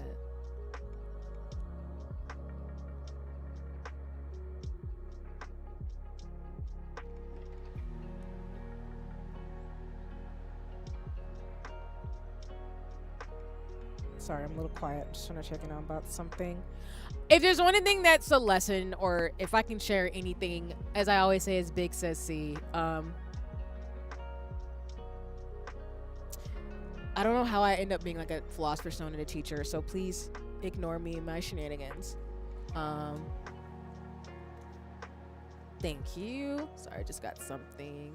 Oh, I was looking for this in the mail. Nice, it just came. Sorry, y'all know I'm journaling and like planning stuff for years. I just got some stuff I've been looking for. I love how this weekend has been great timing. But okay, my big message for the year is please read Paradise Kiss. I'm gonna show the omnibus edition 1,000 times. I'm not playing. Read this. If you love fashion, if you love self-discovery, read Paradise Kiss. It's just 3 volumes. I have the omnibus edition. I know this book looks thick as hell, but just read it first. Secondly, go to your local bookstore, support libraries, okay? I found this book. I showed y'all earlier. I'm never going to shut the hell up about this, so if you see me on stream talking about my lay stuff, just know I'm never going to shut up about it. I'm so excited about this book. It translated in English in multiple languages because I'm really weird and have rabbit holes. But I'm going to be making Lolita stuff, so just know, along with this and my patterns, you see how the magic's coming together where if I make my continuous and non-continuous lace patterns, I can make like lingerie and like frilly things and dresses and stuff, and I will never shut up about it. I'm there now. I am now in my prime, like, you know, what do you call those fairies? The fairies from is it what Disney movie I'm thinking of? It's not Cinderella. Princess Aurora. I'm like one of those fairies. I'm in my fairy era. So support your local libraries and books because, like, I finally found this and I won't shut up. And play more GameCube games. And in all seriousness, like, oh my god, I'm not showing y'all one more thing. I'm so mad. Sleeping Beauty, thank you, Joe. There's one more thing I wanted to share with y'all. I've done that all stream. Like, I have something where I want to share, and then I forget that there's something else connected to it. And I look at it, or I find my freaking bobbins in front of me. I swear I have glasses on. I am wearing my glasses today. The beauty of when I have my character cut up, by the way, is I usually have my glasses on. I forgot another rare find. So again, when I went to the bookstore this weekend with my friend and my sister, I was able to find a rare find. And for those of you who don't know, again, I love Black and Asian and like indigenous and just different types of artists from different walks of life at different intersections. I found this book. Another artist I really like, along with Hiromi Matsuo, is I gotta get their name, and I'm putting it on top of my lace. But Yosuke Nakamaru. Yosuke Nakamaru, people might be familiar with their album cover from. Oh my god, I literally bought the book. What is the name of the band? This is what I mean about like my love of art, and then as soon as I want to say something cool, my brain completely dies. So people might know Yosuke Nakamaru is a Japanese illustrator who did Tama Galaxy, is an anime that actually came out. But they actually did the Asian Kung Fu Generation. Yeah, so Yosuke Nakamaru did one of the album covers for Asian Kung Fu Generation, which is a rock band. But I also love their CD art. So I actually found this. I don't know how the hell this was in the bookstore when I was buying the latest shit. Because I love Tama Galaxy, actually. It's a 2004 varsity novel that also became an anime. It's a dark comedy and a romantic comedy. I don't know if anybody's ever seen it. If you have, it came out in the 2010s. But Yosuke Nakamaru's art I've loved. I found this album art book in the bookstore with everything else, and I was so fucking hyped because I was like, what do you mean there's a Yosuke Nakamaru book in this bookstore? And it was the last copy, and I was so happy. I was like, I'm buying this right now. I was like freaking the hell out because I love Yosuke's art a lot. Obviously, I like the artist behind Skull Panda. I like Yosuke Nakamaru, Hatsune Miku, Hiromi Matsuo. I love Ai Yokozawa. Like, obviously, I love, like, I found a lot of really cool Asian artists. Not just from East Asia, but also all parts of Asia, too. Along with, like, on the African continent. I know I don't talk about that a lot, too, but there's actually a lot of, like lace makers and dressmakers on the African continent that I really do appreciate. But either way, I found this art book, y'all, and I got so fucking hype. I'm so hype about it because, like, finding any art from old school artists from the 2010s is a nightmare. And the fact that I was able to find the album art books from Yosuke was a trip and a half. Like, that was such a rare find. I was so unprepared. And of course, like I've said before, I love pop art. So, like, I'm opening the book to show a little bit. It's probably not going to be the best on streaming, though I have a better setup. I'm being a goober. Wait. Let me flip it and reverse it. Let me see. So I like Yosuke's art style because it's very simplistic, but I like the shapes and the colors that he uses in a lot of his art. Even the album cover on the top, like, I remember this. It was in that era of, like, I don't know if people remember, like, the iPod commercials. Like, it was in that era of iPod commercials that I really, really like. So when I saw this when I was a kid, I was like, fuck yes, this is cool as shit. I'm struggling to get this in the camera, but I'm flipping the book so y'all can actually see this. There you go. So you can actually see what I'm talking about. When I saw this when I was younger, I was so fucking hyped. I love the way this is designed because, as you can see with my, like, streaming stuff, like, this is kind of my aesthetic. It's like Shibuya funk and very much like 2010s, like, Y2K inspired, and like techwear and almost Tron like things. So the fact that I've been finding art books that hit that genre of art and fashion that I love has been so exciting because, along with, like, street fashion Lolita stuff, like, I'm really grateful to have found this book because I am going to use art books to get inspired to do the traditional and digital art that I want to do. And I do want, like, a pop art style a little bit in terms of, like, coloring and, like, graphic design, but I also really want my traditional art to still have, like, a really unique style to it. So, all to say, I saw that and I was like, okay, let me do that on stream too. I forgot about that book. It's staring me right in the face. Speaking words. Welcome back, Toko. And, I was talking about that during the ads. Welcome back. I hope work was okay, Toko. So anyway, I didn't know the ads are happening because I'm not paying attention to my streams again. I'm so sorry, y'all. I get goofy like that. But I was just talking about the fact that Yosuke Nakamaru is one of my favorite Japanese artists. I love their art style. Their pop art is super dope. And I managed to get one of their books that has, like, their album cover art on it. And I love their art style. I really, really love their art style. It's very surreal, very, like, pop art. And I've loved them since I was in high school, I think. Because I think when I saw some of their album covers, I just thought that they were really cool. So, but I hope work was okay, Toko. Hope you've been doing good. So, Like even for example, just staring at stuff like this. Like this is what I mean, where I just like really pop art, like really surreal type stuff. And Tamagotchi Galaxy, the anime, has like really surreal like animation. Same with the Count of Monte Cristo anime that I want to watch. Like it just has really cool art that I appreciate, and has like a pinup style to it a little bit sometimes, which I really like. So anyway, that's just me yammering about that because when I find rare finds, like I have art books that I've been collecting to get inspired to draw and to do like my pages and stuff and do lace what I do on stream. But I like to share some of this stuff too, to say like, again, if you do art and if you do dope things in the world, you're going to inspire people like me all the time. So it's pretty slow today, so I was good even though I was alone. I found my wallet since I'm home. Damn thing was on the chest next to the Oh my god, Toko, I'm glad it was slow. So, you know, even though you were alone, you got to chill out and stuff. And I'm glad you found your wallet. So that way you don't have to replace cards and stuff. That's real.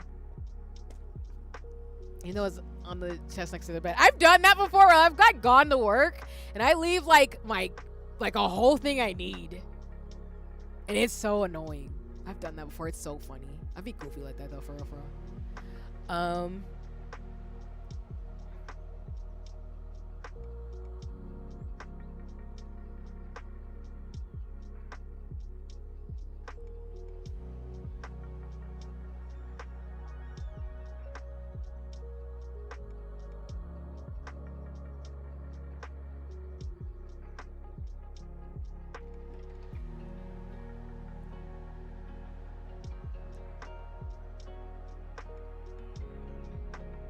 Okay, cool.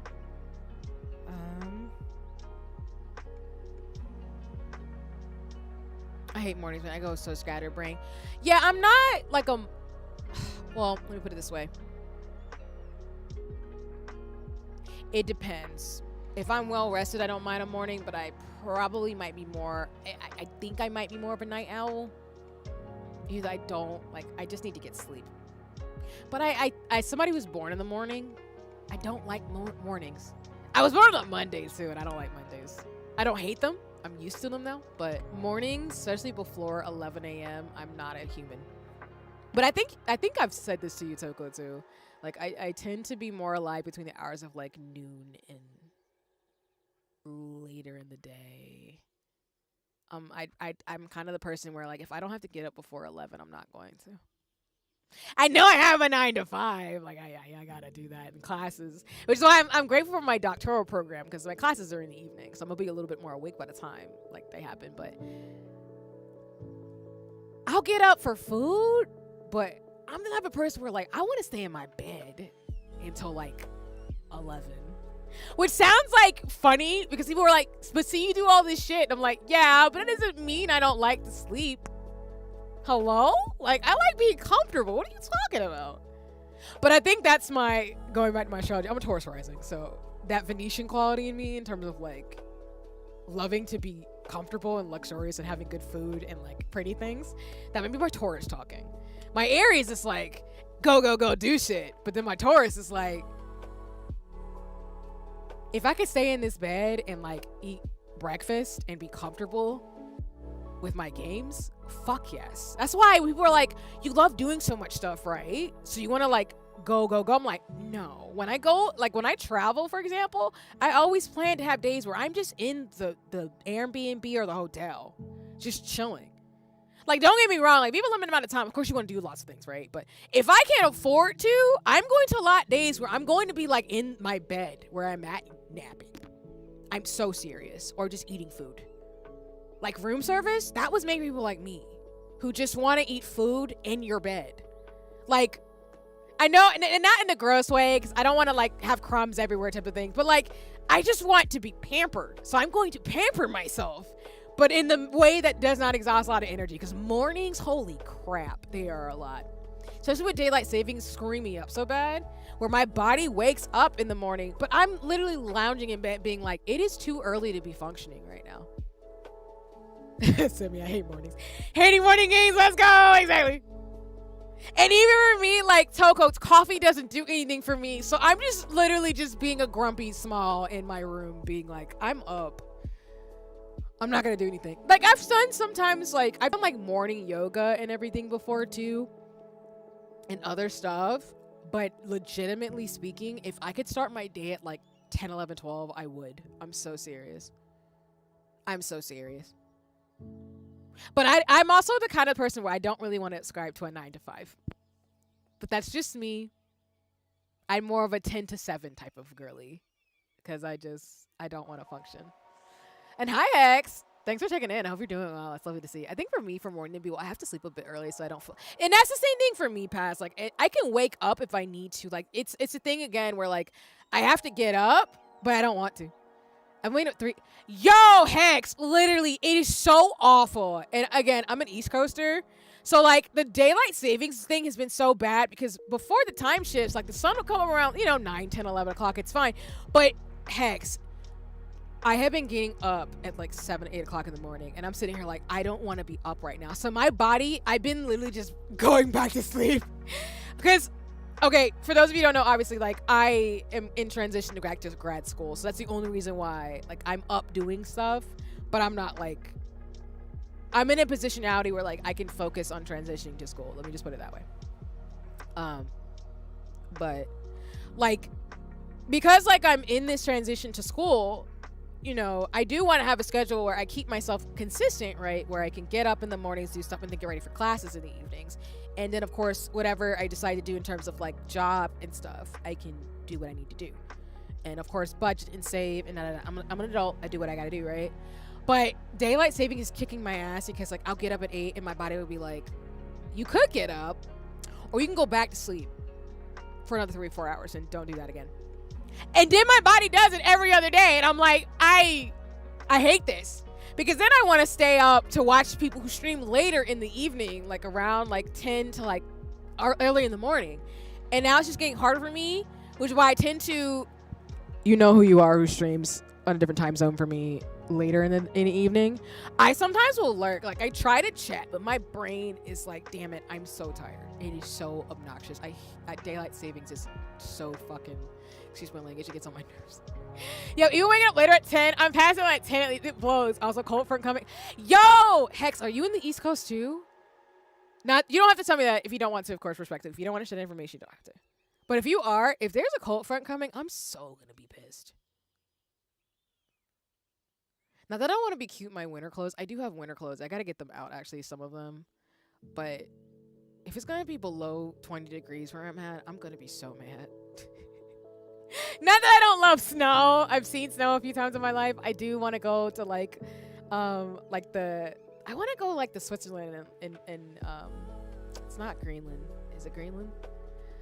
There's places in Europe basically I want to go to that have like really cool like snowy landscapes, and I want to see the Aurora Borealis and stuff like that. So I do want to go to like snowy places, but like if I had a choice between being in a very cold place, no. But I'm melanated, so like I tend to, I don't mind going different terrains and landscapes, but like snow, it's cute until it's not. And then I'm like, I'm going inside and drinking hot chocolate and being cozy and warm. I like being warm, but that's just me. We got our first snow last night. Got you. But yeah, I'm East Coast. Okay, cool.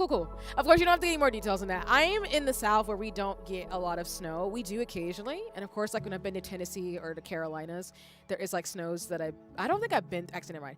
I've been in snows in the South, the riot ones that happen. But I don't think I've experienced snow in other places besides my hometown.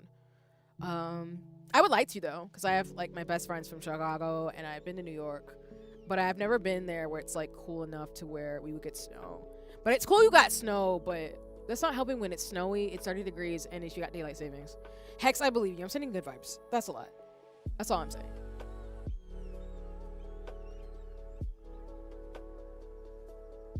All right, I'm just lingering a little bit because the thing I'm doing isn't fully ready yet. So, but let me see who we're eventually gonna ready out to. I'm just like yammering and finishing up my lace.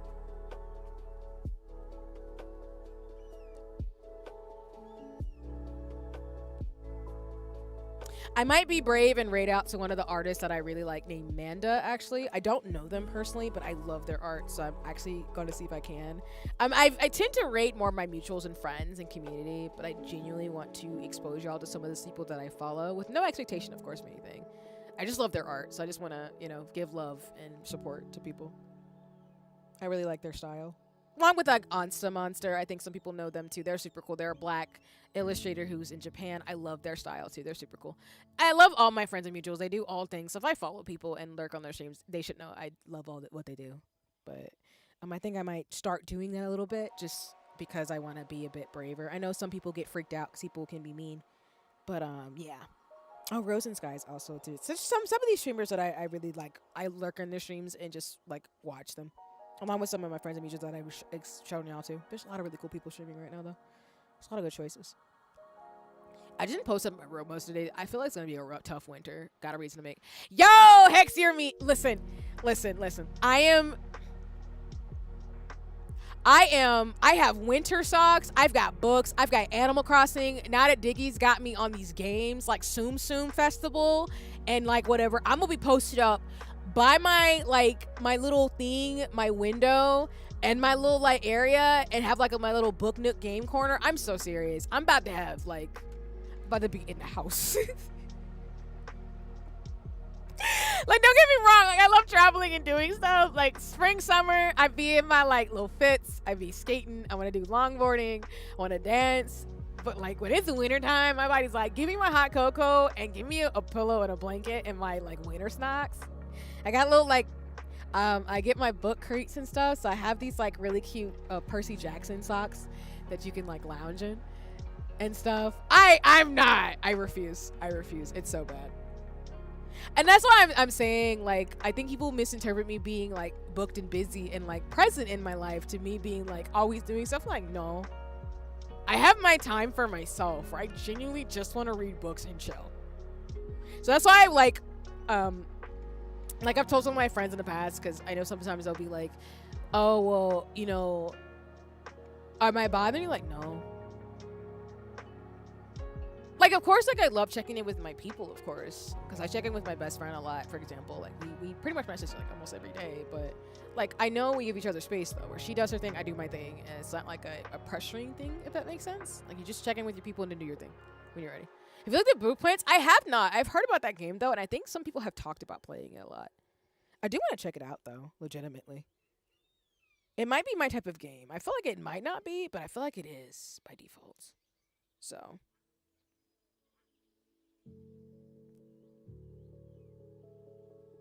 Okay, sorry, I just got something from the Lace org that I'm in about some updates.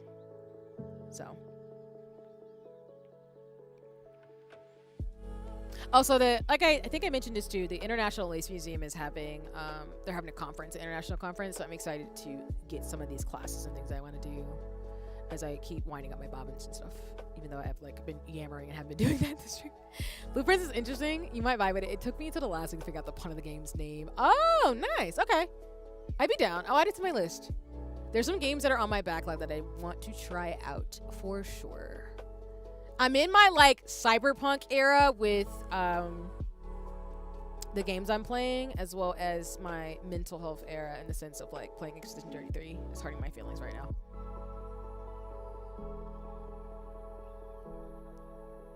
So, all right, I'm gonna maybe go for 15 more minutes and then definitely wrap up so I can make sure this person, my peoples, are okay in terms of things. I don't want to rush them, so I can do a couple more lace things too. But yeah, just as a reminder, Hoyover's keeping this new Animal Crossing game from me. I'm gonna throw up sobs. Hi, Ink. Welcome in. It's lovely to see you. Oh, Ink, are you gonna be Petite Planet? We were just talking about that earlier. Fam, let me put you on game. Also, hi. Y'all should go follow Ink. They're a super dope artists and stuff. You want to so bad? All right, bet. Did you sign up for the thing you registered? Okay, I was about to share you the link. Ink, if you play Petite Planet, you better add me, friend. Please. I was talking about Jekka, shout out to them. I did a shout out earlier. They got into the creator program. So if you actually want to check out the game, you should follow Jekka. You don't have to. But if you want to get a preview of the game, I highly recommend you follow her and like watch her streams. It is so cute. It is so bad how cute that damn game is. I'm giving Jekka another shout out. I love how an ad came up as soon as I did that. Why did you do that to me, Twitch? I want to put people on game for cute shit. Damn. Fine, I'll do my lace and shut up. Wait till the ads are over. Yeah. For those of you who have subs, again, if you're not playing Petite Planet, I'm not being sponsored here. I'm not cool like that. I'm just trying to put y'all on game for friends who do cool shit. Because I love doing that. Of course, I love to rep my community. But Jekka is playing Petite Planet, so if you want to check it out, please go follow them. They have a YouTube video, which I'll repeat for those who aren't subbed. And then they also have been playing it on streams. I've been watching and lurking with other Pinecone friends, and it's been such a cute-ass game to watch. I love it so much. It's so adorable. I'm obsessed. It's so goddamn cute. I also have to say I'm playing Zenless Zone Zero. Azzer hit me up about it. Jane Doe is a bad bitch. That's it. That's what I'm saying. Like I just gotta.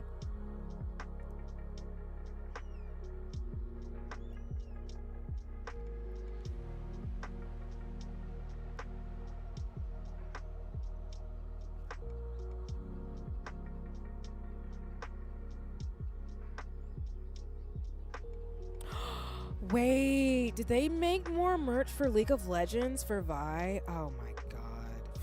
Excuse my language. Okay, welcome back to the ads. I was just saying, if you aren't following Jekka, again, I'm not sponsored by Hiverse. I'm not cool like that. I'm kidding. I always try to share what people are doing. I don't have to be in creator programs or anything to just tell y'all to go follow dope people who are doing really cool things. So I think y'all will enjoy it. But to Ink bringing up Petite Planet, if you want to check it out, Jekka. Okay, welcome back. I was just saying, Ink, like other folks too, if you want to follow someone who's in the creator program, I just shared Jekka again. They're mutual and friend of mine in the streamer space who's on my stream team. They actually just got into the creator program for Petite Planet. They actually have a couple of videos up of the playthrough for the first part of the game, and they also stream it. So if you want to check them out, they're super dope. They're a Latina variety streamer who does a lot of really cute cozy games that are in this area. But I think if you want to play it and get a preview, you should check out Jekka streams. I've checked it out, and she convinced me and a bunch of us to sign up to play it, and now I'm scared because I'm going to play a Hiverse game. Okay, I say that as if I didn't. Oh my gosh, I've had the same playlist this entire time. I love y'all because no one told me I accidentally doxed myself yesterday, and then no one's telling me I haven't been repeating the same songs this entire stream. I love y'all. Y'all just here to vibe with me. I can tell because I'm playing the same two songs. I was like, oh, my bad. It's been repeating itself this entire time, and no one said anything. Okay. Well, that's a part of my clumsy. That's a part of my charm. We're going to go with it. So it's fine.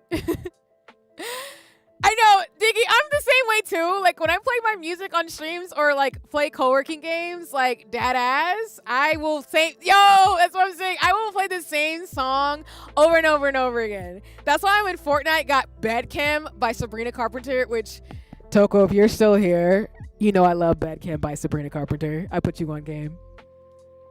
I didn't hear it, so I couldn't hear it, so that's fine. But yeah, Diggy, I repeat songs a lot. I try to keep a variety and stuff, but like, I do love playing the same song for hours on end. I will wear out a song until I'm sick of it.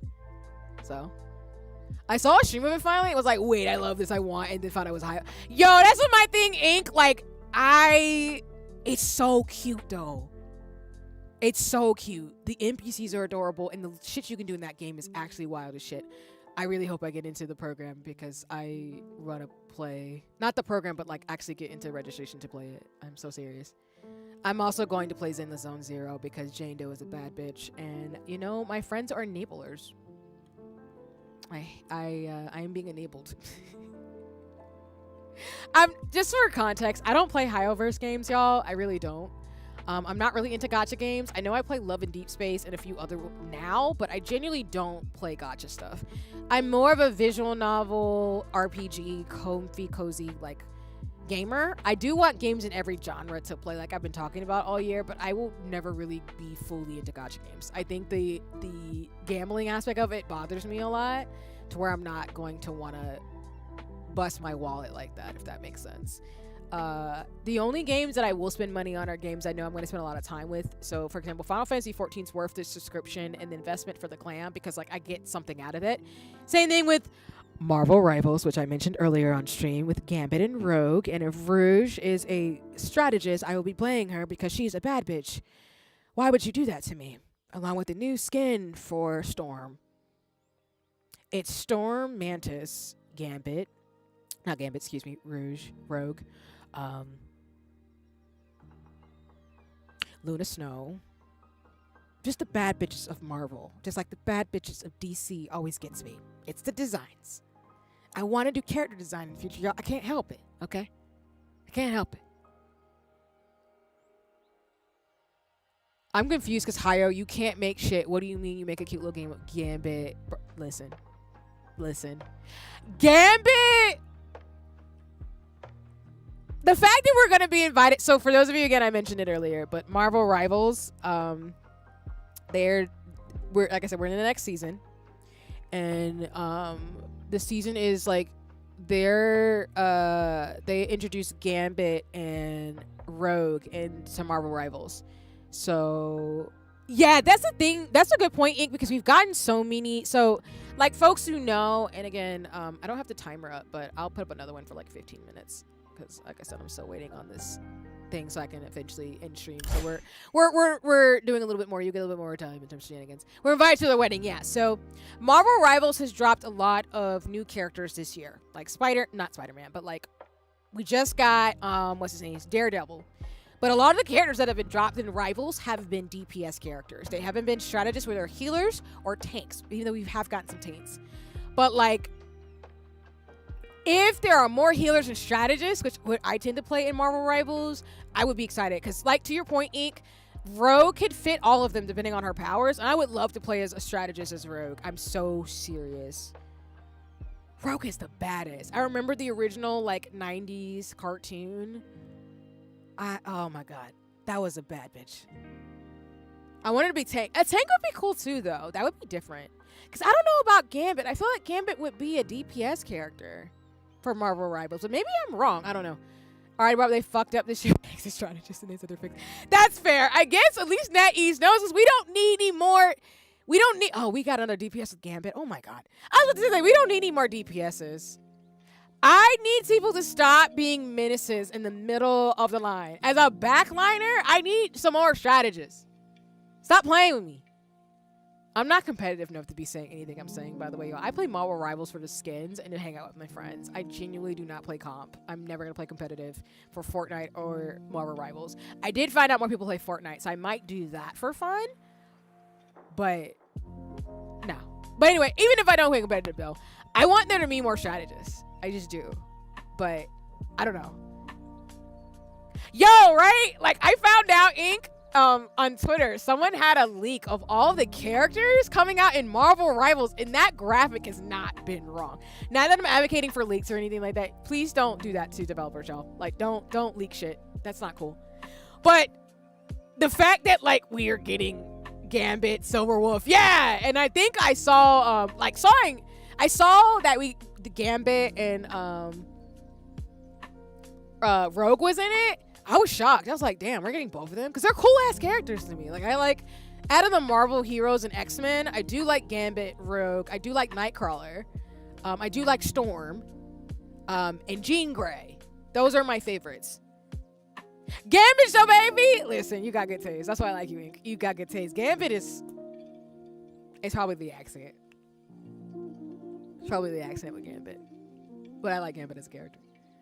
When Sione does, listen, I'm saying, I'm being honest, there's certain IPs that are gonna work for me. And I literally, Fortnite did Daft Punk, K-Pop Demon Hunters, and Gorillaz. So that was enough for me. And like their black skins are super lit. So if you have a good character customization in the game, like I'll play your game. Because I want to be black, if I can be. I want to have melanin in my skin when I play a game. I don't have to in every game, but I want to. That's just how it goes. I'll kill for that, man. I'm crying. Also, Soko, I saw your comment. Apologies. I only spent money on a gacha because it was a BL. But listen, we love it here. BL, GL, I'm here for that. Queer love. What gacha game was it called, though, Toko, if you don't mind me asking? I didn't even know there was one that exists that was BL, that was gacha. That's cool, though. I respect the concept. For real, for real. But yeah, I only I only started playing Fortnite because of K-pop Demon Hunters. I'm gonna be so honest with you, Daft Punk. Which sometimes I actually just get on Fortnite to literally do the music mode and legitimately just go into the Daft Punk experience and just remix one more time and just listen to that for an hour or two. I'm so serious. That's what I mean. Like there's little things that get me. Little things that get me. All right, I'm trying to like do a couple more of these and then like not spend too much longer because I am gonna weightlift tonight in the wee hours of the morning. There was this drama going on. Oh, Nuke. Oh, I know what you are, Toko. I'm kidding. New Carnival actually looks really cool. I've seen that one before. I don't know too much of the story. I think there was an anime at one point too. But no, I get it. There's nothing wrong with that. There was this drama going around about queer art, and I love this one person's take on it. It was so beautifully done and explained the situation. Oh, gotcha. I know what I am, see. I know. Toko, I still appreciate you, friend. You still, I'm doing a heart for you on stream. I still care about you. You act like I don't like a good BL or, GL story. Hello? Like I just found out that Kinokuniya and a bunch of bookstores are doing some special stuff around the boy that I was interested was not a boy. The person I mentioned is not a boy, but hold on a second. Hold on. Wait a minute.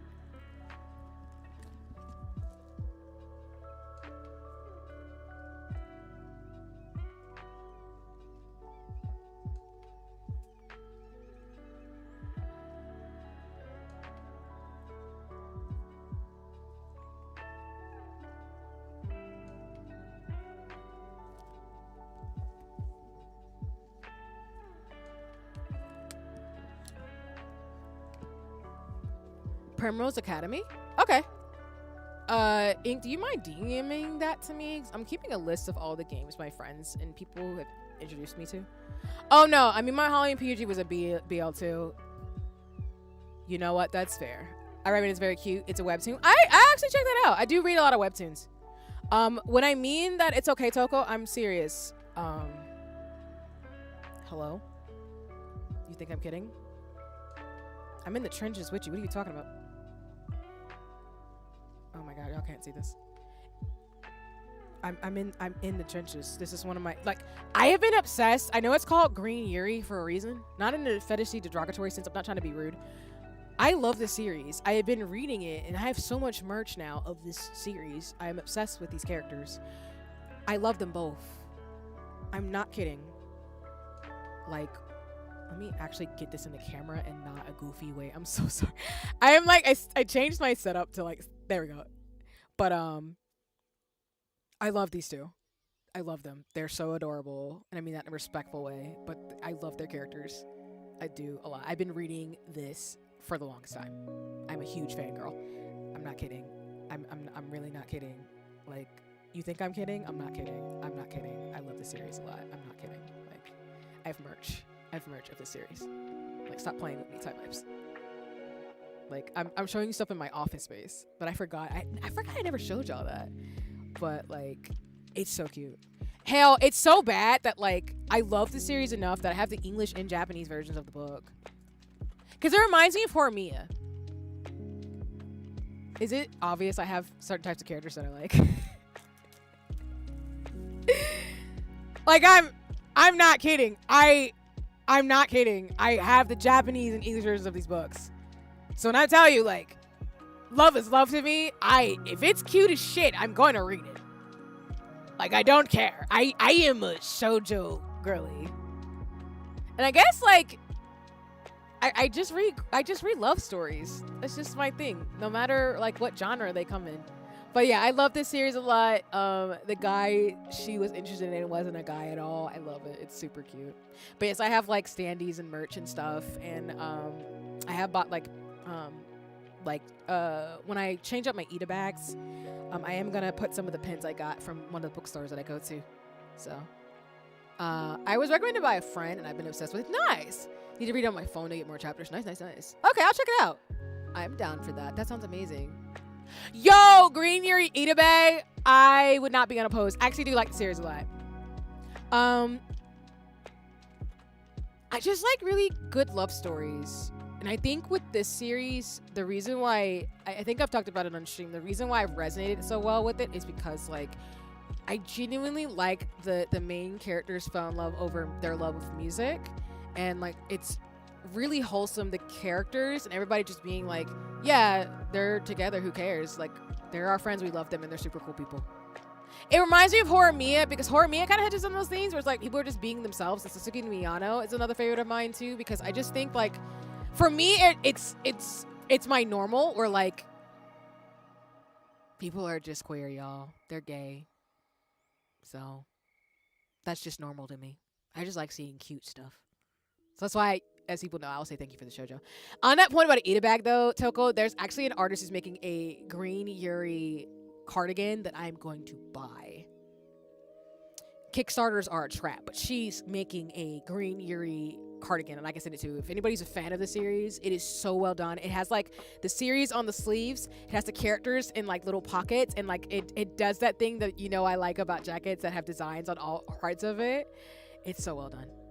I'm so excited. I promise y'all I have a budget for things. I do.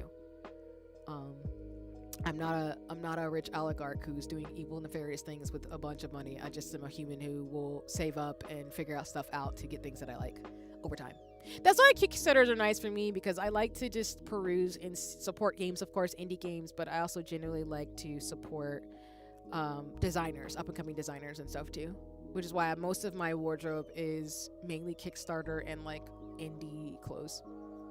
Same with makeup. Kids! Hello. Passing the co-working baton. Thank you. For those of you coming in, my name is CRC. I'm referring to an artsy scientist. I am actually like, Kate, I'm actually about to wrap up stream sooner than later, actually. So we're gonna, probably send us off to an artist to watch. But I'm just like talking because I'm waiting for, I have something I'm doing with somebody tonight. They're just doing something. My friend, of course. No, you're fine. Well, that's fine, yeah. But Kit, if y'all aren't following Kit, you should go say hi. They're super dope. I've been able to do some really fun games and hang out with them for their community night and stuff. But yeah, I'm pretty much just doing like fashion planning and stuff with a friend for a little bit. So we were gonna meet up about it this evening before I, go weightlift and do other stuff I got going on tonight. It's Monday, y'all. Because I've got some errands to run Wednesday, Thursday, and Friday. So I got to get some front end stuff done first so I won't be overwhelmed later this week. So that's just how that goes. Yes, I weightlift in the evenings. For this conversation about morning stuff, like I sometimes do like to actually like do stuff in the morning. Oh, sorry, my intro, me getting distracted. So CRC7, friendly neighborhood artsy scientist. I do co-working. I'm doing some lace stuff. I've done like one of my bobbins, but I'm gonna finish these. So next time we do stream, I will actually do my torch and lace pattern. I do co-working, games, talking about life, and just advocating for fun, fantasy, and all the things. So if you want to hang out and kick it with me as I, wrap up stream in a little bit, that's cool before you raid out. But respect, if you need to raid and run, including you, Kit, don't worry about it. If you need to take care of whatever you got to take care of, it's all goody in the hoodie. But I thank you so much for bringing folks here. And again, if you're not following Kit, you should. Having to wrangle a bunch of people was making me panic. What I'm doing is going to be great. Yeah, Kit! Like, thank you for the invitation in terms of shenanigans. I think it'll be great. If you need any help for, like, planning some stuff, I'm happy to support. Just let me know what you need. I'm happy to help plan some stuff. So, yeah, just keep me posted about it. But you'll be fine. Don't panic. You'll be great. Yeah, don't panic about it. Yeah, you'll be fine.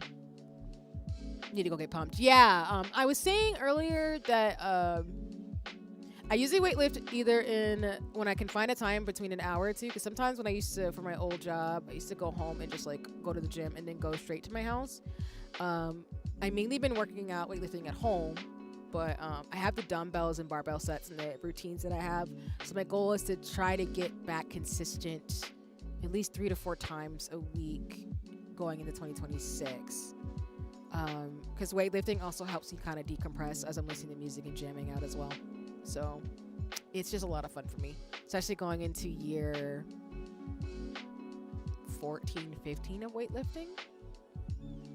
I love when I've like had to think about how long I've done stuff like dancing and shit. I have to think about it. That's the thing about getting older. It's so wild how you think about how long you've been doing something.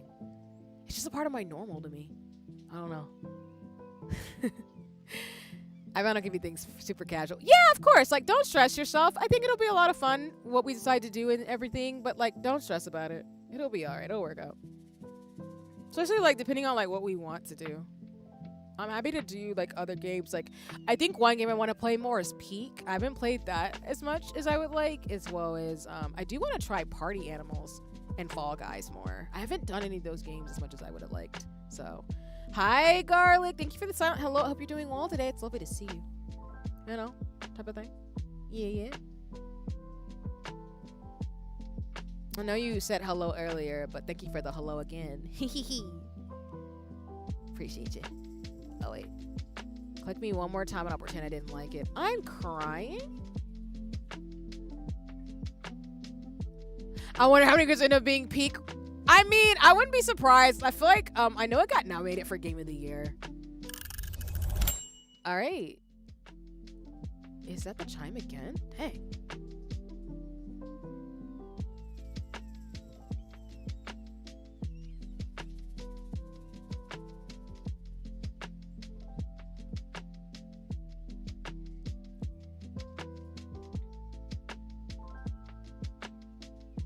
Alright, I'm just gonna keep making timers until they're ready. It's okay, they've got stuff going on, so I know them, so I'm not rushed or anything. Yeah, I mean, I think it'd be cool with Peak and other games too. So I think it got nominated for one of the games of the year. I want to say for sure. Like, I think Pink has been one of my favorite games I didn't anticipate liking, at least this year for co-op stuff. I'm so happy it's finally a popular game that I can play. Yeah, for sure. And of course, like, even though I don't do horror games, I'm actually shocked I like Repo. I do like Repo. It's just fun, and I have really good experiences with that game. So I don't hate it. It still scares the shit out of me, but I couldn't play Lethal Company, Repo, or Content Warning yet. And I get that, because those games can be scarier. One thing I actually would be interested in, Kit, is actually playing Mario Party. I haven't played that in a minute with people, and I would love to do that again. I haven't actually tried Repo, but I kind of don't want to. That's fair. I think Repo it depends. Yeah, I feel like if you're not good about horror games and can get jump scared, Repo might not be the best game. It's teetering on being too much for me. It's right at that point for me. But yeah.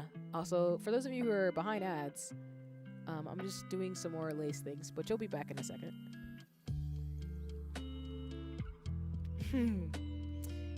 Yep. Ugh.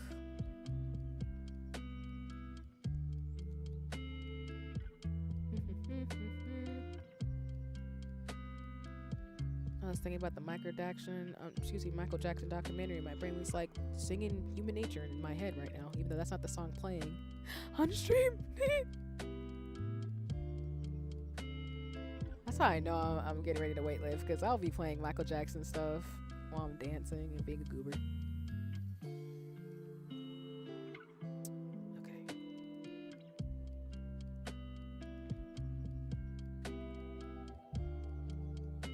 Getting so much cotton in my lace bobbins. That's so funny. I'm so goofy like that.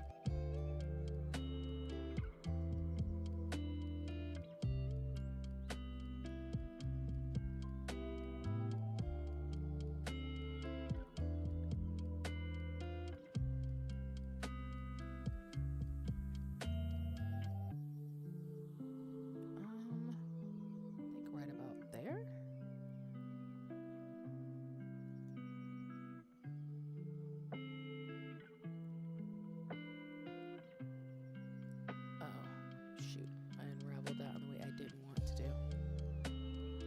Alright, welcome back from the ads. I'm just trying to like see how much I actually want to get this. This is actually on the other side. What the devil? I do it that way. Welcome back from the ads. Yeah, one game I want to try to play more, honestly, is Mario Party. But I like games like that. I just like cute co-op games. I don't get to do them as much though, because I feel like that either people don't have them or they don't want to, which is fine. But I would love to play more Mario Party if that's an option. And of course, like I've played plenty of Mario Kart, which I love that I'm in a Mario Kart area with you and everybody else who have been an attorney all year with, because I love me some good Mario Kart. I'll never get sick of it. And I do want to play Sonic. I want to play more Sonic Crossroad Racing. I know I missed the event with Hatsune Miku that was in it. You can unlock some stuff with that, but I actually would love to play more of that too. I have Mario Party. I don't know which ones. Yeah, I have Mario Party Jamboree and Mario Party 8 on the Switch. Yeah, I have Jamboree and 8. So if we want to try that, I'm cool with that too. But no pressure, of course. I'll go with whatever the group wants to do, to be honest with you. I don't have a problem with that. I just like being a goober, and I tell people as I tell everybody, as I tell friends, I ain't got nothing but love for you, baby. But when we play a game like Mario Party, we are not friends. We are not friends. I'm kidding. We are friends, but it's more the thing of like, I will probably be ridiculous.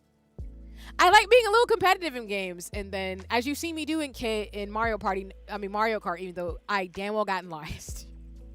Team Fairy got in last for the tourney because y'all in 200cc got some skills that I don't have, and I accept that. But I was here for the trash talking and being ridiculous. I'm not toxic in games. I'm pretty chill. I just like to be competitive and have fun. It's evil. I'm a little goober like that. I don't think anyone else has it though. That's fair. Yeah, I don't really know. I feel like more people have Mario Kart than Mario Party 8, but I could be wrong. I haven't asked, but I would be down to play it. I think it's fine. And Jamboree is actually a lot of fun too. I like the one where people do like this slicing game. That's really, really cool, where they like cut stuff up in like a DDR game. That part of Jamboree is a lot of fun. I played that with my siblings earlier this year, and it was super cool. Actually, y'all reminded me I'm doing my yearly sibling fight in Mario Kart and Mario Party. Which means we're about to be antagonistic towards each other for the rest of the year. I'm kidding. Me and my siblings have done this since we were kids. We used to do it with my other cousins too, but we used to meet up and like play video games and do tourneys, like Smash tourneys and like Mario Kart. So now it's usually just like my two siblings and I just like playing Mario Kart and Mario Party for the year. Like end of the year, just being goobers. So we usually do a tourney where we go through all the tracks and everything, but then we do whatever. I think I won last year. My brother has the Mario Kart wheel for his setup now. So we'll see what happens. But I plan to kick his ass. My sister's just in it for the fun. But my brother, me and him, we got beef. We got beef. Not actual beef. But we got beef. Exactly. Thank you. I appreciate y'all every year reminding me to kick my brother's ass. I will. If I do lose as Princess Peach, I will blame baby Rosalina, as you know, Kit. And as I was telling Steven and Brie yesterday, like, I will get my vengeance. That baby has it out for me. She's my op. She's my op in every fucking way. We love each other, but I'm the mad about everyone. Exactly. Like, I love all my friends who play Mario Party and Mario Kart, but respectfully, like, I don't mind, throwing shells and ruining your day. So, just a wee bit. It's all, but again, I'll sing it one more time. Ain't got nothing but love for you, baby. That's literally what it is. It's like, if I like you enough, I'll be competitive with you. Not to be like disrespectful, but actually being like, hey, what's good? Fight me in Mario Party. Oh my gosh. All right, I'm trying to like do these last two bobbins real quick, or this last set of bobbins, and then I think I can officially wrap up. I think.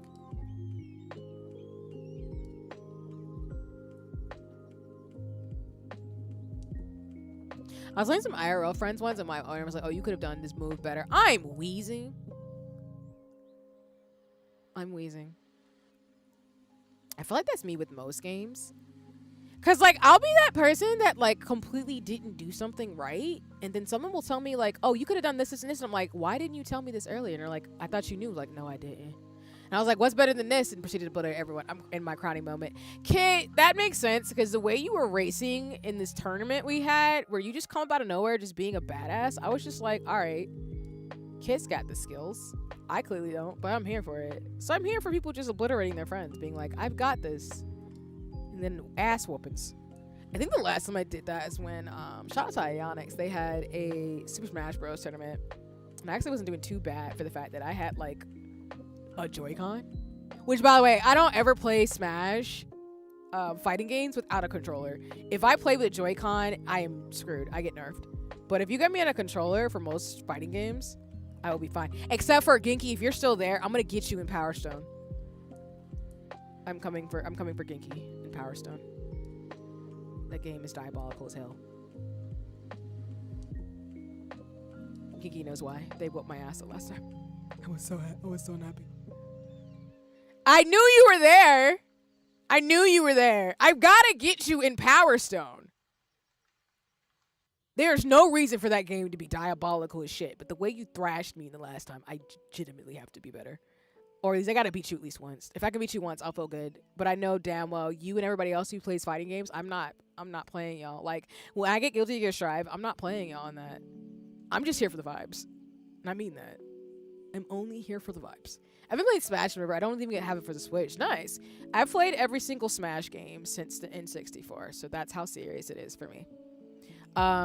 With the N64, I played as Kirby and Link. Since then, I've played mainly as Marth, Link, Zelda, and Sheik. Which is why, again, I love Legend of Zelda. Because I usually play the RPG-related characters. I do play Princess Peach, and I have played Rosalina, but those are kind of like the goofy characters I play for fun. But I tend to enjoy Smash. It's probably the only competitive game I've played the most besides Capcom vs. SNK. Capcom vs. SNK is one of my favorites. The soundtrack is baller in Capcom vs. SNK. Like, that one's a vibe. I don't remember who my main was. Gotcha. That makes sense. No worries. I believe you, though, in terms of shenanigans. I know I'm unwinding these in, like, the opposite direction of what I should do as a right-handed person, but right now my brain's like, it's fine. It's fine, see. No!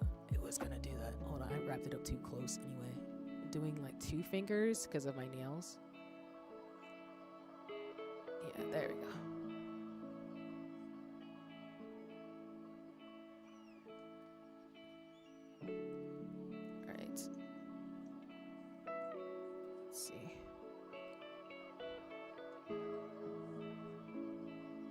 I miss Ultimate. I don't remember who was my main. I played Cloud and Pikachu. I didn't have anyone to play with after my sister got salted because I kept judging her. Get good, nerd. I'm crying.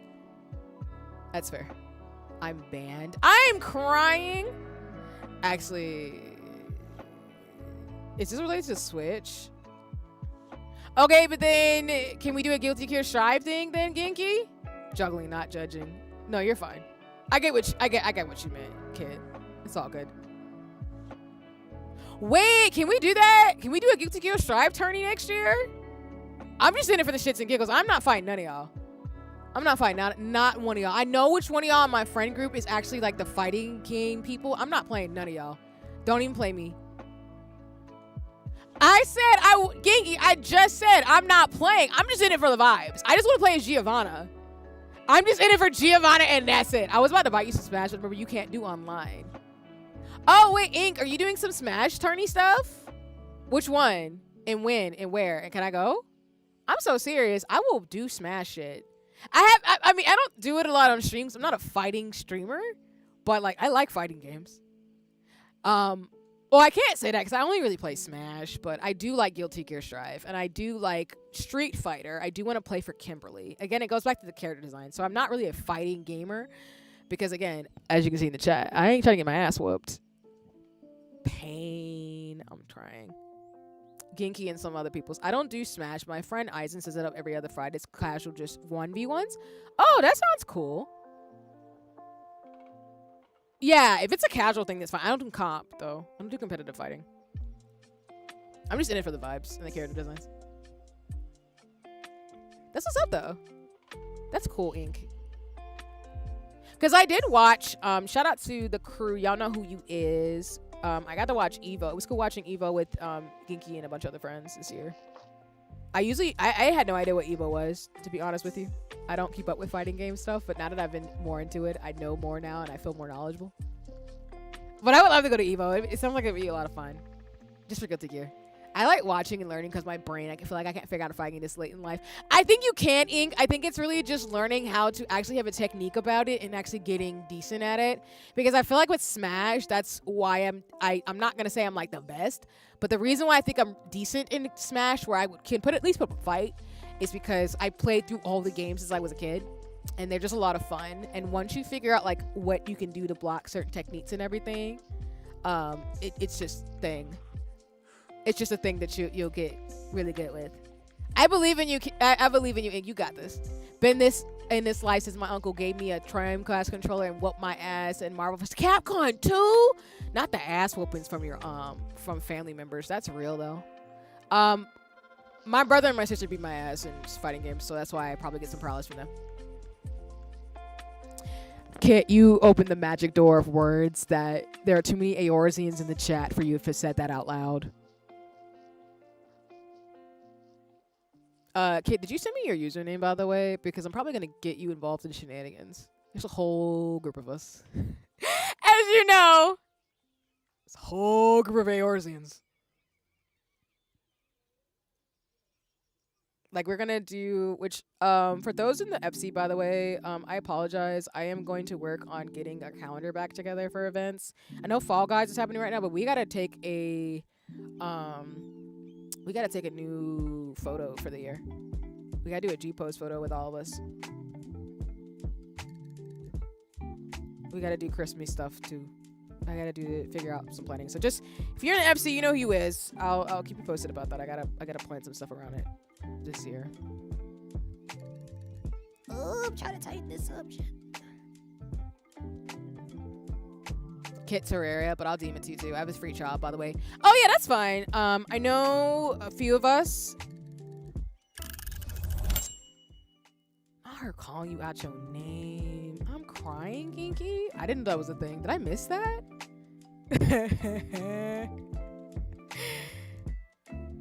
I'm alright. I was unprepared for that comment. Fall Guys is now to the 17th, and I think they're gonna slide into the Christmas events. I know quite a few games are gonna have Christmas stuff like Animal Crossing and stuff too. Girl, I'm so cute. I believe it, Kit. I believe it. And yeah, you should stick on the free trial for a while, Kit, until Stormblood. So that way you can just enjoy everything too. Also send a pic. Thank you. And Ink, I just got your message too. Thank you for that too as well. All right, bet. I think I will have to prepare for the. I'm crying. Your character's pretty. And thank you for the webtoon. Oh, this webtoon looks adorable. Oh, I love this art style. Oh, I love the character designs. Oh, I'm trapped. All right, everything's pretty. Thank you. Thank you. Yeah, we'll add you, Kit.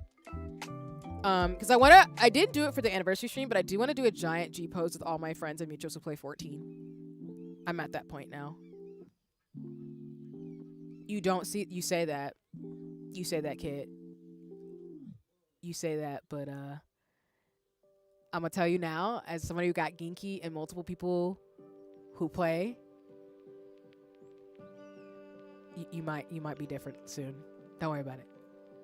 Join the rabbit hole. I'm kidding. If you'll usually see how you feel about it with the first 30 levels. If you don't like 14 after that, then yeah, I don't think you're gonna like it past that. The first 30 to 50 levels usually like. And listen, Kate, I was the same way. And I'm now 2 years in this. I'm 2 years in this. I promise you, I was there with you. I did not think I would ever get into an MMO. And I'm still here 2 years later. So just a heads up. If you don't like it genuinely, that's fine. But just know, Genki said the same thing, and a bunch of friends said the same thing, and now they're all indoctrinated and at least jump on it like once a week. So, yup, it is an oh-no. It is an oh-no. Deadass, I'm so serious. It's an oh-no. So...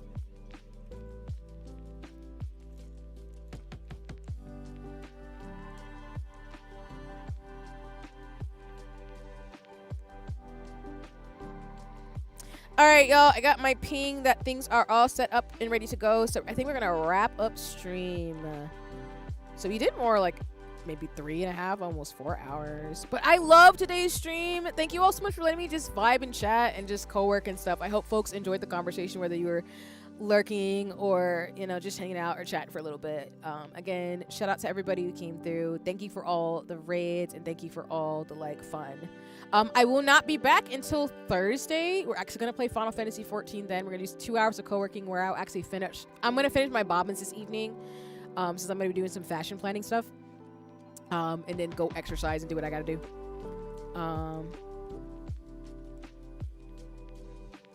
Give me 1 second. I'm just trying to respond really quick. Okay. Also, friends and folks know that y'all can hit me up even if I'm not streaming. I will respond to you as soon as I can. So you're all goody.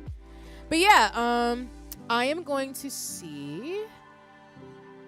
I had a target for raid. But yeah, thank you all for joining me. I will finish. So the plan for lace stuff on stream is that I'm going to finish my bobbins fully before Thursday's stream. And then we're going to work on our torch and lace sampler. I'm going to do another fans and spiders on stream, but I want to do torch and lace to kind of plan out my patterns, as I can print out some of these on the cardstock paper. So that way the next couple of streams for co-working and things like that too will be focused more on doing some of these projects, doing some Hobonichi, and just having some fun. I might be in my nails on Thursday. I'm not sure. I might switch them out and take a break like I always do in terms of things. Because I genuinely just, I usually say on stream, I do pretty nails, get my stuff done, and leave them on for 1 to 2 weeks. And then I usually take a break for a week, and then I put some more on if I want to. Depends on my mood and everything. But again, thank you all so much for joining me, whether you're watching me morning, afternoon, or evening. I want to do more streams like this where I can just kind of chat, chill, hang out, and do some co-working. I've been wanting to do that for a few years now. I just needed to figure out my feel of it and have a better setup, which I feel better now that I have this camera and everything, to where I can do sewing and lace and stuff, because I want to do a lot of crafts during co-working, and then game and stuff afterward, which is not gaming tonight because I had some stuff that I needed to do. So let me see.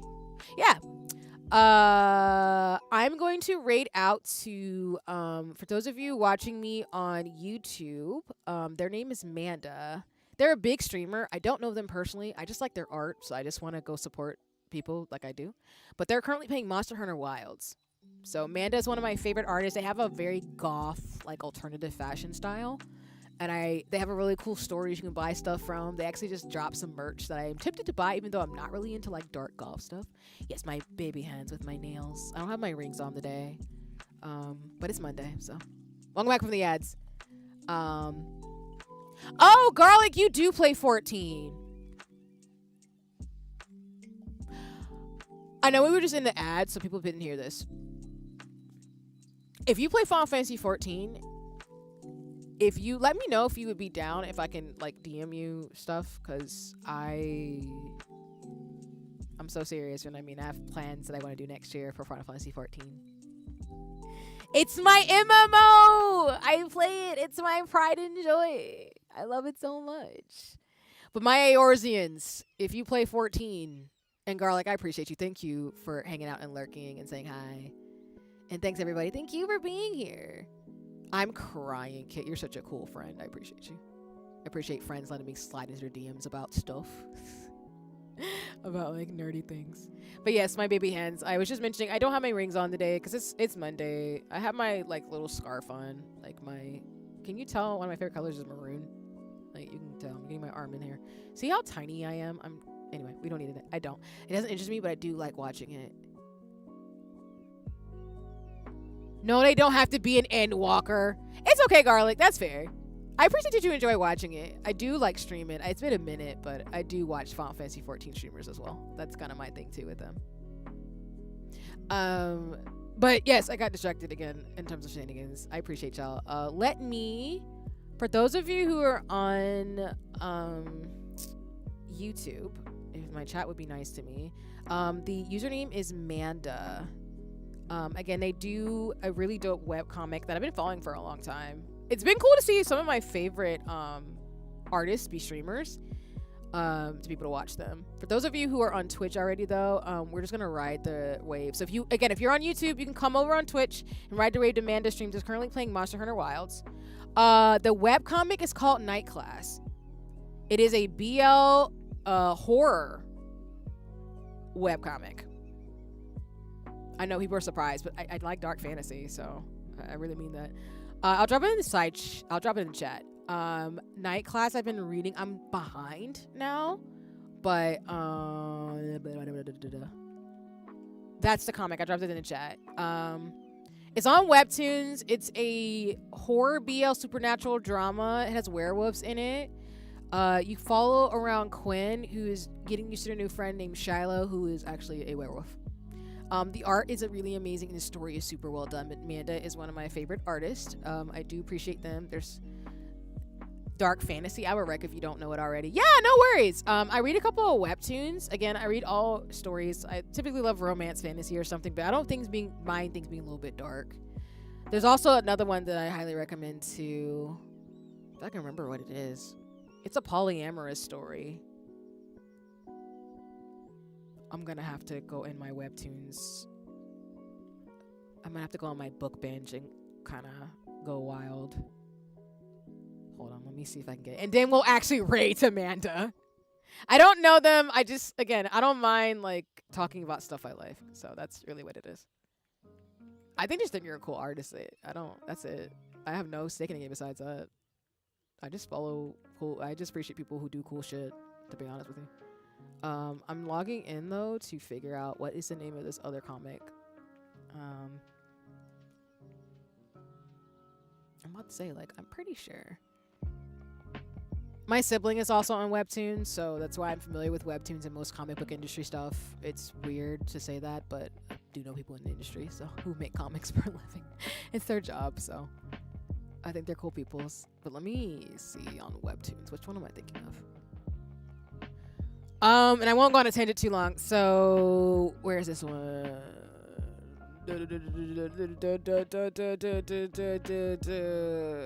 Yeah, my other friend who makes their webcomic is also on here too, on Webtoons. I forgot that their comic was on here. So, but yeah, you can DM me the dark fantasy kit.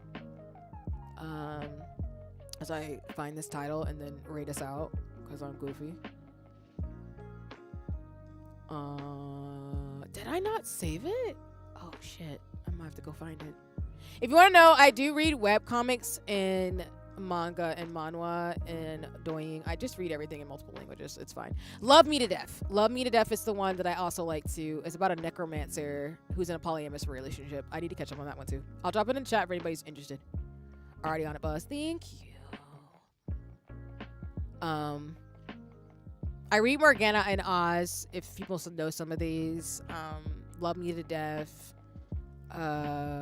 What's another one? Castle Swimmer is another one that I read. Daybreak by Musop. Countdown to Countdown is another one of my favorites. I actually have the first Countdown to Countdown manga. And then the person who I know and appreciate, who I need to go check in and say hi to them.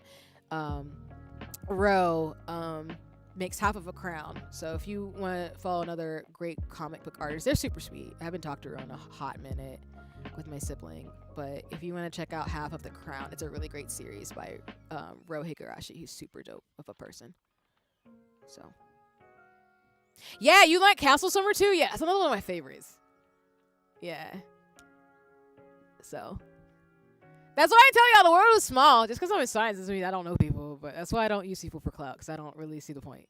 If I meet people, It's fine. It's not really a flex. It's more like, just go follow these people and support them, give me your money. Like, go buy from Ro. She's super fucking cool. I don't know if her book has come out yet, but I'm hoping to buy the first volume when it actually does come out. But either Half of the Crown is super dope. It's supernatural romance. But again, that's why I'm saying I like dark fantasies and fairy tales and stuff like that too, and everything else. And of course, my sibling has a manga, so if you want to read that, I can send it to you in a DM if you're ever curious. But my sibling has 2 stories out. One's a hiatus, the other one she's still working on. But that one's been published, so well, she's given out. She's been to cons and stuff. So all to say, I know I love my comic book. Shout out to my comic book people. And if you want to do manga/comics, please go be a badass and go do it. It's possible. Don't give up. We need your art out here in the world, so go be great. Oops, I sent not 1 but 3. I appreciate the 3 you sent me. Thanks. Okay, Brimstone and Roses. Pooter and Honor. Okay. And Sister Claire. Got it. Okay, I'm gonna check these out. I still gotta finish the ones, like, okay, we're gonna have some more conversations about, like, webcomics. I can already tell we have similar taste. I appreciate it. All right, let me stop talking. I'm gonna keep y'all here longer. Again, I appreciate and love all of y'all. Thank you, whether you're watching me morning, afternoon, evening, whether you're lurking, watching the bot. Thanks for being here. I appreciate you. Like I said, we're gonna go right out to Manda. I, again, just follow Amanda, so I don't know them personally, but they're playing Monster Hunter Wilds, and y'all know I'm a Monster Hunter fan. But I will be back on Thursday for some co-working and hanging out. I will finish this up, and then I'm going to play a little bit of Final Fantasy 14. So my Eorzean friends, for Endwalker, the goal is to play some Endwalker. I may or may not be in my nails. I don't know. We'll figure it out. But either way, my goal is to try to finish Endwalker this month. It's been too long because I want to do Pilgrim's Traverse. So I'll hit up folks who are in Endwalker if you want to join in with me on that. I do want to do that to get the weaponry in the game. So I'm super excited about that.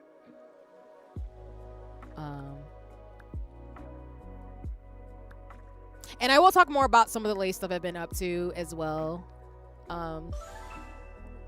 Your girl is, I won't.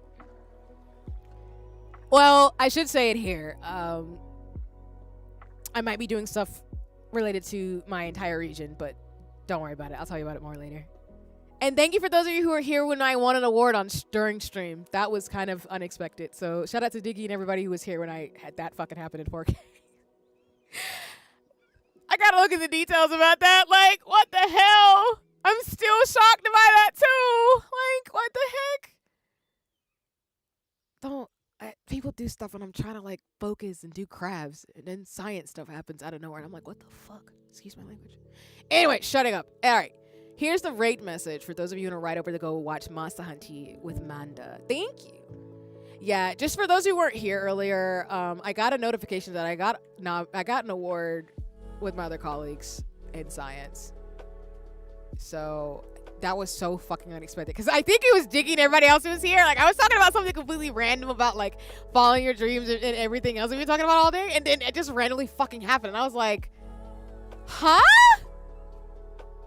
But yeah, I'll show friends and mutuals. I'll give y'all more details of what happened. It's actually wild as shit. I'm so serious. So whatever. I'm adding to my resume as I get ready for school. It's so fucking weird. Life is funny like that though. It's fine. Yeah, that's it. This is the raid message. The C train is here. The Magic Shannon is here as always. If you do have a sub, I need to remember. Thank you all for those of you who are subbed. You don't have to be subbed, but if you are, I appreciate you. Just so you know, there are emotes coming. I will not say anything else, but they are coming, and I'm excited. I'm finally doing things. But that's a raid message if you're not subbed. If you are subbed, we're going to ride out with Luna Snow. Look at her in her 2099 form. You can either use mine or Genki's. Honestly, we're going to use Genki because shout out to Genki to go in terms of modding. Thank you for being a dope mod. I appreciate you, friend. And that's it. Like I said, thanks for kenking it with me. I'm going to go do some shenanigans. I'm going to go get food, and I'm going to go figure out my weightlifting and like respond to messages. But yeah, I'll be back on Thursday for more Eorzean shenanigans, co-working, and then Saturday we're going to do a mutual aid stream with other Pinecone friends to help support our friends and mutuals, which good timing because Nightbot just dropped a message in there. As always, folks are fundraising for different things. I will make sure I update my Twitch this week when I'm not streaming for the links for supporting folks for food stamps, food insecurity, and just other initiatives and programs and services and things that are going on, including keeping some links for To Write Love on Our Arms, Trans Empowerment Project, and other organizations and groups. Like I always say, y'all, you do not have to sub to me. If you are, I appreciate it, of course.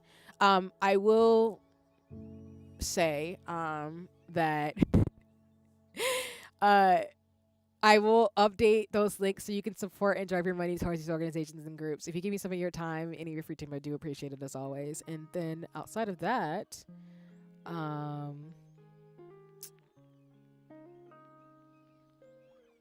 I think that's everything. Yeah.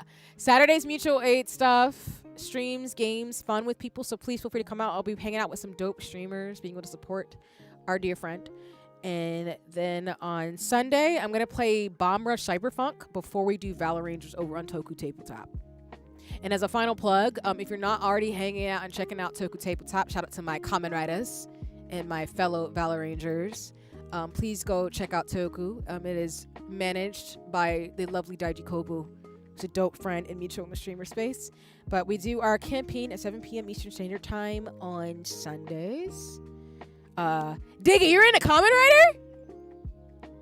Diggy, you gotta follow Toku Tabletop. There's a Kamen Rider campaign. It's a Kamen Rider campaign. And Ultraman. And Power Rangers Super Sentai. I'm shaking your hand. I want you to know, welcome. You have found Genki, and like a lot of my community is into Kamen Rider, Ultraman, and Super Sentai. So if you're into that, you have found your people, because people will not stop talking about it. Not that I'm not telling them not to, but now I'm becoming more in the rabbit hole of Kamen Rider, where I know way too much. And I'm watching Zets with folks. Which, by the way, Genki, we gotta watch that. I think we are behind a few episodes, as well as I'm watching Go-Go Loser Rangers and the other one. Yeah, Zets is fun. It reminds me of Persona. Yeah, I've been watching that with some friends. And yes, Genki Tokutatsu is not left. And I feel like I'm not going to be as big as a fan as my other friends like Genki and stuff, but I still appreciate Toku stuff to where I'm like really into it more and more in terms of Kamen Rider and everything. So, so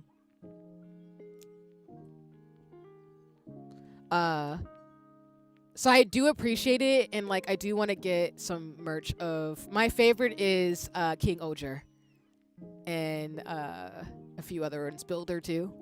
But if you hear me in a while just going, King Oja, it's because I love Oja a lot. I think it's really fun. It's really goofy. I like goofy ass shows.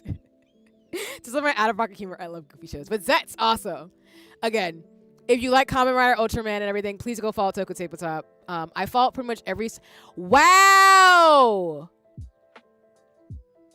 Okay, Diggy, yeah, you're gonna get along with a lot of people I know, including Genki in the chat. Y'all should just, like, talk. Like, be friends. Not that I'm saying that I'm not going to force y'all to be friends with each other. But, like, y'all should talk. Because the rabbit holes that Dai, Genki, Paz, and a bunch of people I'm in community with go into about every Kamen Rider series is impressive as shit. And I'm here for it. I know way too much about Kamen Rider now, which is fine with me. I think it's cool. I will never not tell my friends to not tell me, like, please hyperfixate and dump onto me all the shit that you love. I want to know.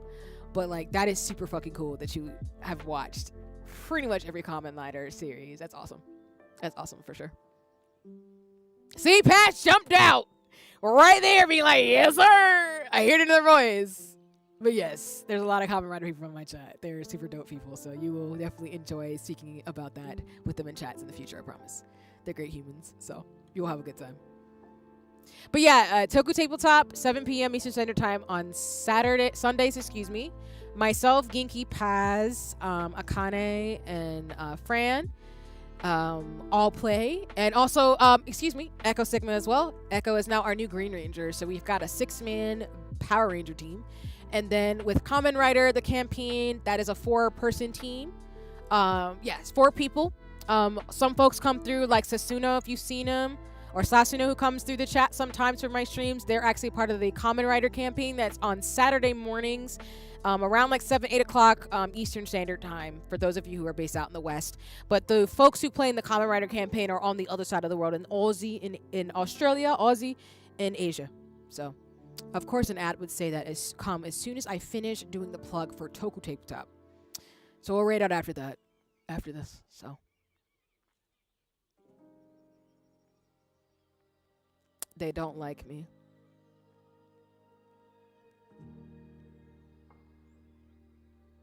I'm laughing that Mia likes those and you don't, Genki. That's so funny. It's okay. She weird. I love her though. I know that's your boo thing. That's your boo thing. I think that's really cute. Thank you for the shoujo. I'm always here for friends gabbing about their partners. I think it's really sweet. So, as a shoujo girly myself. Started with Peak Fiction. Yeah.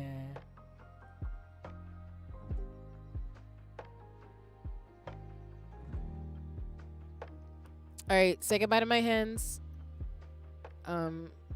Me being goofy, you will see them on Thursday with or without nails, and then we'll do 14. Saturday is games and mutual aid, and then Sunday will be Bomb Rush Cyberpunk and Valor Rangers. And next week I will have some special treats for you all too. So there's some games that I got some codes for that I will be playing with you. So I will let you know what those are. Welcome back from the ads. I'm just repeating my schedule and just reminding y'all I've got some special treats next week. So, but all right, let me actually wrap up. I gotta go. I'm running behind schedule. Again, I will try to do some of these probably for the next month or two. It's just jumping on like earlier in the week to do some just co-working and chilling so I can get my schedule together and kick it with y'all. So thanks so much for hanging out with me. Like I said, we're going to go raid out to Manda. Again, please use the raid messages. Be kind and please respect all the rules and things like that too. And I hope you enjoy some Monster Hunty as well as appreciate checking them out. Other than that, yeah. I will see you sometime in the future. Stay safe, stay well. Don't lick doorknobs. It's respiratory season, so keep mindful of your health and well-being. And I'll see y'all sometime soon. Thank you for hanging out with me. If you have been chatting with me and stuff, feel free to hit me up. You know where it is, somewhere on Discord, somewhere on the internet, being goofy. I'm gonna get food and probably figure out my life in terms of like patterns and stuff. And then also exercising. Today is leg day. Leg and arm day. Maybe back day? I don't know, actually. I need to remember. I'll remember, and I'll let y'all know next time on stream. How about that? But 3 times a week, which means I'm going to be in pain. I'm going to be in pain this week. It's going to be great. I don't advocate for you being in pain. I know there's a little bit of a burn when I exercise. So, again, I want to be a tiny tank in real life. Anyway, bye-bye for now. Take care, everybody. Love to see you. Stay safe, stay well, be socially responsible, and please enjoy men if you're going to lurk in the chat, too. But until then, take care and have a nice one. Bye-bye for now. Huzzah, huzzah. Let's go.